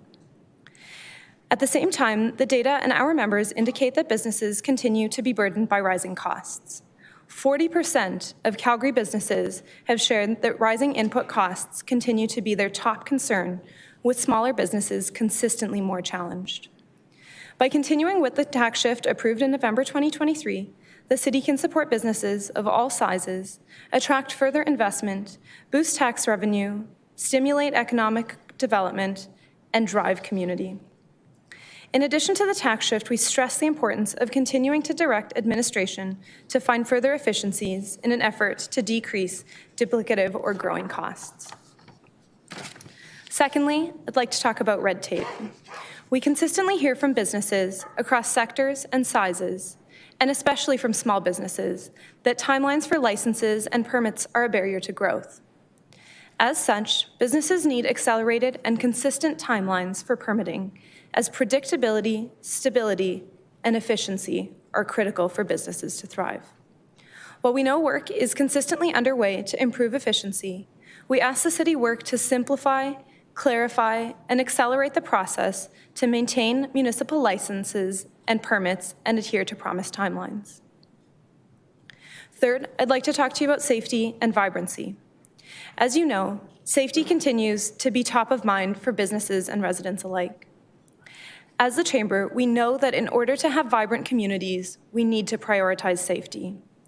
To support this, we ask Council to focus on implementing the initiatives outlined in the Downtown Safety Leadership Table report, with a particular focus on recommendations that support business, including the state of good repair and community improvements that enhance cleanliness and physical safety infrastructure and leverage businesses to support a more safe environment for everyone. We also call on Council to promote positive engagement and interactions in public spaces, including transit stations, by collaborating with local businesses to activate public spaces through events such as recurring markets, retail pop-ups, art installations, or music and theater performances. Lastly, I want to highlight the importance of having reliable and effective civil infrastructure for a growing city. We stress the importance of accelerating and increasing the supply of housing, such as developing concrete plans to reduce municipal development timelines in coordination with housing developers to find regulatory and permitting efficiencies and fast-track housing development. Additionally, and in line with Outcome 2 of the Housing Strategy, the Chamber supports the City in taking immediate action to support affordable housing providers to deliver on their mandates.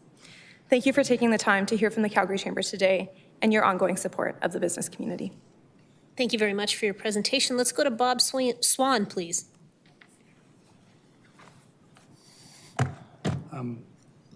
Thank you very much, Mayor and Council. First, my apologies. I sort of set Maureen up and had automatic timings on, so mine is off automatic timing in my slideshow. I know it started, but where's my slideshow? Clerks, do you have a slideshow? I have a slideshow. For Mr. Swan? I do. I sent it. Just hang on a second. We're just loading it up, Mayor. Okay. It's all right. It's sort of been... Don't worry. You know what? Last We saw minute. you come in. Don't worry. We'll start your timer again, too. I've been doing slides all day, rearranging.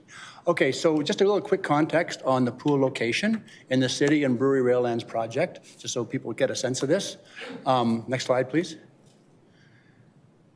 It's on, okay. So it's right off, sorry. It's right off of, it's down 9th Avenue, off of Deerfoot, off of Blackfoot, right through downtown, the flow through there. There are thousands of cars that go by there every morning, every evening. I mean, it's a perfect place for a commuter pool, okay? So just understand that and plus, inside the community, there's YWCA, Sheriff King Home, Woods Home, Alexander Center, tons of social programs within the community. Next slide, please. So this is the pool. So there's a pool is on the left there. There's a pool land and Matco lands right beside. The actual parking lot is owned by Matco, and they've done us a service over the years to allow us to use that parking lot and maintain that parking lot, which we aren't thankful enough for, and we appreciate that.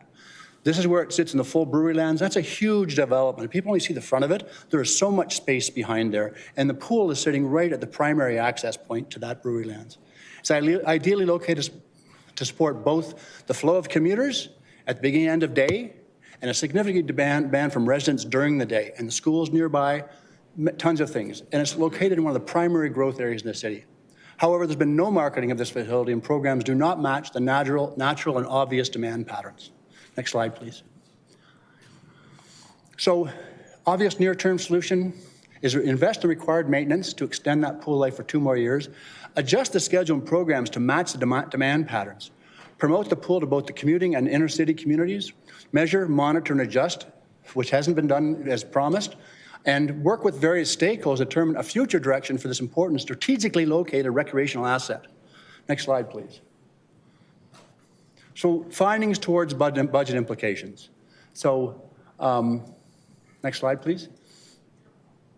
So initially, it was part of a blanket $60 million across the board cut. And Mayor, as you yourself said, the decisions at the time were not well thought out. 2024 decision was based on previous decision with no new data except loose approximation of upgrade costs. Back, please. Sorry, my bad. Upgrade costs were estimated to be based on optimal life cycle recommendations, not trying to keep it going. We'd save $400,000 net operating costs that were in the budget, right, by closing it down. The decision was based on cost, did not sufficiently consider the $2 million decommissioning costs. It was during questioning that information came out, nor the opportunity cost of losing the valuable land, much greater than the $600K we'll get for it. Next slide, please. So many questions. So, next slide, please. So, we established there's no safety issues, cost of demolition $2 million. The cost of building new is significantly higher. It's $4 million to life cycle, up to $80 million to get, please back one, thank you. Up to $80 million to build new. Administration has not been measuring and reporting on use and tax burden, and the Bob Behan pool is up soon on the chopping block as soon as they can fund it, right? The things we learned since then is when Councillor Chabot and Sharp asked the question, we could, for $350,000, we could keep that facility going for 2 years. Okay, next slide, please. Oh, don't go back, but it said that the cost of keeping it open is $1.15 million for the next 2 years. The cost of closing it is $1.4 million. So I'm here to save you money and save you service to the community, right? Go forward, please. And a very important question that Councillor Dhaliwal asked was, he asked a question is, would reducing the usage of this pool, bringing down the usage, would that impact the tax burden? And the answer by Director Johnson was no, it wouldn't, because you're changing the denominator and the numerator. That has no consideration of fixed costs. The fixed costs are most of the costs of this pool. If you reduce the usage, of course the tax support per visit's going up. And that question, probably one of the many questions that weren't answered that Councillor Chabot mentioned, that's a very important question, okay? So the tax support is much higher as the hours get cut back. And Marina showed how much those hours have been cut back. Next slide, please. Another question, why December 22nd? You know, it's probably to get the operating costs out for 2025, and I don't go back to that, but the important point on that slide is there is no impending need to close that. The Matco development is most likely not going to use that land for 4 or 5 years. It's part of phase 2, and that's not even yet approved. The kicker here is that, next slide, next year, Glen Renfrew Pool closing for 2 to 3 months. Back, please. Renfrew Pool, 2 to 3 months. Glenmore Pool, 2 to 3 months. Southland Leisure Center, 4 months. And the MNP is closing an 8-lane, 50-meter pool for 6 months next year. Where are these people supposed to go? There's not a place to swim, right? So the recommendation for me, close the Inglewood Pool and probably in January. Do the $350,000 upgrade to it so it's available to help take some of the pressure from these facilities when they get closed down. Otherwise, you're going to have a very huge issue with lack of service. Thank you very much for your presentation. Appreciate it. Let me just see if there's any questions in the queue. We have one from Councillor McLean. Thank you, Mayor. Yeah, questions for Mr. Matsui. Sorry. Oh, sorry. Sorry. My bad. I'll think of one for you if it means that much. You brought up fluoride, the age-old discussion of fluoride. I saw some of those recent studies and court decisions as well from higher levels of court declaring like a hazardous substance or material. I guess my question to you is, do you know of any states then that have reversed those policy? Because I know that, there's very few countries in the world that actually implemented in Western Canada or Europe. Have any states that have implemented it, reversed or made changes since that decision has been made? Yeah, there was 2 or 3 that, and I can't name them off the top of my head, but when that decision came out from the Northern California District Court, they said, well, and it wasn't just this decision. Part of the decision was they studied the National Toxicology Program finally released their study, and it showed unequivocally that there was a correlation between fluoride and IQ loss in children. There's no question of this anymore. And if we're putting it in our water, we're harming our future generations, and I don't think we want that. So, I mean, it goes back to administration. This information is out there. Now, the EPA is not, they didn't appeal this decision, and the National Toxicology Program was over 7 years to study these studies, and the information's unequivocal. I heard the same thing on the radio. It's been a lot in the news, reputable news organizations, and I think what I understood was that it was necessary back in the days before we started putting fluoride in toothpaste. And, when I was a kid, we would get drops in our teeth. Then you started putting in toothpaste, readily available, and it's the levels of fluoride, I guess, that people are concerned about. But I think that's what we were maybe looking at the same information, that now that most kids are getting it in their toothpaste, and the levels are maybe too high, that there has been some reports of damages. But I guess what I wanted to say, that was one thing I wanted to know if you had heard of anybody reversing it. As you know, there was a plebiscite at the last election. We've implemented this. I think most of the money has been spent in millions of dollars. You suggested that has been spent. I've looked into that just for your own information. If there was a decision to be made, I would have to probably be a reconsideration or on another ballot question. Maybe people would get more information. That wouldn't change the cost that has been spent to take it out of the budget. No. Although I've been told that you could just turn the tap off and it wouldn't cost us anything. I guess it's just some information for you. But I guess wanted to maybe have the discussion, see if you've heard of any other places that have done it, and if you had anything else to wrap up with. Can I say one thing is that it's not a question of plebiscite anymore. When there's information that a substance is unequivocally harmful, then you can't ask the public if they want to put that in their water. It's not a question. It's you're not doing your due diligence and your level of care if you do such a thing. It's not a popularity contest. Now it's a question of public health. And for the city to go ahead and do this now, they're opening themselves up for a huge liability. And that's my money too. So, there is no question. It has to be stopped. And you've raised the issue. I guess we can all explore where things go from here. I have my own concerns as well. But like I said, it's I might have to go through the court systems or has to go through legal challenges. I do not know, but thank you for bringing that information up. It is new and it is relevant. It is something that we should all be concerned about. I agree. Instead of forcing it upon people, maybe it should be a choice. If you want fluoride, you could probably go and get it and then add it to your water or do whatever instead of giving it to people that maybe don't want it. But there's further discussion to be had. But thank you for coming out today to talk. Thank you. Thank you. Let's go to Councillor Wong, please. And Councillor Wong, I'm sorry, it tends to be you when I do this, so if you could give me a second just to get general consent. Council, we have some questions of this panel, and then we only have 4 speakers left potentially. Is anybody really needing the 3:15 break, or can we forego that break? Just general consent to forego the break. Is anyone opposed to that? Okay, so we'll let Councillor Wong finish. If anybody is interested in changing the break, you can bring a motion because I can't get general consent. Please go ahead, Councillor Wong. Thank you, Mayor. Mr. Matsui, thank you. Thank you for your discussion about fluoride. You made reference to a paper called the Cochrane Library. Yes. Who are they? It's a health research, well, they call themselves a library, but they do health. I believe they're in Pennsylvania in the United States, and they're very well known and very reputable. And they're doing, what they've done is a review of the published studies, some 127, I believe, studies that have come out about fluoride and the reduction of cavities in children.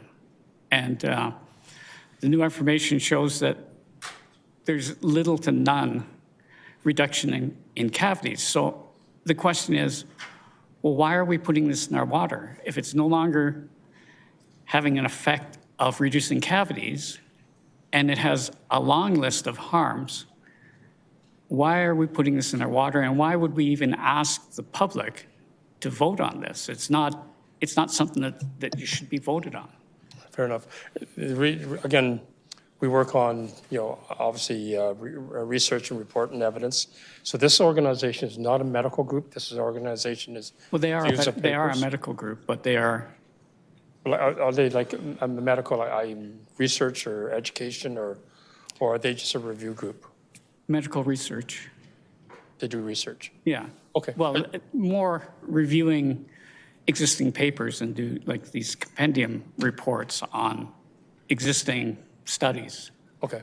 Yeah, I have a bit of different medical association in my background. I'm just trying to correlate what I know through my past practice with this.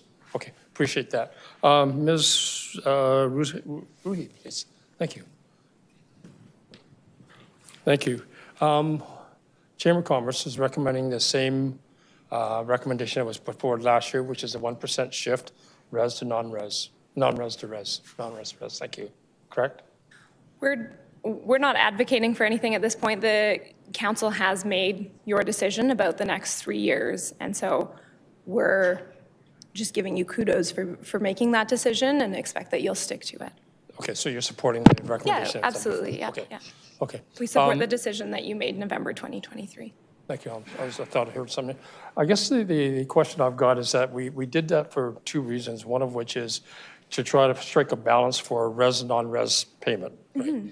The other reason was because we're hitting that threshold that the government's put in place for us at a 5-to-1 ratio, and the dangers of doing that. And I guess we've heard in previous debates, and Councillor Chabot's been very eloquent about talking about the reason we keep doing that is our investment on residential development has been far greater than investment in non-res. And no matter what we do in shifting, we still come close to hitting that 5-to-1 ratio, right?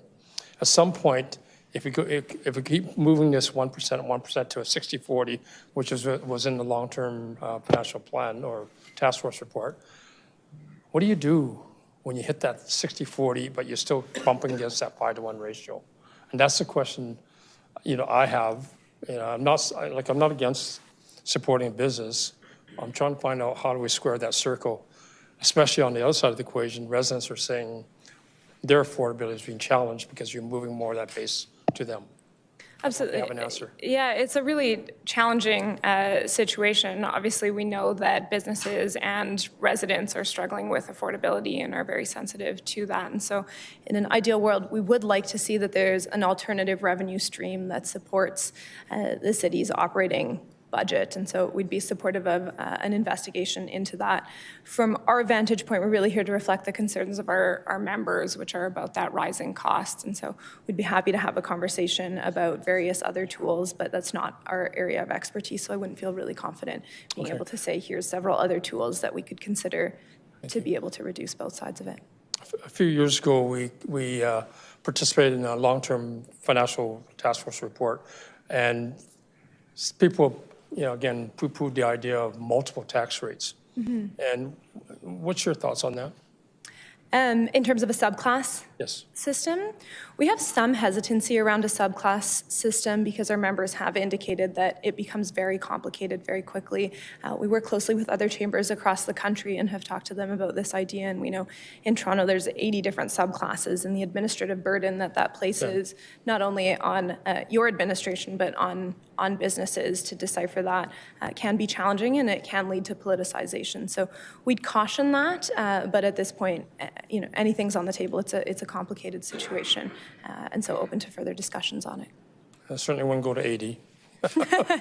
Well, I hope not, but then it could put council in a position of picking winners and losers, and how do you actually adjust based on how different sectors are doing and the economy is faring, knowing that it is a very volatile environment. Has the chamber or the broader... Councillor Wong, I'm bound by procedure by law because I couldn't get general consent, so I'm going to have to break the meeting at this point and come back at 3:30. Now, we have a procedural request from Councillor Sharp. Can I seek general consent to delay the break until we're able to assess this procedural request? Is anyone opposed to that? Go ahead, Councillor Sharp. I just have a quick question. As this morning we discussed, if once we got through public submissions, we probably would recess to tomorrow morning. So I would suggest if we could just forgo the break, maybe we could get out a little early. So I would But is there nothing on the floor? Councillor Sharp, if someone could put that on the floor, that would I'll be put that on the floor. If we can forgo the That's- 15-minute break, then we're done after the last panel and everyone can get home for dinner. Okay, and Councillor Meehan has seconded that for you. So there it is, pursuant to Section 6(1), that we suspend the break. I don't see anybody in the queue for debate on this, so I'm just going to call it verbally. Anyone opposed to this? Councillor Chabot and Councillor Wyness are opposed, and that is carried. All right, so we will keep going. Councillor Wong, please carry on with your questions. Thank you, Mayor. I remember where I left off. The question? Sorry? We're done? I love my colleagues. The question I was going to ask was, has a chamber or other chambers across Canada taken a look at, more recently, multiple rates for the non-res sector?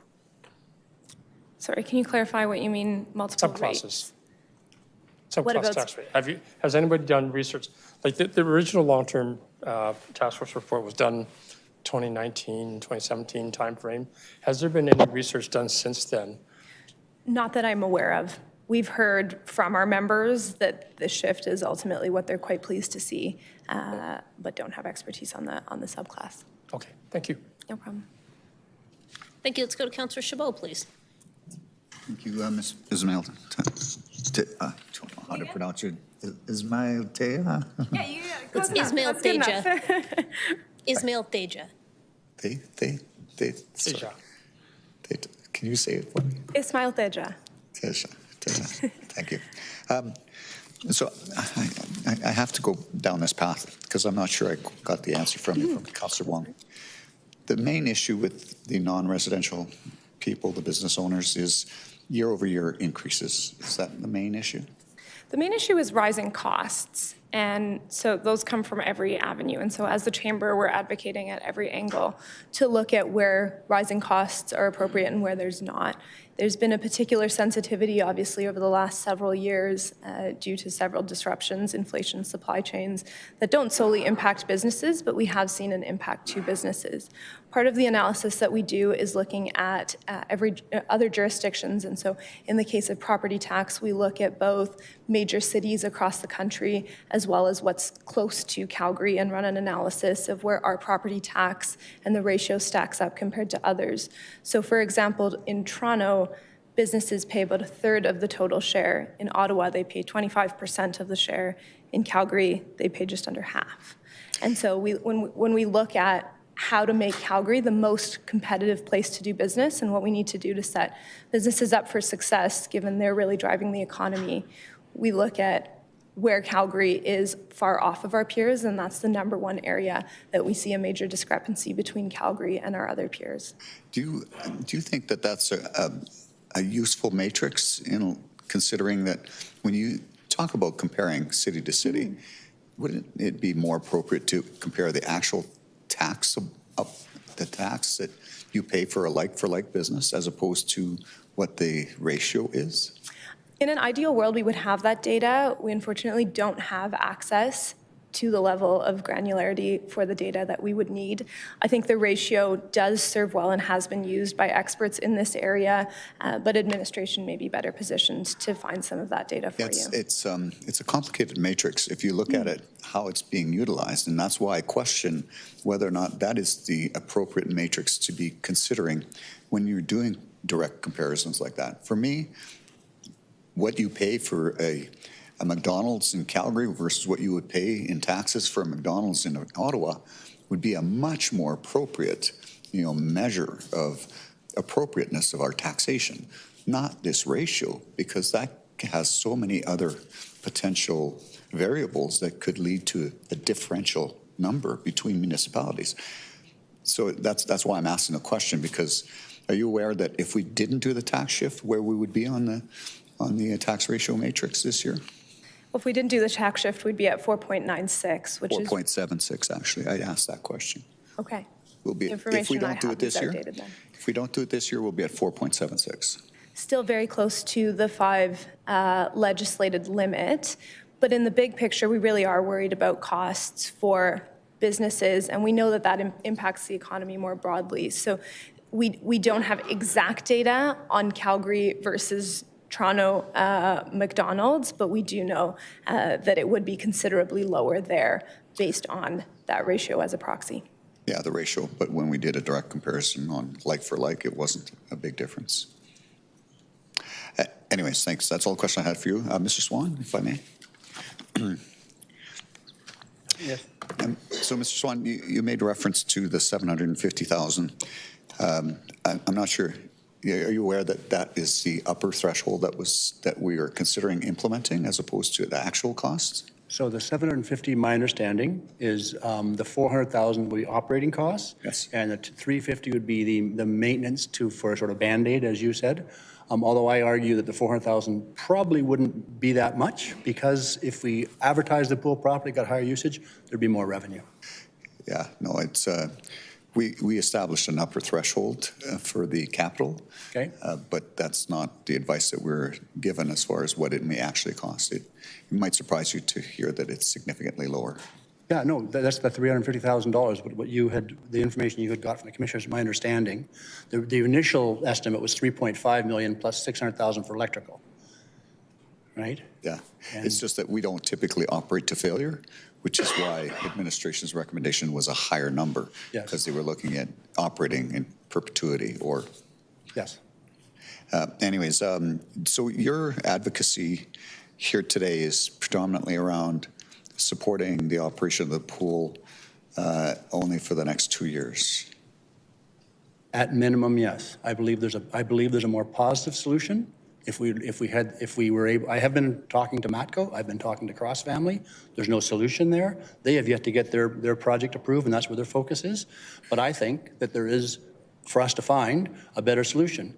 And when the downtown YMCA was closed, Shannon Donan, I might have the last name wrong, the president of the YMCA, said that maybe in the future we could find some facility in the downtown core where it's not there today. But I think that if we saw something, if they look at the footprint of that brewery rail lands and we can see something there, I think that there could be some positive forward conversation to see that as a potential solution. But a minimum for 2 years to get to where MNP is. I don't think that MNP is the right solution for a lot of people, and Fiona will present later why that isn't the case, but minimum 2 years to buy us all time to find a better solution. If not, we get to swim for 2 more years. So ultimately, longer term solution. Absolutely. Okay, thanks. No further questions.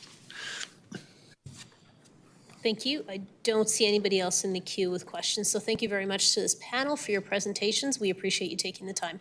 Thank you. All right, let's go on to the next panel. It's kind of panel 9, kind of panel 10. It's a mix. Do we have Flora Gillespie? Hi. Do we have Fiona McKenzie? Hi, please come on up and have a seat. Do we have Marianne Schleinig?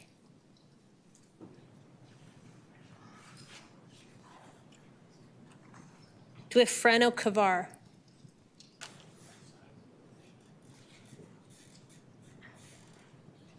Do we have Hazen Elwood?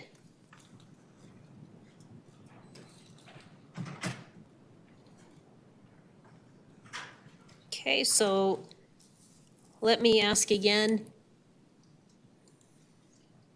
Fiona McKenzie? Fiona, can you confirm that you're on the phone? Yes, I'm on the phone. Okay, thank you for that. What about Marianne Schleinig? I'm also on the phone. Thank you. How about Frano Kavar? Morning or afternoon, I'm here on the phone. Okay, perfect. So the order is going to be Flora, Fiona, Marianne, Frano, and then Hazen. And before we start, I'm going to double check on some other folks. Michael Jones? Yes, I'm on the phone.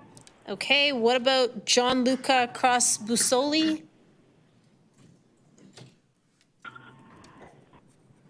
Okay, how about Denys Robinson? Hi, is it Denny? Close enough, yeah. What is it? Denny Robinson, thank you. And we have Chris Chason. Okay, we're gonna go through the next panel and then we're gonna hear from both Michael and Denny. All right, let's start with Flora, please.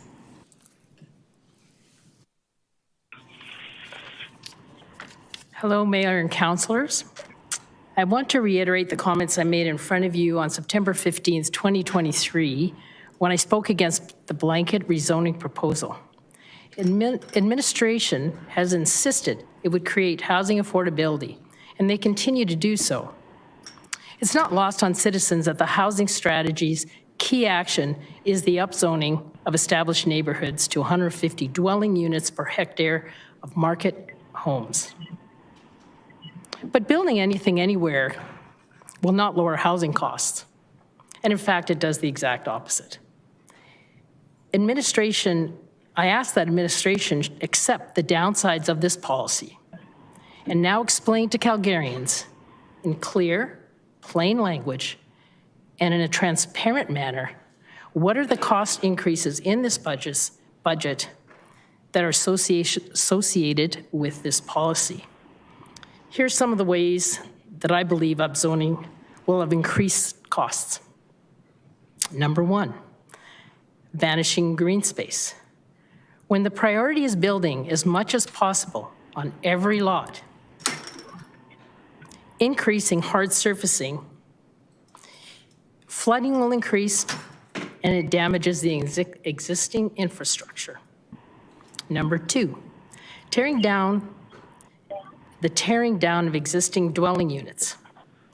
As Carl Elefante so eloquently stated, the greenest building is the one that is already built. How is filling our landfills with glass and concrete and expending even greater energy to rebuild cause increases in this budget? Number 3, electrical upgrades. How does the city administration expect to distribute that cost? Will it be equitable or will be simply tacked on to our NMAX bills? Number 4, water infrastructure. Upzoning puts immense pressure on the already strained pipes and sewer system. Not only that, but administration has recently subsidized certain developers and pushed this capital requirement onto existing taxpayers. Number 5, higher land values. Upzoning increases land value. It leads to land speculation. It financializes the housing stock. Administration is relying on this tax lift to cover the budget. We need to understand the business case and if this tax lift will actually cover the costs of upzoning. I ask that Council ask the administration to be transparent on how this upzoning agenda has increased this budget and ones in the future. Thank you very much for your presentation. Let's go to Fiona McKenzie, please. Hi, everybody. Thanks for hearing me. Sorry, I've got a reverberation going on here. That's okay. We can hear you all right. Okay. Hang on. How's that? Can you hear me now? We can still hear you. You're good. Okay, thanks. I just had an echo. So, it's still happening. I'm wondering if I could try again and let some other speakers go. Okay, I'll go to the next person and then I'll check on you again, all right? Okay, appreciate that. Thank you. Okay, how about Marianne Schleinig? Yes, I'm here. Hi, is this Marianne? Yes. Hi, please go ahead. Okay. Thank you, Mayor and City Councilors, for this opportunity to speak. And there is echo for me too, so I am going to slow down. I have 3 points to make. First, while I was sitting through most of the week-long public hearings on housing affordability and rezoning, I was very impressed with the quality of information provided by a variety of residents on the topic of housing affordability and their recommendations on how they'd like to engage. They were clear and consistent on wishing for more engagement with you. You do not need to roll out another survey or study, especially without taking seriously and acting on the information you already received at those hearings. The local area associations very much want more back and forth communication, and we could easily and more successfully achieve city goals this way. Secondly, I want to stress that you do not sell any city-owned lands, which you may be tempted to do to meet financial challenges. City land is a long-term asset that cannot be recouped and should not be sold for a short-term budget, nor for purposes that take it out of the public realm, such as for-profit housing. We have undercut the investment in affordable housing, such as in social non-market housing, for decades, and we have a housing crisis on our hands that is very disturbing. It runs counter to human rights and Canadian values. Everyone is connected to family members. Affordable housing is essential for mental health, for getting addictions under control, and it is imperative for basic safety and dignity.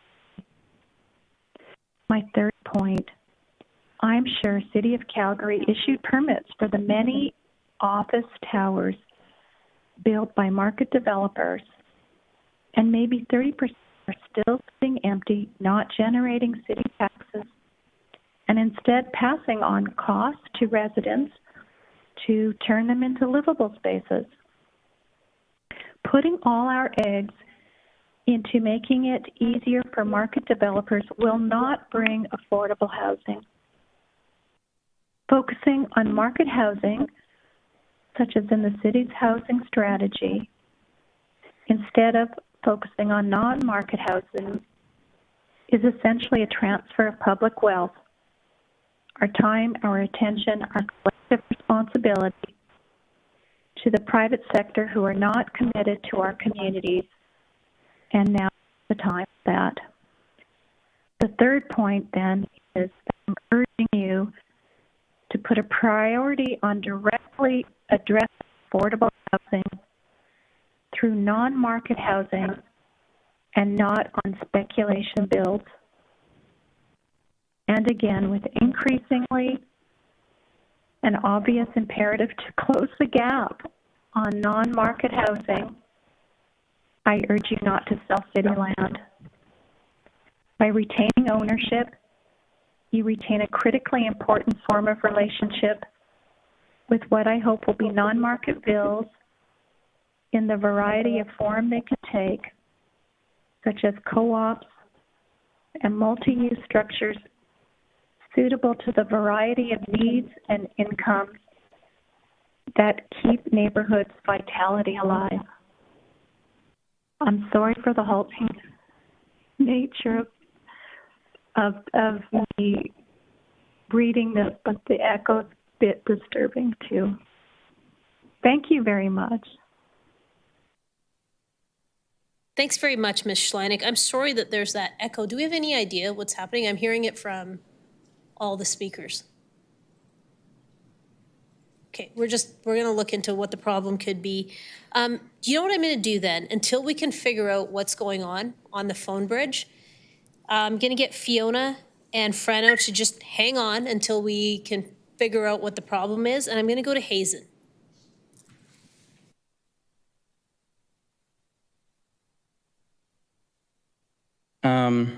Just to open up, I want to throw out some of my biases. Obviously, I'm a freeloader, which I've said before. I'm not a property owner, so I don't have the privilege of paying my property taxes directly and understanding how much they cost. It just comes out of my budget when I buy things. Obviously, the ways that property taxes are spent affects me directly, though. Number two, I haven't looked in detail at the entire budget proposal, but I have followed along the headlines and some of the proceedings that have gone on for the last couple of months, and I got the Reader's Digest from the most recent broadcast. Thank you to Jeremy Clauses. And I didn't plan to be here today. My being here is actually quite an indiscretion as a busy university student, which is obviously a demographic that is extremely systemically rather than intentionally, but indisputably excluded from our so-called participatory process. So all of this colors my perspective, but I'd like to provide some color commentary on what I've seen so far today anyway. While folks like myself who rely the most on the long-term stability of the City of Calgary have been underrepresented in these deliberations, we've seen a stark overrepresentation of an organized effort to spread disinformation on climate reality. The number of councillors who take this kind of politics seriously, I think, has an expected value of 1. So that's about the last I'll talk about it. And while it's completely unrepresentative of our city— Hazen, I'm going to get you to hang on for just 1 second. No worries. Somebody on the phone bridge, could I just get you to mute, please?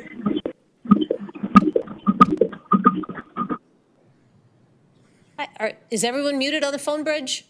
I think we're good. Hazen, my apologies. Please keep No worries. So while this is completely unrepresentative of our city as a whole, I would argue it's extremely representative of our politics and our political system. And I hope as we have a municipal election less than 365 days away, that we take that incredibly seriously. I think Councillor Walcott a few weeks ago at a forum said it the most simply: this is who we are right now.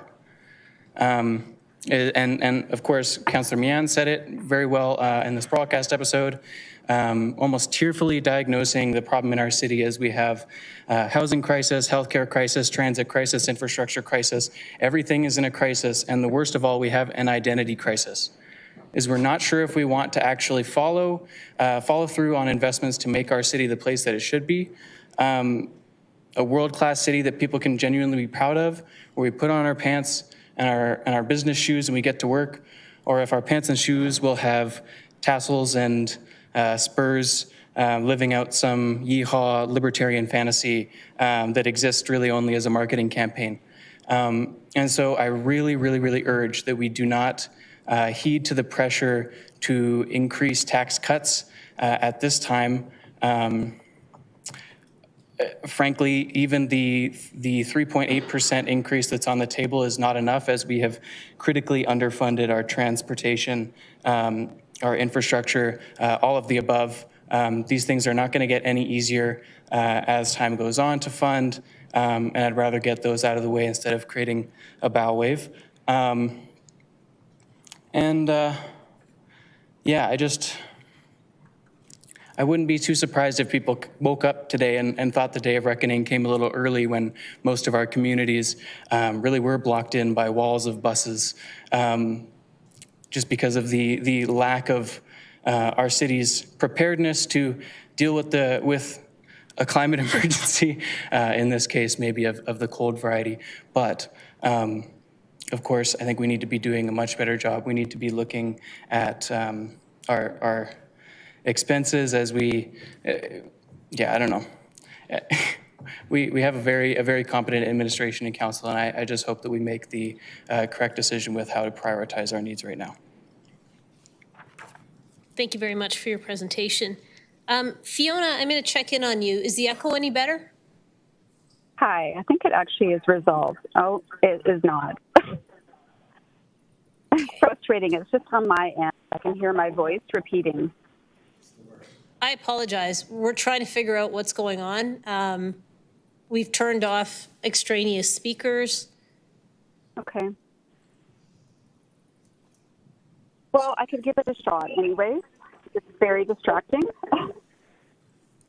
I apologize. Please go ahead, and if it gets really bad, we'll recess and try to figure out what to do. Okay. So this is very short, I hope, and no, this is not going to work for me. I can't talk and hear my own voice back. Ms. McKenzie, let me just ask, are you using earpods or straight into the phone? Right into my phone. Okay. You know what, Jean, if we recess for a few minutes, will we be able to figure this out? We have no idea? Okay.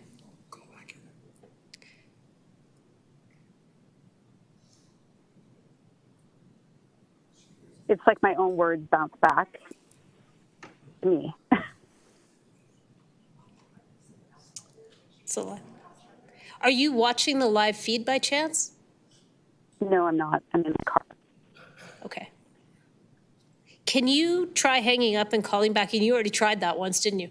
I've tried it like several times. Several and times. It hasn't changed. So I don't know if it's my link. Or Madam Chair, can we suggest they speak into the speakerphone with the volume on their phone turned off? We can try that. That might actually help. And I know it's a terrible thing to have to listen to. Into the speaker. Sorry, Ms. McKenzie, say that again.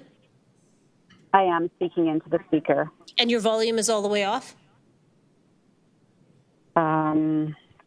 Okay, let me try this. Can you hear me now? We can hear you. Yep. Okay, I'll give this a shot. Okay. No, it's not working. I guess I could give my time up for Bob to speak again on my behalf. He's already spoken. Okay. I don't quite know what else to do because my voice repeats every word that I say on my end. Okay, let me just double check too. Everybody that's on the phone bridge right now, anybody who's not Fiona McKenzie, can you please make sure that you're muted? Fiona, try talking to us again. Let's see what happens. Okay, I'll try now. Right now. No, it is exactly the same. Okay. So you have a presentation, right? Well, it was very short because this was a last minute thing to jump on to here, and I could give permission for Bob and Marina just to show the slideshow on my behalf. Okay, we've got the slides up right now. Okay, thank you. You're welcome. And so I can't, Bob or Marina can't speak. You know what? I'm going to make an exception. I'm going to ask Mr. Swan to come up and do this for you, because if you can't get through the echo, okay. I'm making an exception I can't get through the echo. I'll just say, I guess one thing, I'll try not to hear my own echo back, is that the city does own the land that the pool sits on. And as long as they keep running it as a pool, they own the land. So, you know, our councillor keeps saying, Ward 9 councillor keeps saying that we don't own, the city doesn't own the land in which the pool sits on, but the city does as long as it's run as a pool. And I'll also just say that my family knew the Cross family very well, and they have also, my dad said that the Cross family would never be okay with what the city is doing. And I just want you guys to think about all the comments that you've said, Mayor Gombeck, about rolling back the decision to cut $60 million from the 2019 budget with cutting recreation. And I heard you also say, are you going to take away from recreation and the families that use these facilities? So I really hope that this can be a rollback decision is really important to not just Inglewood, but to the whole city with all these pools closing down. So I'll let Bob show the slideshow now, because I've still got the echo. Okay, thank you. Thank you. So much focus has been on the costs, and I talked about the benefits. Even from a cost perspective, this makes sense. But if you just back up one slide, please. Again, my fault. So it's misaligned with other priorities of the high growth rates, densification, inner city, more bike lanes. Our climate emergency, we don't want people driving to MNP when they can walk to the Inglewood. Rising healthcare costs. Next slide, please. Here's a quote, and I hope it stays in this quote, and I hope you get to read it. I'll read it. This is from Dr. James Stone. He's one of the top cardiologists in town. I'm writing to you this morning with a heavy heart. I'm aware of the city's plans to close Inglewood's swimming pool. This will have devastating consequences for the community. Children and seniors will not drive through downtown to access other facilities. Their fitness levels will fall, their social engagement will fall, and you might as well encourage them to eat more deep-fried foods. The overall negative effect on their general health would be about the same. I have spent my entire cardiology career trying to prevent heart attacks and strokes, and encourage people to obtain regular physical activity and exercise is crucial to realizing that goal. When people live in a community where they can easily obtain daily physical activity, this goal is relatively easily obtained. However, a recent study published in Canada, Calgary ranked amongst the least physical activity-friendly communities in North America. We love cars, not swimming, cycling, or walking. Closing pools is not the answer. If you vote to close this pool or other community exercise and physical activity facilities, you are driving nails into coffins. And you can watch the rise in mortality rates in these communities rise in the coming years. So vote as you think best. But, okay, so next slide, please. This just talks about some of the different health benefits. We have so many stories. The one on the left, for example, Kathy, when talking to her, she's off 2 diabetes medications because she swims every day. So all those have stories. Here's 2 important letters. One is actually from the Cross family. We are writing to express our support for the preservation and continued operation of Inglewood Pool in Calgary's oldest continuous community. Cross family has proud roots in the historic area and believes that community-based gathering places are essential to thriving municipalities. Lease of land through the Calgary Brewing and Malting Company in 1963 enabled the first public outdoor pool to be built in Calgary. This rich history has provided us, all Calgarians, including numerous aquatic organizations, affordable access over the years. The city's continued support of this facility would demonstrate a commitment to the communities. I'll just finish it there because I want to make sure we finish. And here's a conversation with Lois Haskane. One of her greatest regrets is that she never learned how to swim as a child nor later in life. She was always paranoid of water and embarrassed that she could not swim. Her own brother drowned in Rosebud Creek when he was trying to fix a pump. He was 65 years old at the time while she was on her honeymoon. So she is glad, etc. And then the last slide I have here is about one thing we're ignoring. Next slide, please, is the economic benefits. There are clubs that go to the pool now that when they, after swimming, they go to all those different places and have a beer. They seem to like beer after they swim. But you know, so obviously they're swimming in the evening, I hope not in the morning. But they go to these places after swimming and they eat. If we had people going through there in the morning and in the evening, we're having a rally in front of the Highline this week, and you'll see all those cars going by, right? That's a huge benefit, and the business community is going to be speaking to that because I've sent it out to the BIA. So it's really important, expanding these hours to where they should be, taking advantage of the natural flows of people and taking advantage of what the community offers is huge. Please, we made one not well thought out decision. Please don't make another, okay? Thank you very much. Thank you very much, Mr. Swan and Ms. McKenzie. Appreciate that. Thank you. Let's go to Frano Kavar, please. Hello, everyone. Can you hear me? Yes, we can. All right. There is a bit of an echo, so I'll do my best. Good afternoon, Mayor Gondek, members of City Council, City Administration, and my fellow Calgarians listening. My name is Frano Kavar, Director of Public Affairs and External Relations for the Calgary Construction Association. Today I am here to emphasize a pressing and vital issue, the need to prioritize infrastructure in this budget deliberation. I apologize for not being there in person, as I'm joining you this week at the Canadian Construction Association's annual Hill Day, where federal decision makers are hearing a similar message, which remains relevant and timely. As Calgary's population surges, the stakes for our city's infrastructure have never been higher. Maintaining what we have is no longer enough. To remain the resilient and prosperous hub we all envision, we need forward-thinking strategies and investments that meet the demands of today and anticipate the needs of tomorrow. For too long, infrastructure has been viewed as a necessary but an inspiring expense, an obligation, not an opportunity. Yet with the right approach, infrastructure investments can serve as powerful drivers of growth, economic resiliency, and quality of life. Recent growth numbers. In 2023 alone, the metro area welcomed over 96,000 new residents. This remarkable influx reflects Calgary's appeal as a vibrant economic center, but it also places immense strain on aging infrastructure. The Calgary Construction Association witnesses these challenges firsthand. Our members are working tirelessly across the city on projects that touch every corner of our daily lives: transit systems, water infrastructure, bridges, and roads. But the reality is, much of Calgary's infrastructure, designed decades ago, is straining under the weight of demands it was never built to bear. We saw a stark example of this last summer with the water main failure. The city's swift response was commendable, but we must recognize this for what it was, a wake-up call. Emergency efforts alone cannot deliver the long-term resilience Calgary needs.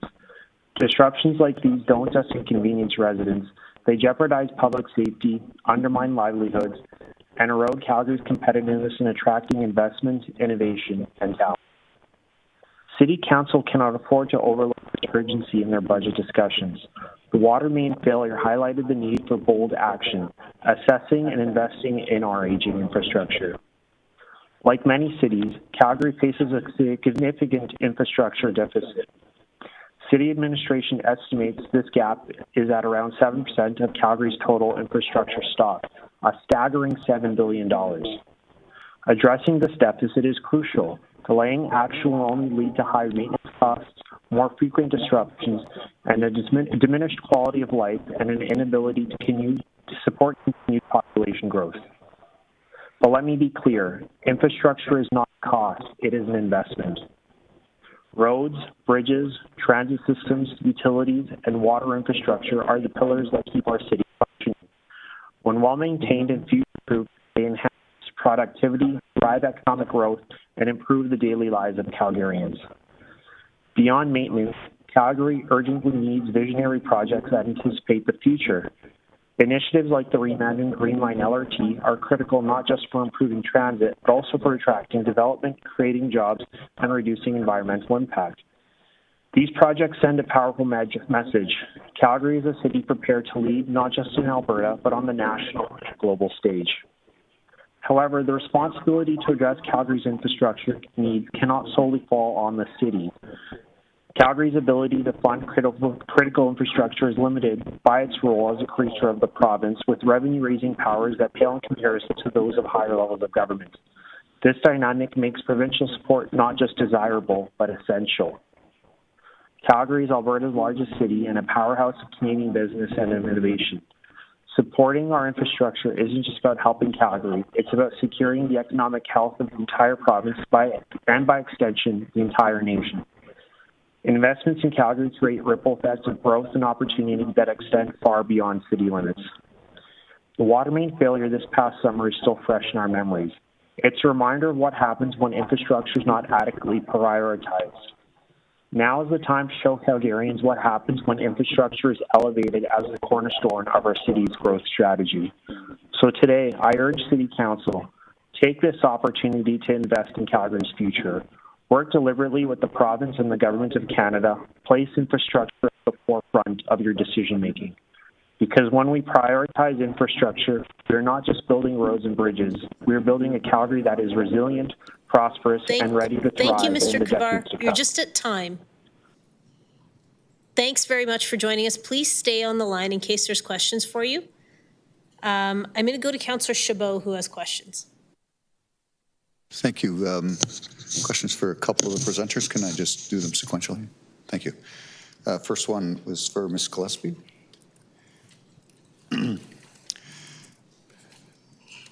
So you said something in your presentation, and I'm not sure that I fully grasped where you were going, and I don't want to try and read into too much of what you said, but you talked about the economic uplift of redevelopment. You're talking about the uplift in the value of the land through rezoning, or the uplift through redevelopment? Yeah, exactly. And as a matter of fact, the city has it in their own documentation that as you rebuild or replace older homes, that the value will go up. Yes. And they'll get more taxes from it. Okay, but that is only true in redevelopment. It's not. Correct. It's not true just through rezoning alone. No, it has to actually be redeveloped. Yes. Okay, I just want to be clear on that. Oh, yeah. And so we did an exercise a few years ago. I'm not sure if you're aware, but we looked at investing some money specifically to do some improvements, and looked at sort of funding it through some of that uplift, and it didn't pencil out. The amount of revenue that it generated didn't result in significant enough returns to pay for that $20 million initial investment. Is that kind of sort of where you're going? That's where I'm going, yeah. And I didn't realize that there actually, well, if there is a business case for it, or there's proof for council or administration did something like that, then why are we still talking about paying for the cost of densification with tax uplifts?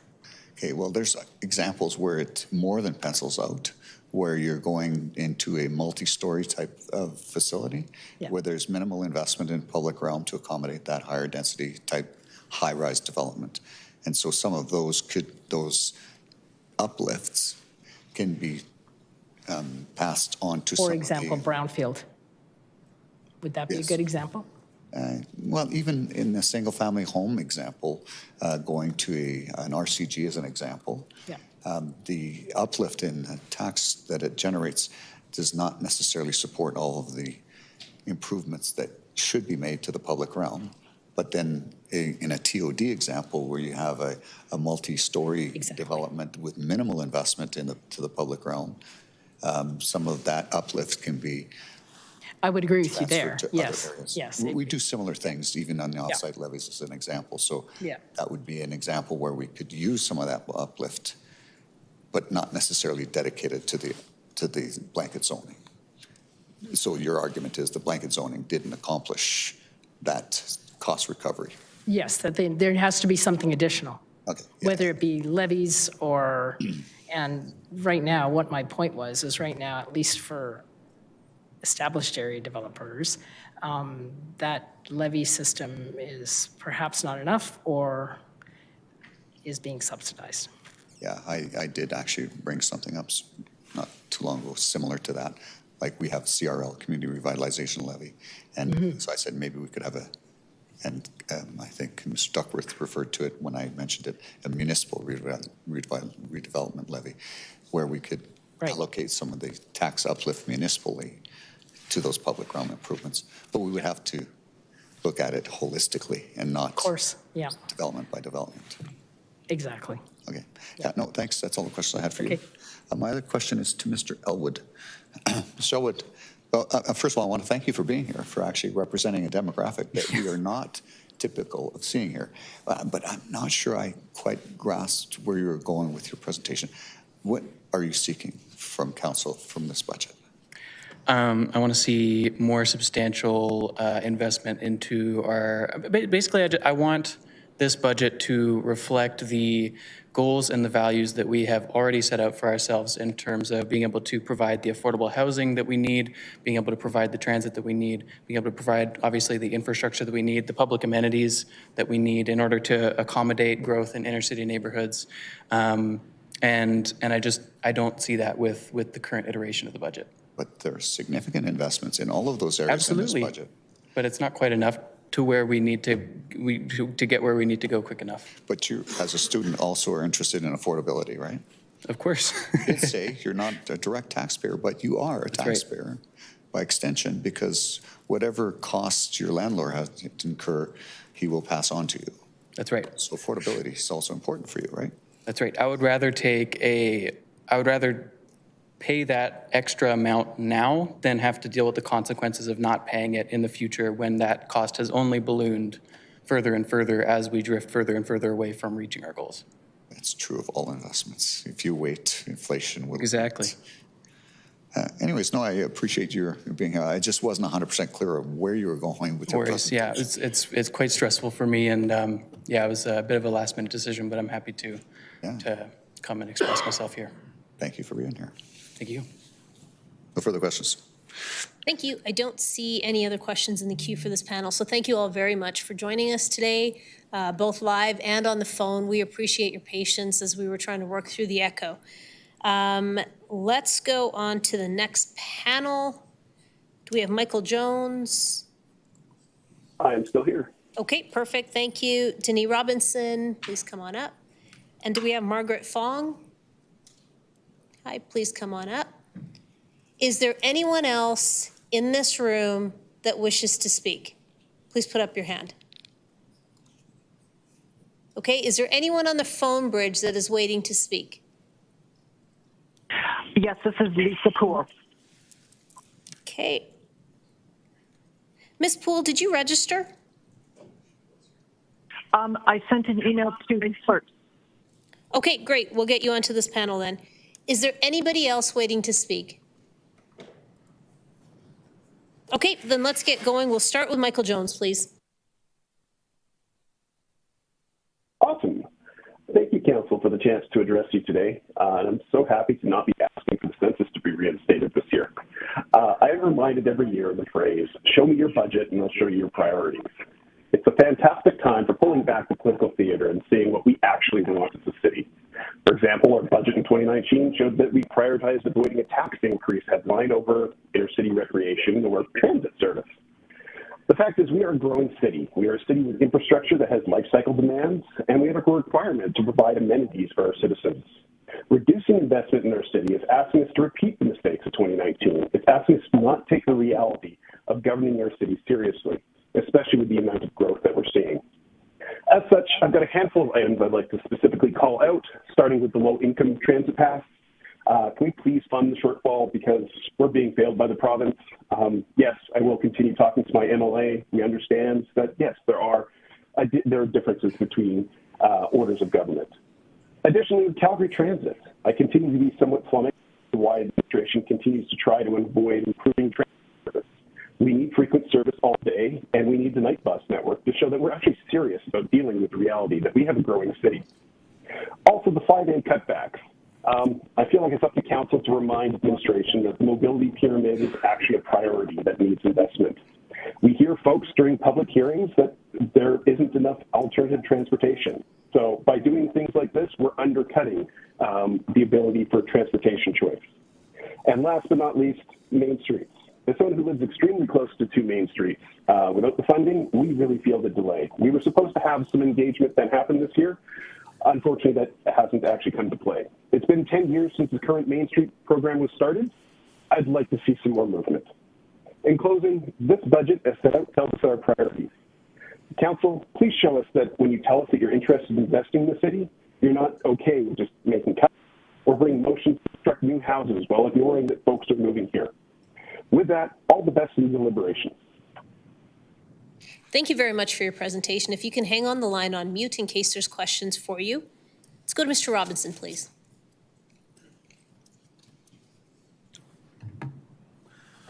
Hi, good afternoon, Mayor, Council. Thank you for the opportunity to speak today.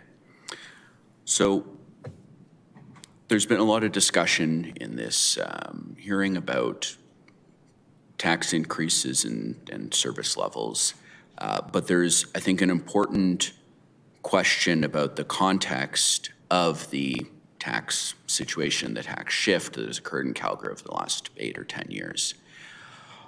This was discussed in administration's presentation and by some of the speakers. And the basics are that 4 factors are driving the raw tax increases for property owners. The first is inflation. Inflation drives up the cost of providing city services, and that gets passed on to taxpayers. There's not a lot this body can do about that.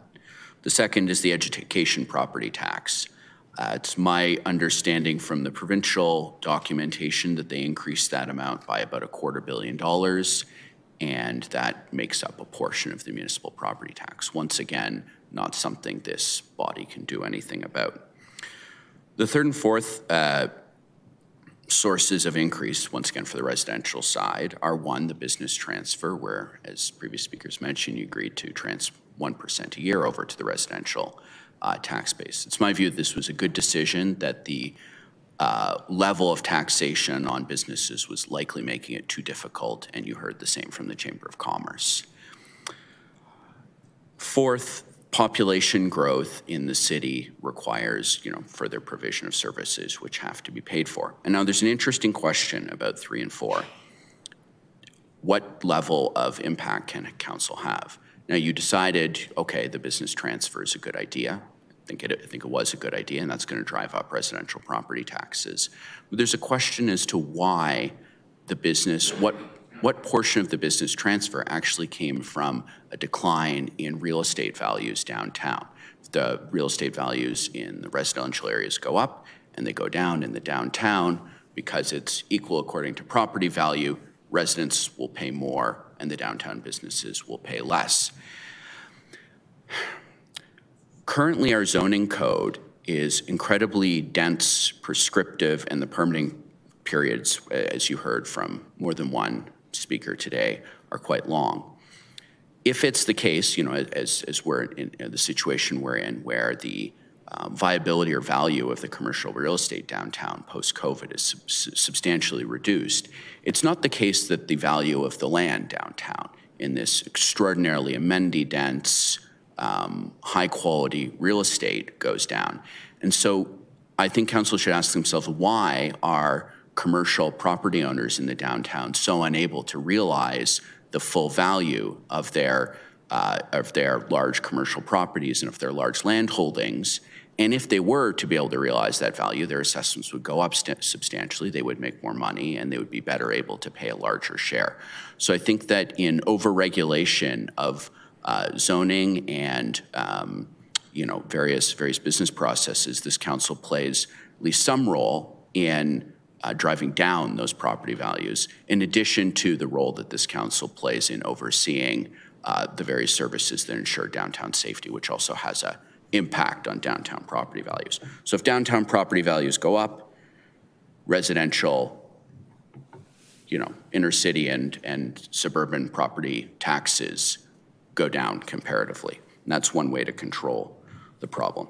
The second is the way we think about population growth. And this is a very simple point.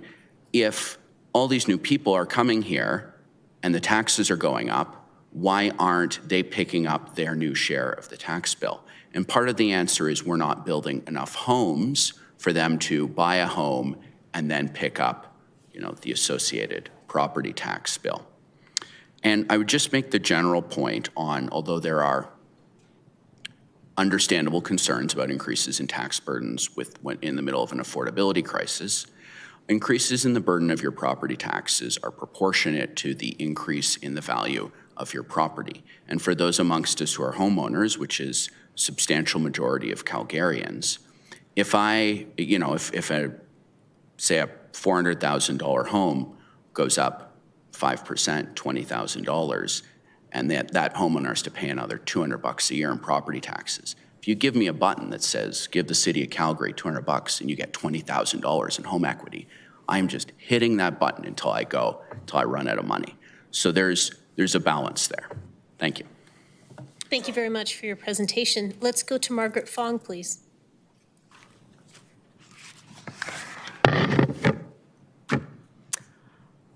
Mayor Gondak, city councilors, in this budget hearing, I'd like to give you an idea to save money. So we all know the water services budget must be terribly overspent, over budget, and the solution to reducing the budget allotted to water services is very simple. Keep the fluoride taps turned off. This will not cost council any money. And Don McLean has pointed out that the original capital expenditure budget of $10 million to bring fluoride to our water has tripled. We voted on that plebiscite under false pretenses. We were told this was going to cost $10 million, and now it's costing $30 million. And we haven't actually really finished the project, have we? So let's talk about operating costs. In February of 2011, fluoride was taken out of Calgary's water. And at that time, the program cost $750,000 annually, with an upcoming $6 million upgrade, which we know is incredibly out. So, according to an article by the CBC News posted July 2023 on CBC by Omar Sharif, updated costs of adding fluoride to the city's water include a $864,000 for annual operating costs and between $100,000 and $200,000 for annual maintenance costs. And since we've been so far out and underestimated, we can assume it's going to cost more than $1 million per year. So why don't we just keep the fluoride taps off? We know there's a lot of debate whether the benefits are worth it.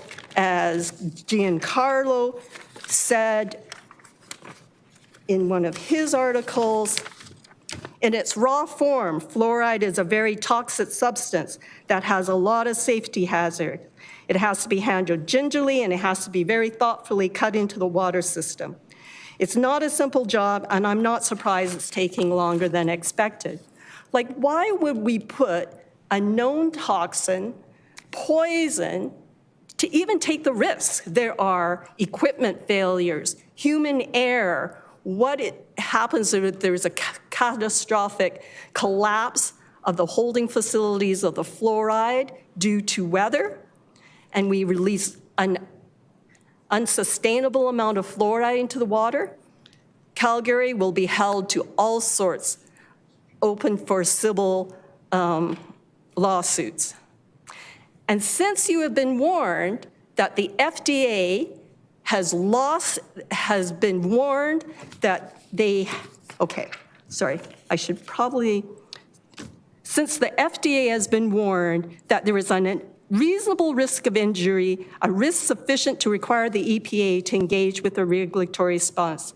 The one thing the EPA cannot do in the face of this court's ruling of September 2024 is to ignore that risk.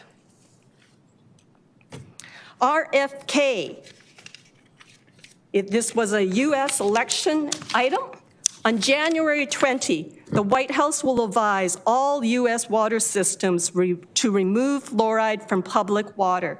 Fluoride is an industrial waste associated with arthritis, bone fractures, bone cancer, IQ loss, neurodevelopmental disorders, and thyroid disease. And part of that is because of where it is in the chemical table. It steals away from the iodine in your body, which you need to function. And last but least, I want Calgary and this council to stay out of the worldwide fluoride history books. No matter how you slice it, Calgary will be noted as either the first and maybe the last major city in the world to implement fluoride. Stay out of the history books and just keep the taps turned off. Thank you very much for your presentation. Let's go to Lisa Poole, please.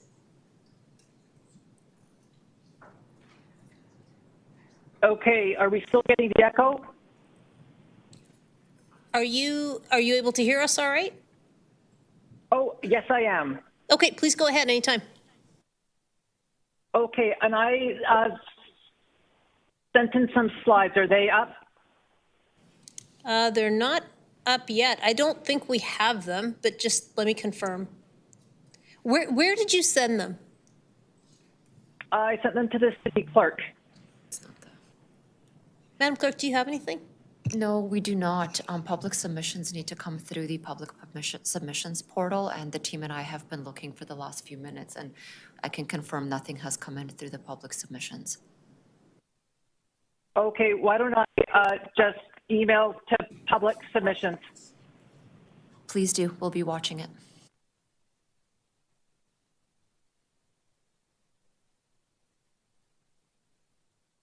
Ms. Poole, are you able to do that fairly quickly? Yep, it should be like it's on its way. Okay, perfect. We'll just wait for a second here.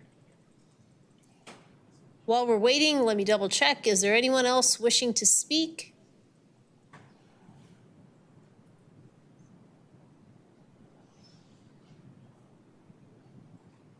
Okay.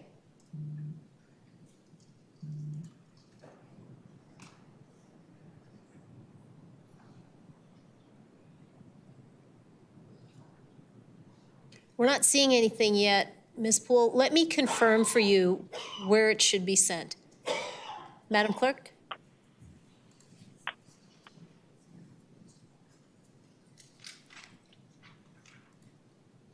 It should be sent to public submissions at calgary.ca.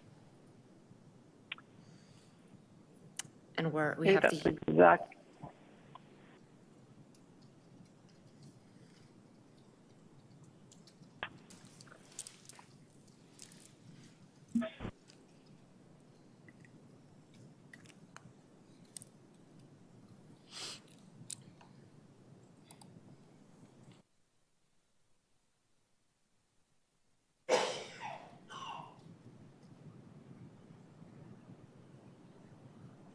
How's it looking, Ms. Poole? Well, it shows on my end that I've sent it now 3 times to that same address. So public submissions, all one word, at calgary.ca. Correct.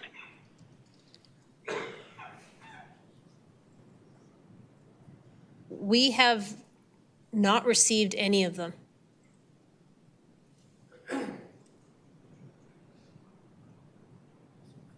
Is there any way you could provide your presentation and then we'll find a way to get the slides into the public submission later? Well, I was just wondering, like, maybe I could try emailing it to you directly. Would that be an option? I mean, it's not the way we're supposed to. Oh, hang on. We just got it. Okay, great. Okay, it's ready to go. Okay, I can't see them, so I'll say next slide, please. Should be on the asks. That's where it is. Great, okay. Council, I'm asking you to look through the lens of citizens' Okay, you know what? This isn't going to work. It's very echoey. So what I'll say is please consider the questions for administration that are on the final slide. And I won't subject everyone to the echo for the next 5 minutes. So we don't have an echo, and I know you do, and that makes it very difficult. But if you can get through it and you want to keep going, we're not hearing an echo at all. It's up to you. Okay, why don't I try giving it a shot? Okay, please do. So do you want us back on the asks? Yes, please. Okay, we're ready. Okay, thank you. Council, I'm going to ask you to look through the lens of citizens when deliberating on the budget. Calgarians want to have confidence that our critical infrastructure is reliable and being maintained. We would rather see our tax dollars used for parks, green spaces, and community facilities like the Inglewood Pool than on a new logo or bike lanes on narrow side streets, especially when they are blocking access for older adults with mobility issues. The 4 asks are to deliver a back-to-basics budget, eliminate spending on the nice-to-haves, increase spending on the need-to-haves, and focus on affordability and the reliability maintenance of critical infrastructure. Next slide, please. I'll ask you to stand up for affordability. Affordability is the top issue for most Calgarians. Therefore, it was interesting to discover that the median residential property tax, according to the city's own website, has increased since 2016 from $1,780 to $2,564, an increase of 44%. Cumulative inflation, according to data from the city's own Corporate Economics Inflation Review website, has been 25% for the same period. This means the city's property tax burden on the median residential household has increased by nearly 18% more than inflation over the same period. Please adjust spending so the cumulative increase of the median residential property tax bill is not greater than inflation by 2029. Next slide, please. Please stop unproductive work on the Calgary plan and the implementation of blanket rezoning. Calgary's have delivered a loud and unambiguous message of widespread opposition to blanket rezoning. Stop characterizing this opposition as NIMBYism. Calgarians support thoughtful, well-planned redevelopment and appropriate densification. Calgarians strongly oppose the thoughtless one-size-fits-all approach of blanket rezoning and believe it will result in corresponding higher costs for poorly planned infrastructure additions, which does not optimally deploy finite capital resources and negatively impacts quality of life. Let a new city council take up blanket rezoning and the Calgary plan only if they have a clear mandate from Calgarians in the next municipal election. Several inner city schools are capacity. We've had disruptions to electrical power. We were reminded as recently as today that transit is unreliable, social disorder is rampant, and of course, we spent the summer under stage 4 water restrictions. Many people are beyond frustrated that city administration repeatedly declared that the city had existing infrastructure capacity to handle increased density proposed by blanket rezoning when this is clearly not true. Next slide, please. We need to address pressing issues like out-of-control water loss. We are losing the equivalent of 46 Olympic swimming pools every day. This is the approximate water usage of 200,000 homes. Next slide, please. Instead of spending taxpayer dollars on glossy brochures and engagement that mostly serves to aggravate residents, the city should be focused on addressing deficiencies in our critical infrastructure, and funding needs to have, like the accelerated water loss program, which includes enhanced leak detection and improved asset management practices. Next slide, please. While Calgary no longer has wooden pipes, we do have a wide range of materials in the ground. 54% of our pipes are now comprised of plastic polymer. Next slide, please. It was surprising to hear that the condition of the pipes is largely assessed using modeling. The modeling incorporates factors such as pipe material, pipe age, failure history, location, and soil conditioning. It makes sense that we cannot physically assess over 5,000 kilometers of pipe every year. Ms. Poole, you're at time. So okay, thank you. Thank you very much for joining us. And we have one late registrant, Justin Similuk. Are you on the line? Yeah, sorry, they sent my email confirmation as, I think it was like Lisa Pruill was speaking or something. Yeah, Ms. Poole just finished. It's your turn now. Okay, thank you. Hello, Mayor and Council. Unfortunately, you're going to have to make me tap the sign again. Raise my taxes. I'm still waiting for you to do it enough for it to be meaningful. I got my property tax last year, and it was about $12 increase per month or something, which, like, I know Councillor McLean's trying to make that seem like it's a huge amount of money, but it's kind of a drop in the bucket compared to slashing services and downloading higher costs onto Calgarians. So think about it. It's like one beer on the golf course we could probably do without, especially when transit is, like, so bad you got to drive home from the course anyways. It's kind of dishonest to frame the entire affordability discussion coming down to municipal tax rate. But if you want to go that route, how high are taxes in Calgary? We have a lower municipal rate than Toronto, Edmonton, Montreal, Winnipeg, Regina, Saskatoon, and pretty much every major city in Canada. We don't pay high taxes in Calgary, so raise mine higher. It's a bit rich hearing councillors talk about ensuring taxes stay low to maintain affordability, while at the same time wondering why we aren't raising transit fares to recover more costs. This is the kind of shady downloading of services that make this more unaffordable, not property tax increases. It'll always be cheaper for somebody to take the bus or the train than owning a vehicle. And we have councillors who are actively trying to hurt this affordability.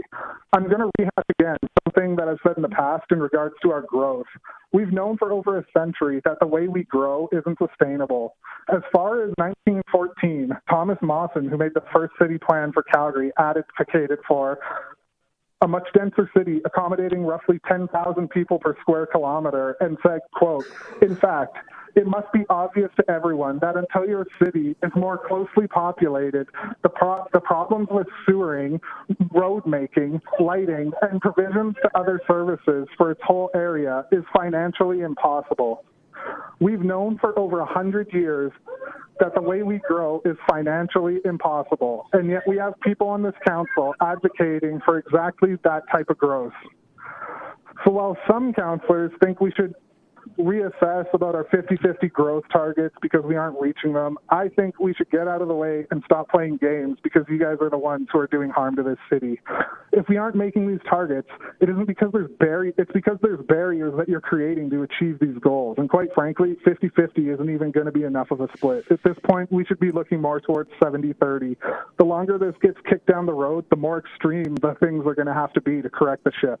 So once again, raise my taxes. Unlike some of the people who are more concerned about fluoride and talking about the United States and $87 billion climate strategies that we aren't even paying for, but some people think we are, I would love for you to just raise my taxes so that we can be a better city and provide services for everybody. Thank you. Thank you very much for your presentation. That concludes the 5 people on this panel. We have a question from Councillor Chabot. Thank you, Mr. Robinson. You made a statement, and I'm trying to understand what you meant by your statement. You said if the office towers downtown are non-residential assessments go up, it'll reduce the tax burden on residential customers. Can you explain to me what you mean by that? Yeah, so it's my understanding that the way the city budget works is you say, okay, we need $1 billion this year, and it's going to be split amongst all of the property owners in Calgary. And then you take that number and you say there's a calculation which includes a mill rate and kind of a distribution, and everybody pays their share of the $1 billion. This is distinct from, the income taxes where it's whatever I make this year, I pay a percentage on that. If that's the case, then if my home goes up or my property goes up 2% and somebody else's property goes up 10%, even though my property has increased, my relative share of the bill will go down because the other property has increased more. And so it's my understanding, and actually my understanding, this is what Councillor Wong told my community association the other day, and this is sort of consistent generally with how I believe municipal taxes work, that one of the things causing residential taxes to be so high recently is that post-2014 oil crash plus 2020 pandemic crash, downtown property, commercial properties are worth a lot less money and growing much more slowly than residential properties are. And so that differential shifts more of the tax burden to the residences. That's what I meant by that, Mark. You don't think that's a good assessment of the? No, that's incorrect. Okay, yeah, I'd be curious to hear your thoughts. So council established the differential between the residential and the non-residential. And in fact, this year is proposing a 1% shift from the residential to the non-residential.